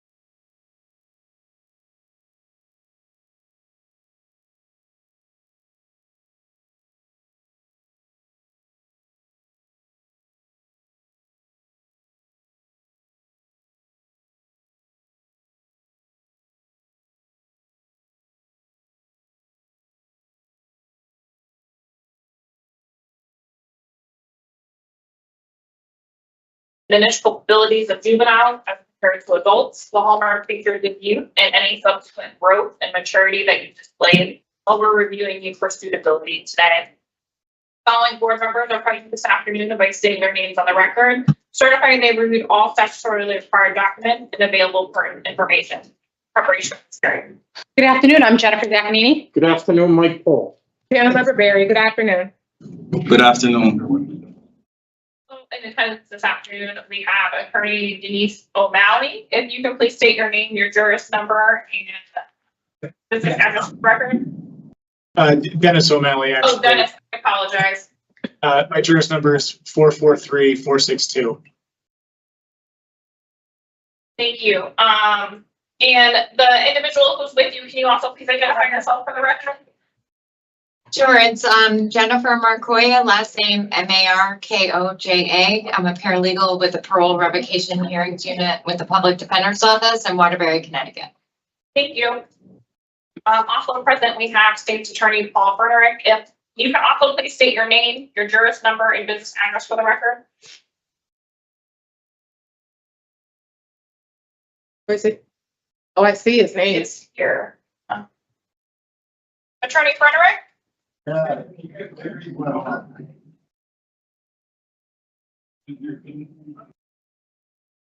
State's Attorney Bernerick? Are you there? Probably doesn't. You have to press *6. Can you unmute yourself, please, if you can hear us? *6, is it? If he's on his phone. No, he's on. He should be on this one.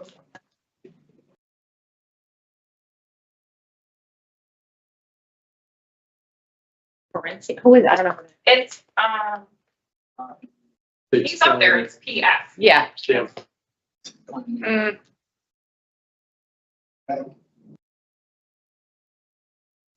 Can Kristen see him? Let's look at preference. She knows. Ms. Benedict, are you able to see if the state's attorney is active on Teams right now? They are logged on, their camera is not turned on, and they are not unmuted. I don't know their status beyond that. Okay, thank you. Oh, there he is. Okay. I apologize for that. I had trouble getting on, but someone younger in my office just assisted me, so Yeah, that helps. Yeah. All right, I'll thank just you. I'll state my name for the record again. It's Paul Forensic, and I'm the state's attorney in Stamford. Hello, everyone. Thank you. Also present today, we have Office of Victim Services, Ms. Vazquez. Or Ms. DeJesus, I apologize. Mr. Jefferson, can you please state your name and inmate number for the record? Hakim Jefferson, 266684. Thank you. This is a public hearing in accordance with Chapter 14 Freedom of Information Act, Connecticut General Statute 1-200, which applies to this procedure. If you have any questions concerning the above, please bring your questions to the attention of the panel at this time. Again, Mr. Jefferson, this is a public hearing. Do you have any questions and are you willing to proceed? No, I don't have any questions. Thank you. So as previously stated, this is a Public Act 23-169 hearing. It's being conducted in consideration of the parole application for Hakim Jefferson, inmate number 266684. Mr. Jefferson is serving a sentence of 30 years flat with no probation following murder. There is victim input in this case. There is also an offender accountability plan in place that has been reviewed and shows that he has completed programming that includes alternatives to violence, the Lakers Group, Voices, Tier 1, Prison of Peace. He currently maintains a job assignment and is enrolled in the Yale Prison Education Initiative. Utilizing the statewide collaborative offender risk evaluation system, the offender's overall score in the RT falls within the low-rank prisoner system.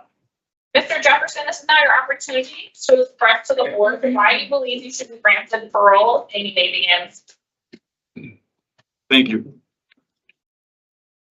Happy New Year and good morning to the members of the board. I am grateful and humble for this opportunity to speak to you today. I would first like to use this opportunity to say, I'm sorry. I know me being here today is a harsh reminder of why I'm here, and that is because a life was taken. Edward Gordon, a person loved, lost his life. To his loved ones, I'm sorry. Along with taking responsibility, I hold myself accountable, taking the necessary steps to mature and change. I know there aren't any amount of apologies that can make up for what I've done. I deeply regret and I am truly remorseful for the pain and anguish I have caused. Reflecting on my life, I think back on how challenging and confusing growing up was. Living with my father, who had substance abuse problems, was harder than what words can describe. My siblings and I were swung on an emotional pendulum of love and heartache. Love came when we were given toys for Christmas. Heartache came when the toys were sold for drugs. Love came from my mom when she went grocery shopping for food. Heartache came when he sold the food to buy drugs. Love came from family members who brought us new sneakers. One of the worst days of my life came when we woke up to go to school and our sneakers were gone, sold for drugs. We were children. Being that we lived in one of the worst neighborhoods in Bridgeport, the East Side, we had to survive at home and outside of it. We adjusted as best we could, but the violence in our neighborhood was consistent, and it hit home when I was 16 and my 17-year-old brother was shot and paralyzed. It was at this point in time in my life when I convinced myself I needed to start carrying a gun. I remember at some point, I couldn't envision life past 18 years old anymore. My life was hard, but that is not an excuse. I am not in prison because of the adversity I faced in life. I am in prison because of the choices I made and the actions that followed. I don't wish to cause any further harm by having listeners live or relive that night, and I apologize ahead of time if I do. It is not only hard to hear, but it's hard for me to speak. In May of 2002, I went to a bar in Stamford, Connecticut with some friends. We were drinking and socializing. At some point during the night, I recognized a person who had an argument about a week prior with my friend's brother. I noticed he was staring at us. I became nervous and I went outside. They checked on me and asked why I went outside. I said I was ready to leave. One of them said we would leave soon. I didn't want to stay until closing because that's when problems usually occur at nightclubs. We ended up staying until closing time. While outside, I watched as Mr. Gordon whispered to some guys before he sat on the hood of the car we drove in, and he started to stare at us. My level of anxiety increased and I became nervous. He got off the hood of the car and started to walk in our direction. He walked by and I started shooting. I didn't exercise any critical thinking. Those looks and stares could have been anything. My actions that night were reckless and unexcusable. I ruined many lives within a single incident, and for that, I am sorry. That mindset of thinking you have to do something before someone gets you, it is unreasonable and it has no place in our society. Early on in my sentence, I went to my grandfather's funeral. I remember the feelings of shame as I stood there staring at him while in handcuffs. I started to speak out loud. I said, I get it now. I know I let you down, but I finally get it. It may be too late for you to see, but I turned my life around. I'm never going back to doing negative things again. I'm never going to harm anyone. And as he used to say, be around people who don't mean you no good. After the funeral, I received a letter from my Uncle Joe, and he wrote about possible conversations my grandfather had in heaven with my grandmother who passed away in 1991. It lightened my mood, and I started to think about my grandmother and all the love she used to give in bunches. I thought about the kid I was that she once knew. I was shy, respectful, and I loved school. At what point did I get away At what point did I change and get away from that person? That is who I really am. I just want to be myself again. There's a slight difference between chance and opportunity. I realized my chances of getting out of this place were slim to none. But I had an opportunity at becoming a better human being, and that's what I chose. In recognizing parts of humanity in myself, I thought about the humanity in the victims of my crime. The victims of my crime have a story. Everyone has a story, and everyone is worthy. How we treat others, to pause and reflect on others, sustains how we live in the world. I needed some direction and guidance. I turned to God. I started to study Islam, learning how to read and write Arabic. I learned that repentance is only sincere when you don't do the things that you're repenting for again. I approached life promising myself never to go backwards, no matter what the circumstance is. I watched as people came back from the Alternatives to Violence program, wondering why everyone looked to be better in their moods and brighter in their faces. I did both Alternatives to Violence Basic and Advanced. In Basic, I learned about minor triggers that cause us to react negatively. They're usually foolish, so we were challenged on our rationales. Advanced was much more harder. It was about deeply rooted traumas that take root and pop up without us recognizing why. I had to be open about things I only spoke about within one-on-one counseling. The difference was letting my guard down and learning many of us have the same plights and we could lean on each other. Feeling like a burden was lifted off of me, I had, as I witnessed in the beginning, a brighter face and better mood. Some of the programs I have taken were geared towards personal development, like getting my GED, Tier 1 substance abuse, and Alternatives to Violence. Other programs like Prison of Peace, where I had to lead group discussions, and Lifers Group Facilitators, where I sat down with my peers and had to create a curriculum and implement the program, were opportunities for me to serve as a leader in my community. During my mid-20s, in the midst of my maturity, I received a letter from my mother, in which she stated, "I don't know what you're doing in there, but I like the man you're becoming." Receiving those words at that point in time gave me so much energy to keep pushing forward positively. Sometime after that is when my mom brought me a book called Man's Search for Meaning by Viktor Frankl. I felt like he wrote that book for me. In it, he argued people determine themselves whether they give in or stand up to their environment. We are ultimately self-determining and do not simply exist, but always decide what our existence will be. We can choose what we will become in the next moment. So for me, there was no more saying I'm just a product of my environment. All letters weren't positive. I received a letter from my younger sister's husband stating that one of my brothers, who was in high school at the time, started to hang out with the wrong crowd, and he was concerned for him. He stated my parents didn't always have money to get him the things he needs, and that my brother had a good head on his shoulders, and he didn't want to see him go down the wrong path.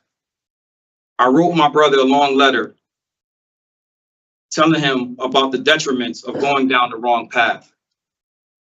About 3 weeks to a month later, I got a visit from my mom and my cousin Tisha, telling me my brother showed up to church, stood up in front of everybody, and told a story of how he had an option with his friends to either smoke weed or sell it.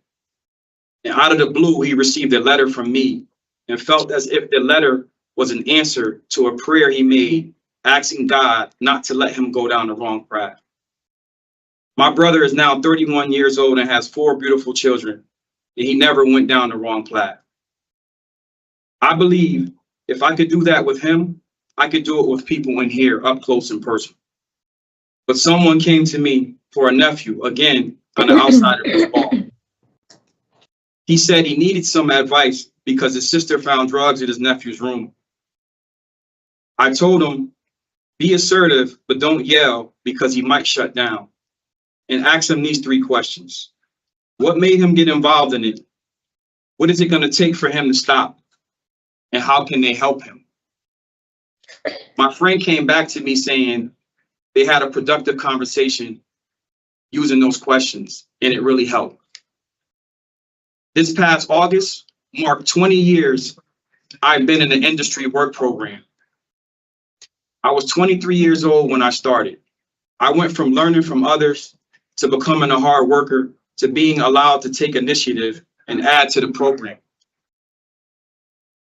Now I'm involved in almost every aspect of the shop. Being that I handle orientation packages for new program enrollees, I have to sit down with every inmate who comes in. Now I'm used to dealing with people who come from different walks of life, different personality types, and differing attitudes. Patience. I've had 5 managers and about 4 different supervisors who all want things done differently. I can handle change, and now I come to expect it. Also, this past summer, I was allowed to do a voices program. Though I went there with an open mind, I believed I had a mature mindset of the impact of crime on victims. It was very eye-opening listening to and watching interviews of people who survived Sandy Hook. I started to think of the victims of my crime. How it impacted them resonated with me. An opportunity came for me to give a younger person advice when someone said that he feels he needs to carry a gun when he goes home to protect himself. I dropped my head down. Then I told him, I said the same thing when I was 17 years old, that I wish I never thought that way. When you carry a gun, your attitude changes. You go from thinking about how to escape situations to the different options you have because of a gun. It never ends well. People hardly ever need a gun. If you keep finding yourself in situations where you need a gun, then something is wrong with what you're doing. I pray my words resonate with him. The choice I made to apply for college is one of the greatest choices I've ever made. The Yale Prison Education Initiative accepted me, and I am grateful for the experiences as well as the friendships I have formed with amazing people coming from the outside. People who genuinely want to help me succeed in college as well as life. I have taken a diverse set of different classes with University of New Haven and Yale professors. I believe the most important thing college has given me is a high level of critical thinking. One would ask, where is the critical thinking found in an architecture class where at the end of the week we are hanging up sophisticated looking designs of rooms or buildings?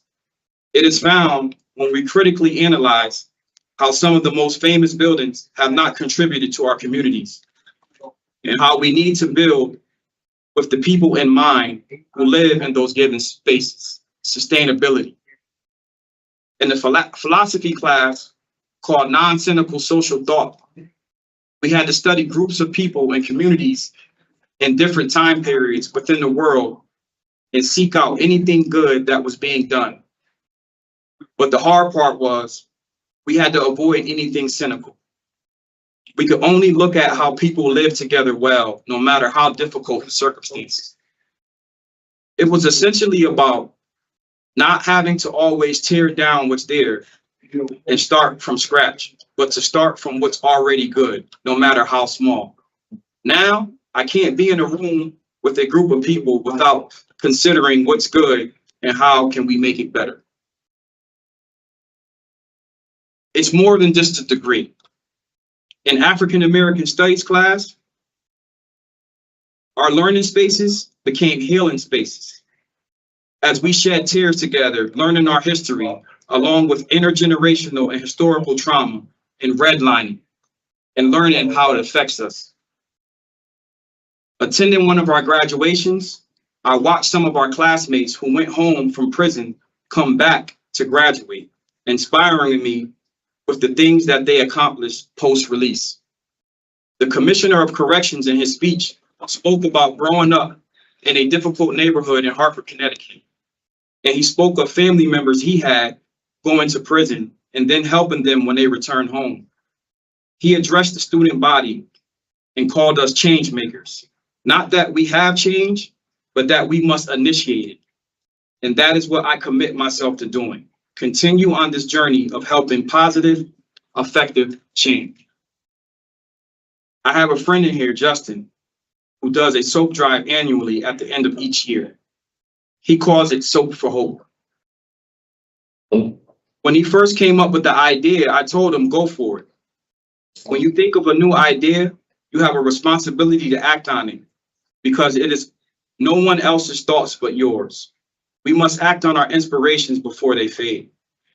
His first one was a success, and the shelter in Hartford, Connecticut appreciated receiving 200 bars of soap. During the 6th year, 2023, he approached me and said he wants to expand it and give other people an opportunity to give back. And he wanted to send it to multiple places that help throughout the state. I accepted his invitation and called my mom for possible places in the community to send it to. During that week, my mother sent money to my inmate account by mistake. She said, just keep it. I told her when I get my prison pay, I will match her amount and use it for donations. I did that and ordered multiple different cosmetics and sent it out to the community along with the soap donations from people in my housing unit. After that, Justin asked me, how did it feel? I was a little taken back by the question. Then I told him it did feel good teaming up with my mother, doing something that benefits the community. And I see how good it is to take a moment's time out of our day to help people in need. Makes me want to do more. What I was able to accomplish in prison saved me, changed my thinking about life and people. Getting my GED and becoming a tutor, being active in my religious community, the decision to do what's necessary to better myself, despite what the people around me are doing, industries, the many different programs, and ultimately being someone that people come to and count on. Now it's expected, not only from others, but I trust and I expect it from myself to do the right thing in all circumstances. And now I'm a college student. All these things in the past, I couldn't envision it for myself. But none of this will be possible without this one counselor who, after reading what I wrote in a program within my first month in prison, that my life wasn't worth anything. She wanted to know why I wrote that. She showed up consistently, questioning me, getting me to speak about the why. Then she started to talk to me about mental health. That was the first time I ever spoke to someone about my life. It had a profound effect on me. Then 20 years after that, which was 2.5 years ago, I received a commutation. I never imagined anyone fine-combing the things I've done in here up until that point. I didn't even consider the things I've done as a whole myself.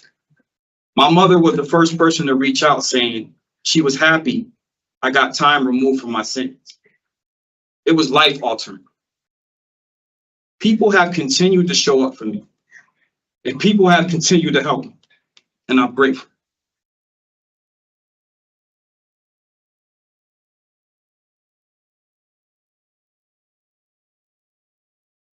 If granted release on parole, I want to do the same, help people.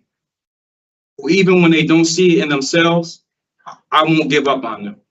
I will continue with school as I have been offered an opportunity to continue my education at the University of New Haven and earn a degree in social work. I would love to work with teenage youth.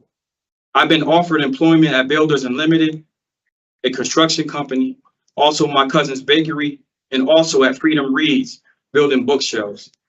The Yale Prison Education Initiative Reentry Counselor has offered help in getting into school, as well as referrals for employment and housing. If granted release, I know it is a process that takes time.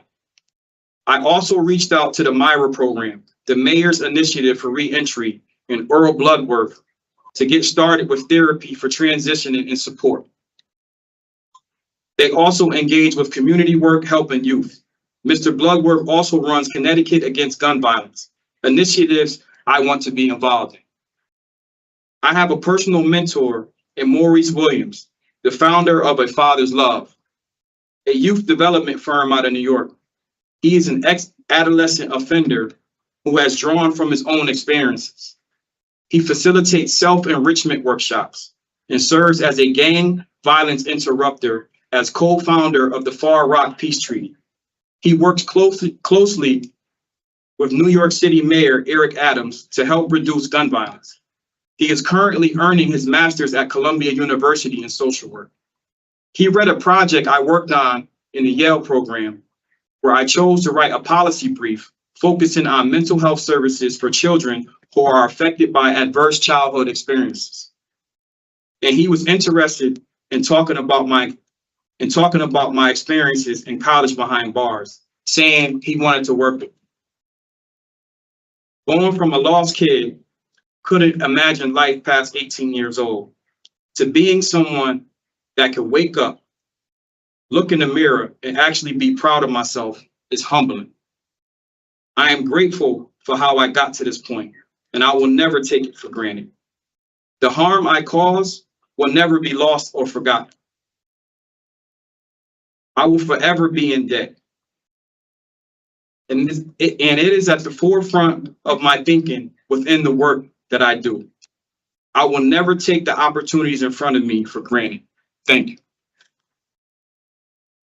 Okay, Mr. Jefferson, thank you for your statement. We appreciate you putting your words down on paper.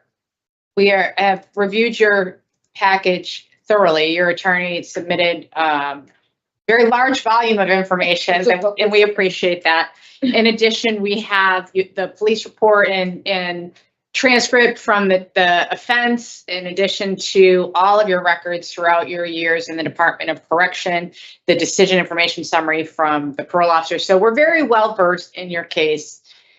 We do have some additional questions. When we're done with our questions, we'll turn the hearing over to the Office of Victim Services for input. And then the state's attorney's office and your attorney will have the opportunity to give statements as well. Then we'll deliberate and give you our decision here today. All right. Okay, we'll begin with my colleague, Mr. Pohl. Thank you. Thank you, Madam Chair. Good afternoon, Mr. Jefferson. Good afternoon, Mr. Pohl. I see that you continue to do well.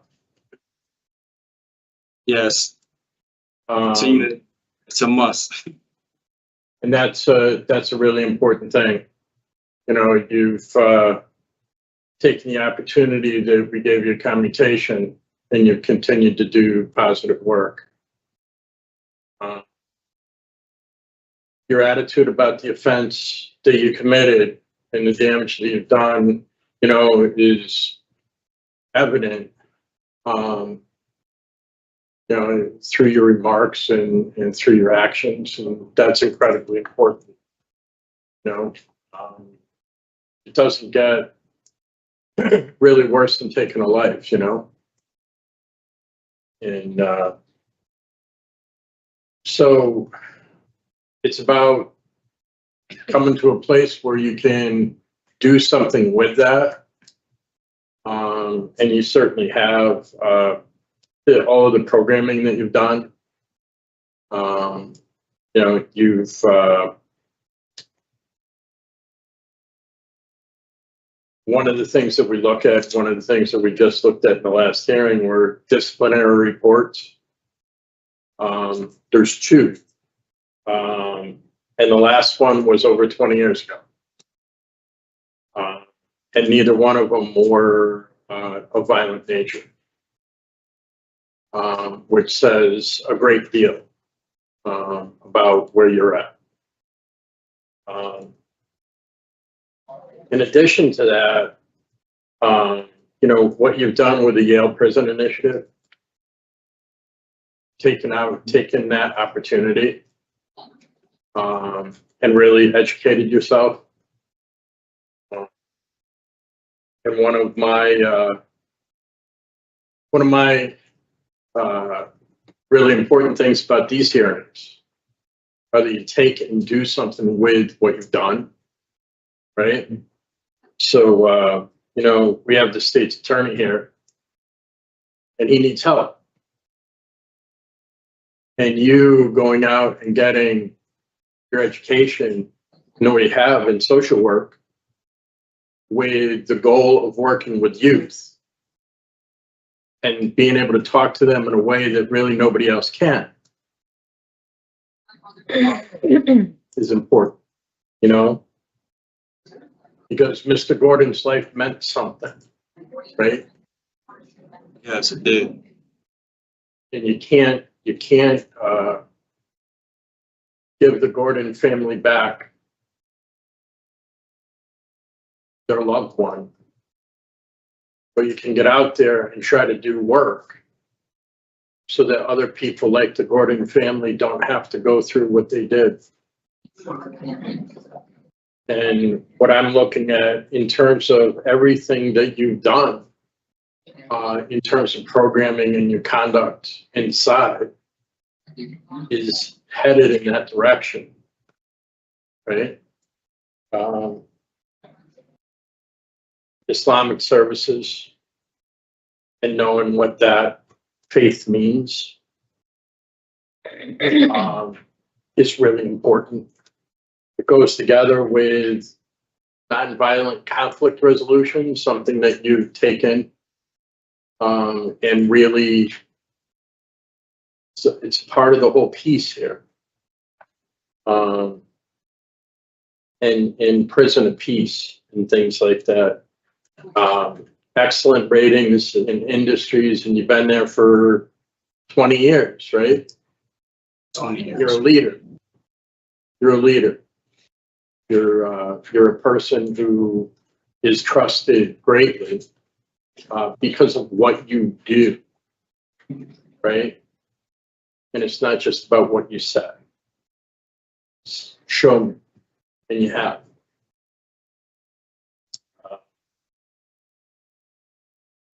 I just wanted to touch base on a couple of things. So,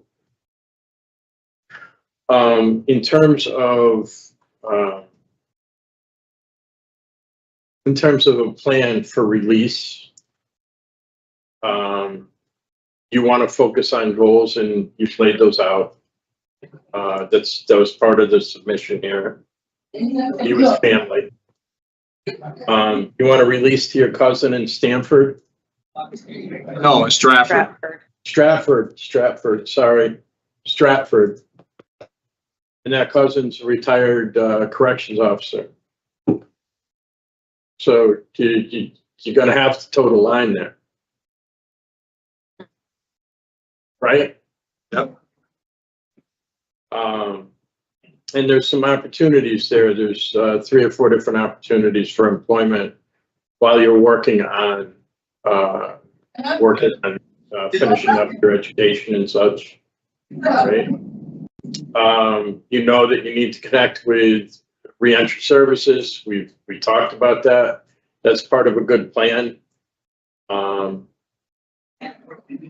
And you want to seek out support groups. That's the one thing that I really wanted to talk about. Your substance use score is a 4. And you know that, I know that from your disciplinary history, that you know how to handle yourself inside when it comes to that. But you know, when you come out here, you're back to the place that the last time you were here, you were using things that led to part of what led to what happened and why you're there. So talk to me a little bit more about what you're going to do with the recovery plan.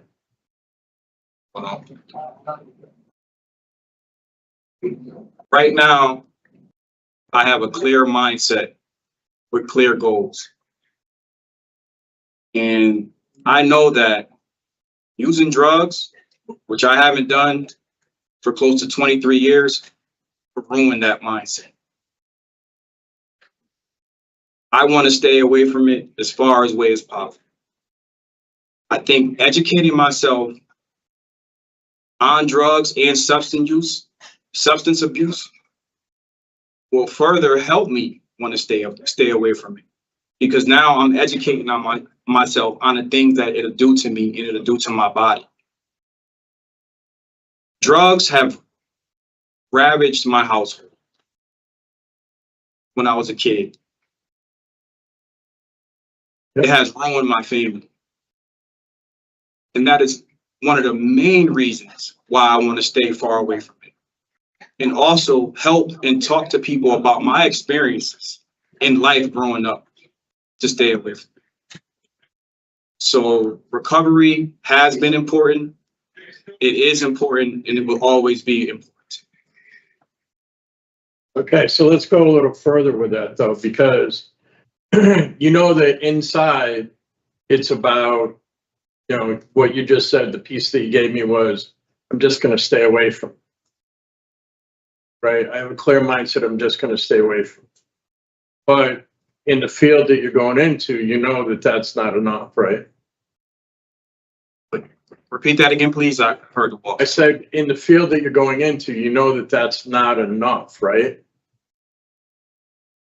So are there programs that you're going to engage in? Is there things like that that you're going to come out here and accomplish so that you stay on the recovery path? Right. Reaching out to the MIRA program, the Mayor's Initiative for Reentry, they help with all that. They're going to do a needs score, and they're going to help me with all the programming that I need to get involved in. They're going to have a conversation with me and see where it is that I need to be. So I plan on starting there. That's going to be my start in getting the help that I need. Have you ever engaged in like AA, NA, all recovery or smart recovery or anything like that? I've only done tier 1 substance abuse. That's the only drug program. So have you ever heard of CCAR? I heard that. That's a pretty new one, yeah. Have you ever heard of a recovery coach? Yes. So those couple of things, know that these are things that you can connect with. But recovery coach services is something that would be helpful. Many are former incarcerated people that have lived experience. And can connect you in the Stratford, Bridgeport area with support that you would need. So I would really suggest that you engage with that. Right? Absolutely. So that's really important. I know that you have a supportive community when it comes to your faith because you're involved with that. But it's really important to continue to take care of yourself. Right? Yep, it is. It definitely is. Okay. I really don't have any more than that. I think you've done a great job with rehabilitation inside. And I look forward to what you do on the outside. I want to thank you for that. Thank you. Thank you, Mr. Pohl. Mr. Jefferson, this was a difficult offense to read. You know, I'd imagine it was almost like something you see on television. I can picture in my head. I just can't imagine what the victim's family has gone through, you know, as a result of that loss. So it is always nice to see when that isn't lost on an offender, you know, I mean, you can never, ever bring that person back. So you'll never make things right with the victim's family, but you can ensure that you won't commit any more crimes and help the community to prevent further crime. You know, I was a little taken back by a statement that you made in your interview with the parole officer. I read that you took it to trial because you didn't intend to kill anyone. So you didn't agree with the sentence. What was your intention? What I meant by that when I said that was I was intoxicated that night, which is not an excuse, but that I just thought that the murder charge was me going out and actually intending to kill somebody. And a manslaughter charge was me being reckless. And I felt like I was being more reckless than intending to kill somebody. I see.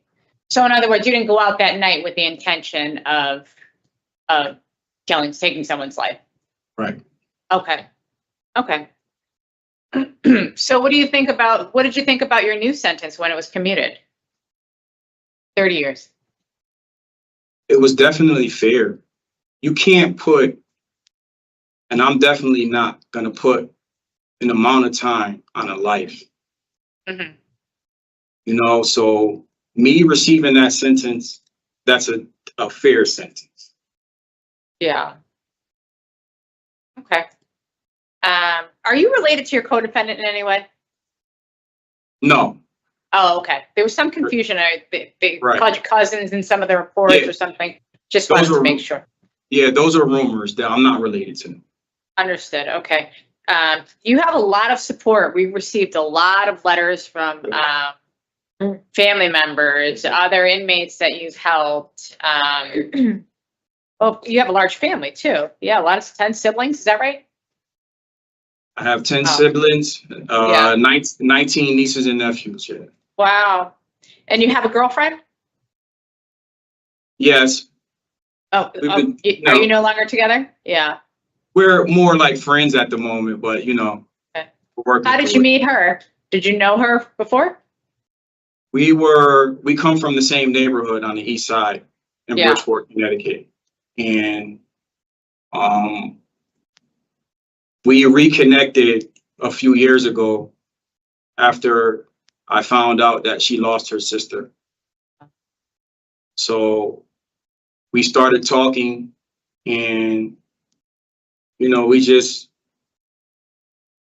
I was really just trying to help her, give her an extra shoulder to lean on, somebody to really be there and talk to, especially since I knew her sister too. So that's how we started talking. Yeah. Okay. I read about all of the jobs, and we did get letters as well from for job offers. You definitely should not be without a job. Looks like you have a lot of employment opportunities waiting for you while you continue with your education. And speaking of education, I hope you appreciate just what it means to be involved with Yale and the university. I mean, those are big name schools. I am more than grateful. And it's to the point, it's so many professors that talk to me, they always tell me, listen, you get out, reach out, reach out, reach out. My academic advisor approached me a few weeks ago and she told me that, listen, she said, I went to a meeting and we were talking about grants that are going to be given out to people coming out of prison. She said that some of the grants are going to be based off of the type of work that you want to do. She said, I immediately thought of you in the work that you want to do with social work. So she said, keep up the good work and keep that mindset you have because there's things waiting for you. Wow. It's great. Yeah, I mean, don't squander these opportunities. You know, if I were you, I would make a list of all of these supports, resources, get letters of recommendation. And, you know, these are valuable resources for your future. And I understand you want to open up a community center eventually, somewhere down the road. That's a dream of mine that I've had. And It's through the Yale program that made me believe that I actually could do it. And I've researched community centers, what it is to have a community center and what they mean to the community. And I want to name it, it starts with the dream. And the reason why I chose that, it starts with the dream, because one of the things that adverse childhood experiences does to you, to somebody who goes through those things, is it messes with your imagination. And just thinking about myself and how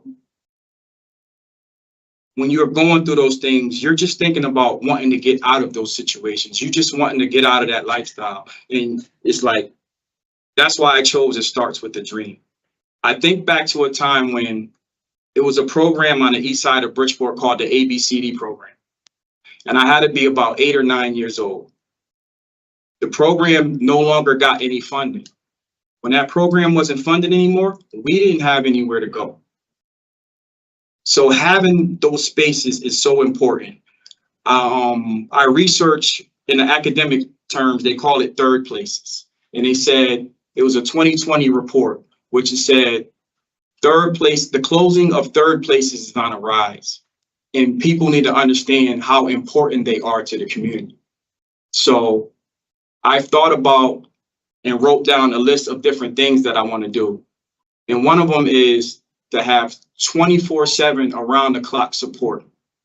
And sitting down with some of the Yale professors, they told me that that's very unique. That's something that they don't see often, 24/7 around the clock support. In my diversity and social justice class that I took, they taught us how to write up policy briefs. And one of the things they taught us is that we have to research what other states, what other communities, what they have done to see if we want to take from them or see what worked. And I seen this thing called pod mapping, where pod mapping is just, you're giving kids the sheet of paper and they have little circles on it. And they put the names of people that they want to contact if they get in any trouble. I thought about taking that pod mapping a step farther. I wanted to take it a step farther and map out places that you think in your neighborhood that are dangerous for you. Places in your neighborhood that you think are good for you. Do you have people to go talk to when you get in trouble? Who do you think is dangerous for you? So that way, these things could be known. These are all things that I didn't have when I was young. All right, thank you for sharing that, Mr. Jefferson. I'm going to turn it over to my colleague now, Ms. Berry. No questions. Thank you very much. Okay. So at this time, we'll turn the hearing over to the Office of Victim Services for input. Ms. DeJesus, thank you for joining us. Good afternoon, board members. I do have some family members of Mr. Gordon via Teams. This is your opportunity to speak to the board. I am to remind you that you're to address the panel members only. If you are via telephone, please hit *6 to unmute, and you may begin.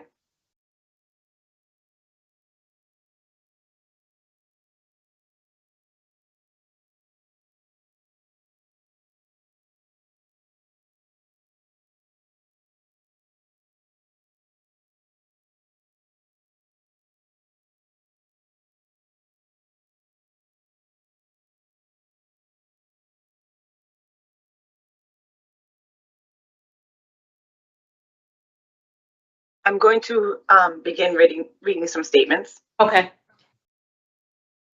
On May 11th, 2002, Hakim Rashad, and I'm sorry if I mispronounced the middle name, Jefferson, made a choice.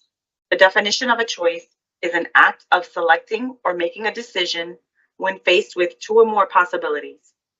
Hakim could have made the choice to be an adult and handle disputes amicably or simply walk away.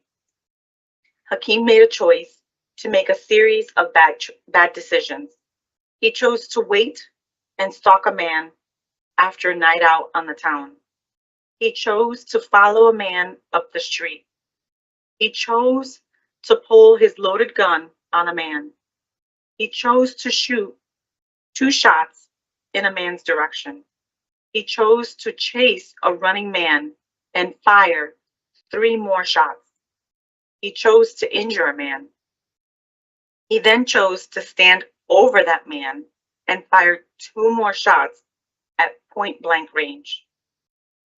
He made a choice to be a murderer. He made a choice to break the law.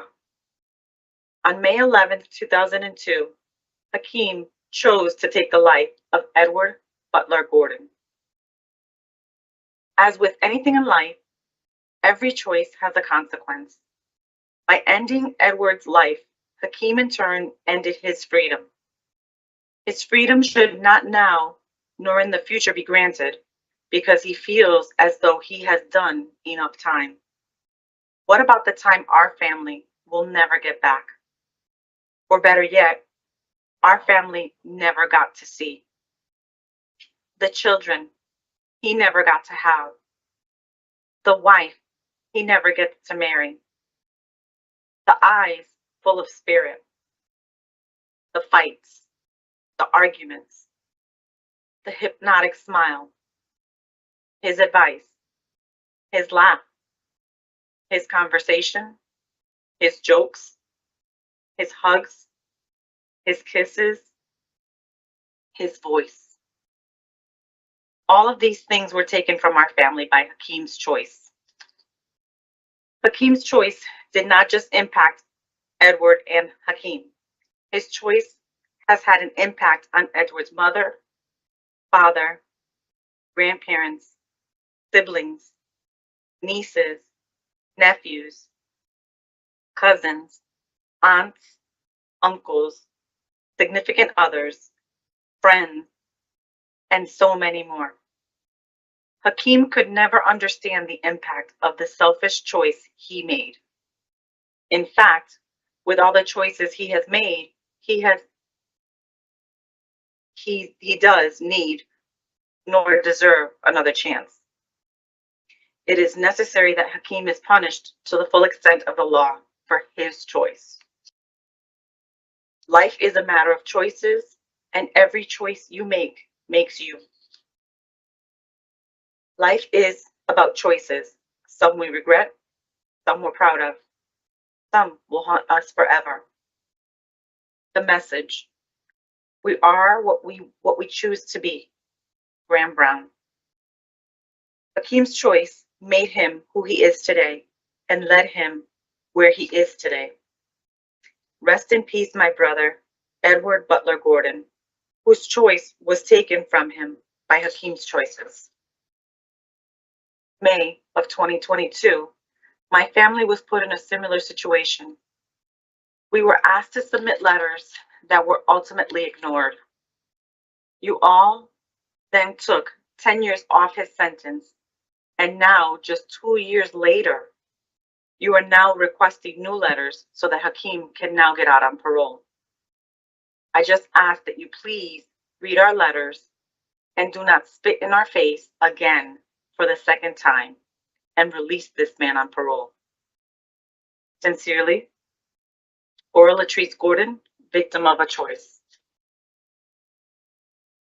The next statement I will read is from Mr. Gordon's brother. This letter is, Hi, my name is William L. Gordon III. I do not feel that Mr. Jefferson should be released to parole. He has not done his full time for killing my brother, Edward Gordon.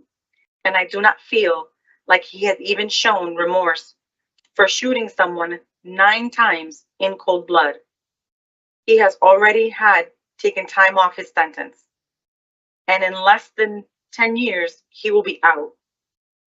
But I will never get to see my brother again. So I feel he has already been granted time he does not deserve. That we're still had not reached all his goals in his life. But Mr. Jefferson still will have time to live a life and start a family, something that my brother had taken away from him. I love my brother, Edward Gordon, with my life. I miss him, excuse me, and all this time cannot take away the sorrow. Sincerely, William L. Gordon III. I will now read a statement from Mr. Gordon's father.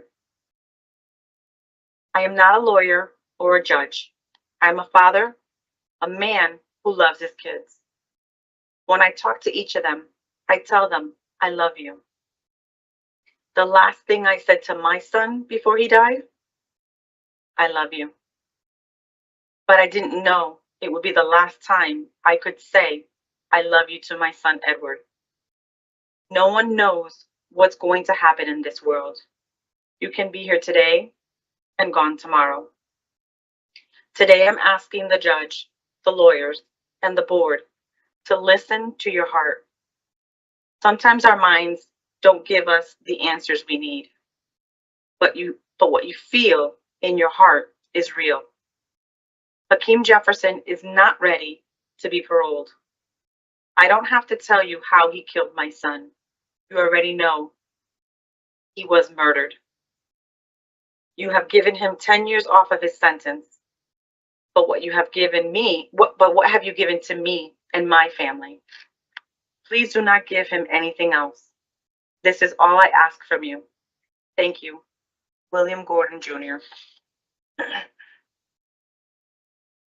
I'll now read a statement from Mr. Gordon's stepmother. I'm writing this letter regarding my son, Edward Gordon. Some would call him my stepson or my second son, but to me, he was and is and always will be my son. My son who was maliciously murdered by Hakim Jefferson. My son who our entire family has missed at every family gathering, at our dinner tables. And when Edward's twin and other siblings were having children of their own and getting married, our Edward was not there. We've missed Edward in the midnight hours when we used to be able to call him. But because Hakim Jefferson executed our son, the only consolation our family has is that Hakim Jefferson is in prison. I can't believe we're going through this again because of the change in the law of him being under the age of 21 and under when he committed the murder. Hakim Jefferson premeditated the execution of our son, and then he shot him over and over again, making sure to kill him. The fact of age should not be a matter. Hakim Jefferson is just going through the motions of acting like a model inmate, doing whatever he needs to do to get another chance at an early parole. Acting only to get out of prison to possibly kill again. Hakim Jefferson knows in his heart how many people have died by his gun. But does he really realize that he not only killed my Edward, but he killed a part of every family member on May 11th, 2002. He killed the chance of Edward marrying and having children of his own, our grandchildren. Hakim Jefferson maliciously executed my son. He should not be allowed to get out on a so-called new law, good behavior, or for any other reason he may try to come up with. How is this even possible again? The board has already shortened his sentence. Our family can't have a shorter sentence. Edward will never be with us again. Hakim Jefferson, how can you even ask a family that is still dying inside to allow you to be able to get out, to allow you to be able to get on with your life, to be able to walk the streets, to allow you the chance to possibly kill again, to put another family through the torment that you have put our family through. Hakim's true remorse would be for you to serve all of the time that you've been given. They have already taken years off. You've done the crime. There's no turning back, no getting our son back. Serve the time. To the hearing board, please hear our request. Please do not take any more time off of his sentence. Please have Hakim Jefferson serve out his full sentence.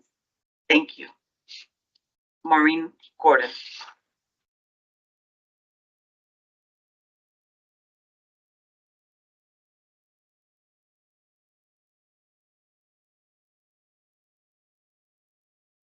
Is there anyone via Teams who wishes to address the board who hasn't already submitted a statement that was read?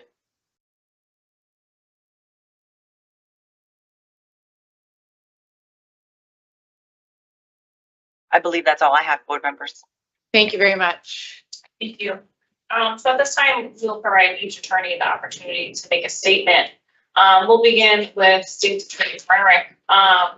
Attorney Frederick, before you make your statement, do you mind please just identifying your juris number on the record, please? I don't believe that was done earlier. I apologize. I don't know my juris number off heart. After I make my brief speech, after council goes, I'll look it up in my desk, and Yes. I will get that for you, hopefully, if I have it available. No I didn't problem. realize that Thank I you. needed to do that today, so I do apologize. That's okay. Yeah, so if you have any remarks or statements you would like to make, you may do so now. Yeah, thank you very much, and I thank the board for allowing me to speak. Let me start out by saying, back in 2003, when I tried this case, this was the first murder case that I had ever tried before, and when I saw Mr. Jefferson, what was it, back in 2022, when he had his commutation hearing, I was frankly shocked by the person that I saw, because I remember him, 22 years ago, a very angry young man who didn't always get along with his lawyer either. I was frankly shocked that we took this case to trial because the evidence was so overwhelming against him. And when I saw him back in 2022, it was, I'll admit, it's a different person I see, and I'm pleased and I'm impressed by the accomplishments that you've done, the endeavors you've undertaken in jail, and the fortitude that you've shown to move on. At the same time, I listened to what the victims just said, and I remember, meeting them, speaking with them when we tried this case almost 23 years ago, and the heartache that they felt. And I'll have to say, to Mr. Jefferson, I wish that you were a little bit more forthcoming about your intent that evening, back on May 11th, because I agree with one of the board members. This is really an ugly case, and this was not a manslaughter. This was not an act of recklessness. This was a purposeful act where you intended to take Mr. Gordon's life. You fired 8 shots at him, and I know that because there were 8 shell casings found outside that club that all matched and all came from the gun that you later took apart and secreted. 5 of those shots, I know, hit Mr. Gordon because that's what the medical examiner's report indicated. I know that they were all fired as he was running from you because they were all shots that hit his back, and all 5 witnesses who were willing to come to court to testify said that you were literally chasing him and he was running away from you. I do know that when Mr. Gordon fell to the ground, you stood over him and fired 2 more shots. And I know that because there were 2 witnesses who testified to that effect. But one person didn't want to give their name, so they never testified. I want to correct myself. They did speak to the police. One other individual who saw that did testify, and he was driving his vehicle. He was stopped at a light, and he saw this. He had nothing to do with any of the people at the Zircon Club where this happened, so he was a completely uninterested witness. So when you say that you didn't really intend to kill him, that you were intending to scare him, frankly, I don't buy it.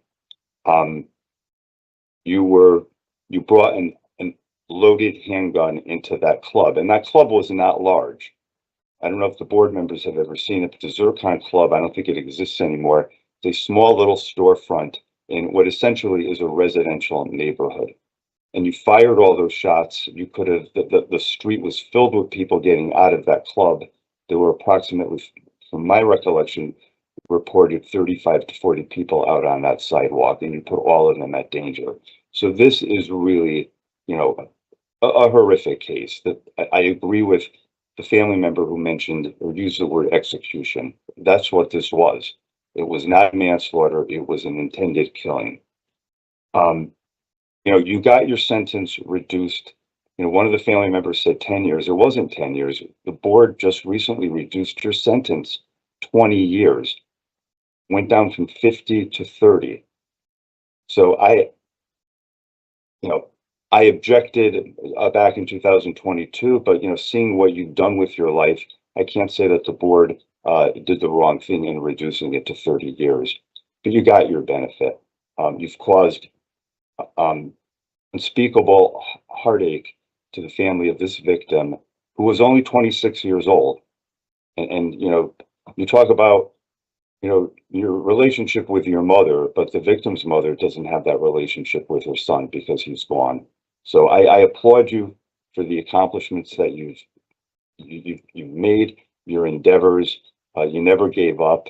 You seem like an extremely articulate person. The board grants parole, and I think they probably will. I wish you all the luck, but I think you got the benefit already by having 20 years knocked off. Thank you. Thank you. Thank you. Attorney O'Malley, if you have any final remarks or statements you'd like to make, you may do so now. Thank you, and I'll be as brief as possible. I'd first like to start just by saying thank you on behalf of myself and Ms. Marcoya, a paralegal from the Public Defender's Office, who's also been helping Hakim with his parole application. It's evident that the board members have reviewed the materials we submitted, and we thank you for that. Obviously, you've heard what Hakim has to say for himself and had a chance to speak to him, so I'll try not to repeat anything unnecessarily. There was something that panel member Pohl said, turn of phrase actually, that I think may have echoed in Hakim's ears a little bit, which was show, don't tell. When we first started meeting with Hakim 2 or 3 months ago, and we got to know the person that he is, that was the only advice we really had to offer him, was to show you the person he is, the things that he's done, the accomplishments that he's achieved, and that body of work, that history that he's built will speak for itself. I commend Attorney Ferencek for his candor in noting that when he saw Hakim a couple of years ago at a similar hearing, he looked to him like a different person. And I think that is exactly right. I mean, what Hakim's story demonstrates, I think, is the reality of some of the core tenets of the law that brings us here today. One being the disastrous effect that early exposure to violence can have on the developing mind of a young person. One is the fact that human beings have a capacity for change, even those, or perhaps especially those who committed violent offenses when they were a young person. And 3, that rehabilitation truly is possible. And to repeat one thing from the memo, just because I think it's the simplest way to put it, is that if the goal of incarceration is rehabilitation, that goal has been achieved in Hakim's case. He's gone from, you know, an aimless 20-year-old who had been, through his childhood, come to the distorted worldview that he needed to carry a gun to protect himself just in everyday life. Now he is, I'm not exaggerating to say, an Ivy League educated, highly ambitious man who is eagerly looking forward to not just seeing himself outside of prison walls, but taking that as an opportunity to improve the communities that he goes back to, the community that he came from, specifically for the purpose of having his history not repeat itself in another person's life, and God forbid, you know, the loss of another person's life, as happened with Mr. Gordon. Beyond that, I would just say that the factors that Section 54-125A would have this board consider. If you ask me, I think, they present a few questions for the board to answer. I'll offer my answers to them. One, an important one, has Hakim been held accountable? When he was incarcerated at first, after the offense, he was about turning 21 years old. He's now been incarcerated for roughly 23 years, so longer than he was alive at that point in time.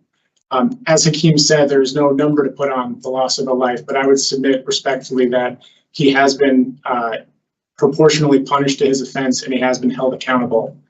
I think the large question is he rehabilitated? And in Hakim's case, that dovetails with the question of, is he remorseful? Because in Hakim's view of the world, to be remorseful is to do so through your actions. And in his case, he's chosen to express his remorse by rehabilitating himself and by driving towards himself being able to make the community a better place should he have the opportunity to do so. In 20 years, he's never had any sort of violent offense. He hasn't had a ticket in 20 years, which I think the board well knows the significance of that. He's had a 20-year career in industries. There was something in the report by Dr. Frazier that I think really nails it, which is if Hakim had a criminally minded personality, it would not be possible for him to function successfully the way he has for so long. And what is especially admirable about that is that up until about 2 years ago, he was doing all this for the sake of it, not because there was any possibility of him being released on account of it. So I think it goes to his truly good faith dedication to improving himself for the sake of demonstrating his remorse and hopefully driving toward an opportunity to have a positive impact on the world, which I'm very confident that he will should he be released. The last question, would Hakim and society benefit more from his release or from further incarceration, I think is easily answered. Hakim has essentially done everything here that he can do to make himself a better person and a person equipped to re-enter society. And I think that if he's allowed to do so, society will improve drastically wherever he chooses to go through his outreach efforts and the wisdom that he brings from the life that he's led up to this point. And with that, I respect the request that he be granted parole. And thank you again for the opportunity to speak to you. Okay, thank you all for your remarks. At this time, the panel will enter into deliberation and we'll come back shortly with our decision. Mr. Pohl. Thank you, Madam Chair. Certainly, I want to thank everyone for the contribution to today's hearing. And we listened to Attorney O'Malley, listened to Attorney Forensic, we listened to the family. And all of that goes into the decision that we make. Certainly, the impact to the family is something that this board definitely wants to hear about because it factors into proportionally to the decision that we make. There's a couple of questions, as I've said before, that I need to answer for myself here.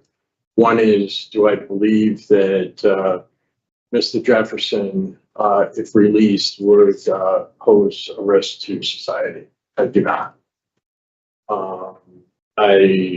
Everything that he's done while he's been incarcerated, from not getting DRs to the programs that he has taken, and the job that he's done in industries and the education that he's achieved through Yale Prison Initiative in the direction of becoming a social worker to help young people. All of those lead to, for me, the answer to the second question. And that is, would it benefit Mr. Jefferson and society to have him released to parole? And again, for me, the answer is yes. I believe that Mr. Jefferson is headed towards a place at 43 years old, where in a couple of years, He will be a social worker who will have a significant impact on young people that are around him. You know, part of the consideration here is that, you know, the impact that the Gordon family has felt, you know, it's like the relief to that, you know, we don't have control over that, but there is relief if Mr. Jefferson gets out there and helps other families by helping some of the young people in the community that were once, that are now in a place where Mr. Jefferson once was. And I think that that's an incredibly important thing. Just listen to everything that's been presented today. And I believe that having Mr. Jefferson on supervision in the community for the next several years is a positive thing. Thank you. Ms. Berry?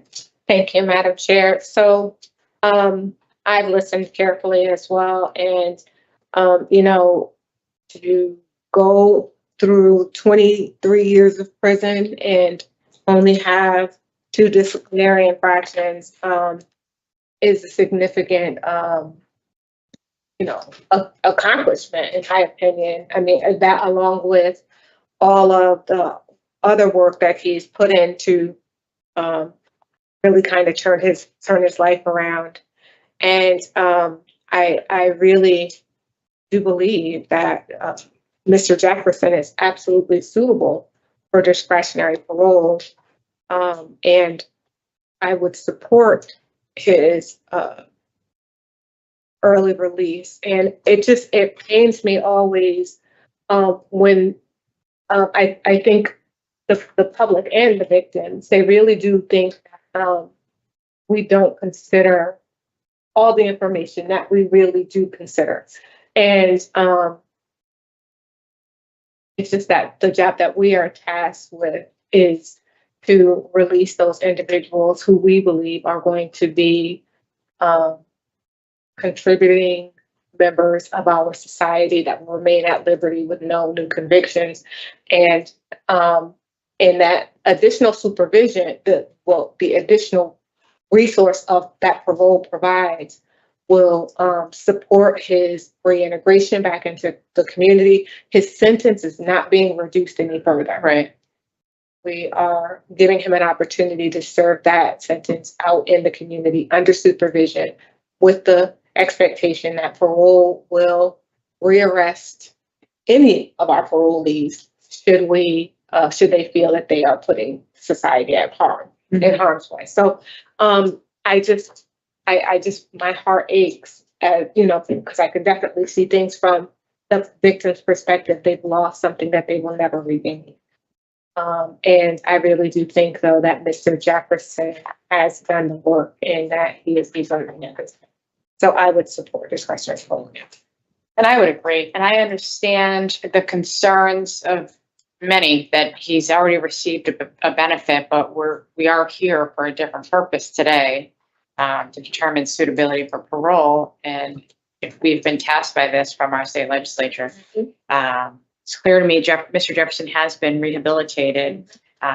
He hasn't been a disciplinary problem. He has a positive release plan and has educated himself, and he's certainly not the same 20-year-old who committed this horrible offense. So I would support a grant as well. I only have one registered victim name here, EG. Do you have any other? I have a WG. Oh, okay, thanks. WG? Yes.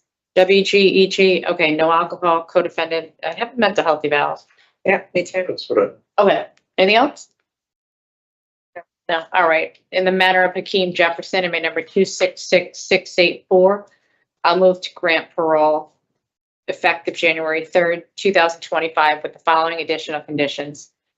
No contact with family members of the victim, initials WG or EG. No contact with co-defendant Andre Wash. No consumption of alcoholic beverages. and a mental health evaluation and treatment if it's deemed necessary. Is there a second? All in favor? Aye. Aye. Okay, we want to thank everyone for your participation here today. We wish you the best, Mr. Jefferson, and we look forward to reading about all the positive things that you're doing for the community. All right, thank you. Thank you. Thank you all. This concludes the public action. 3169 hearing for Hakim Jefferson, inmate number 266684, and it is 3:18 p.m.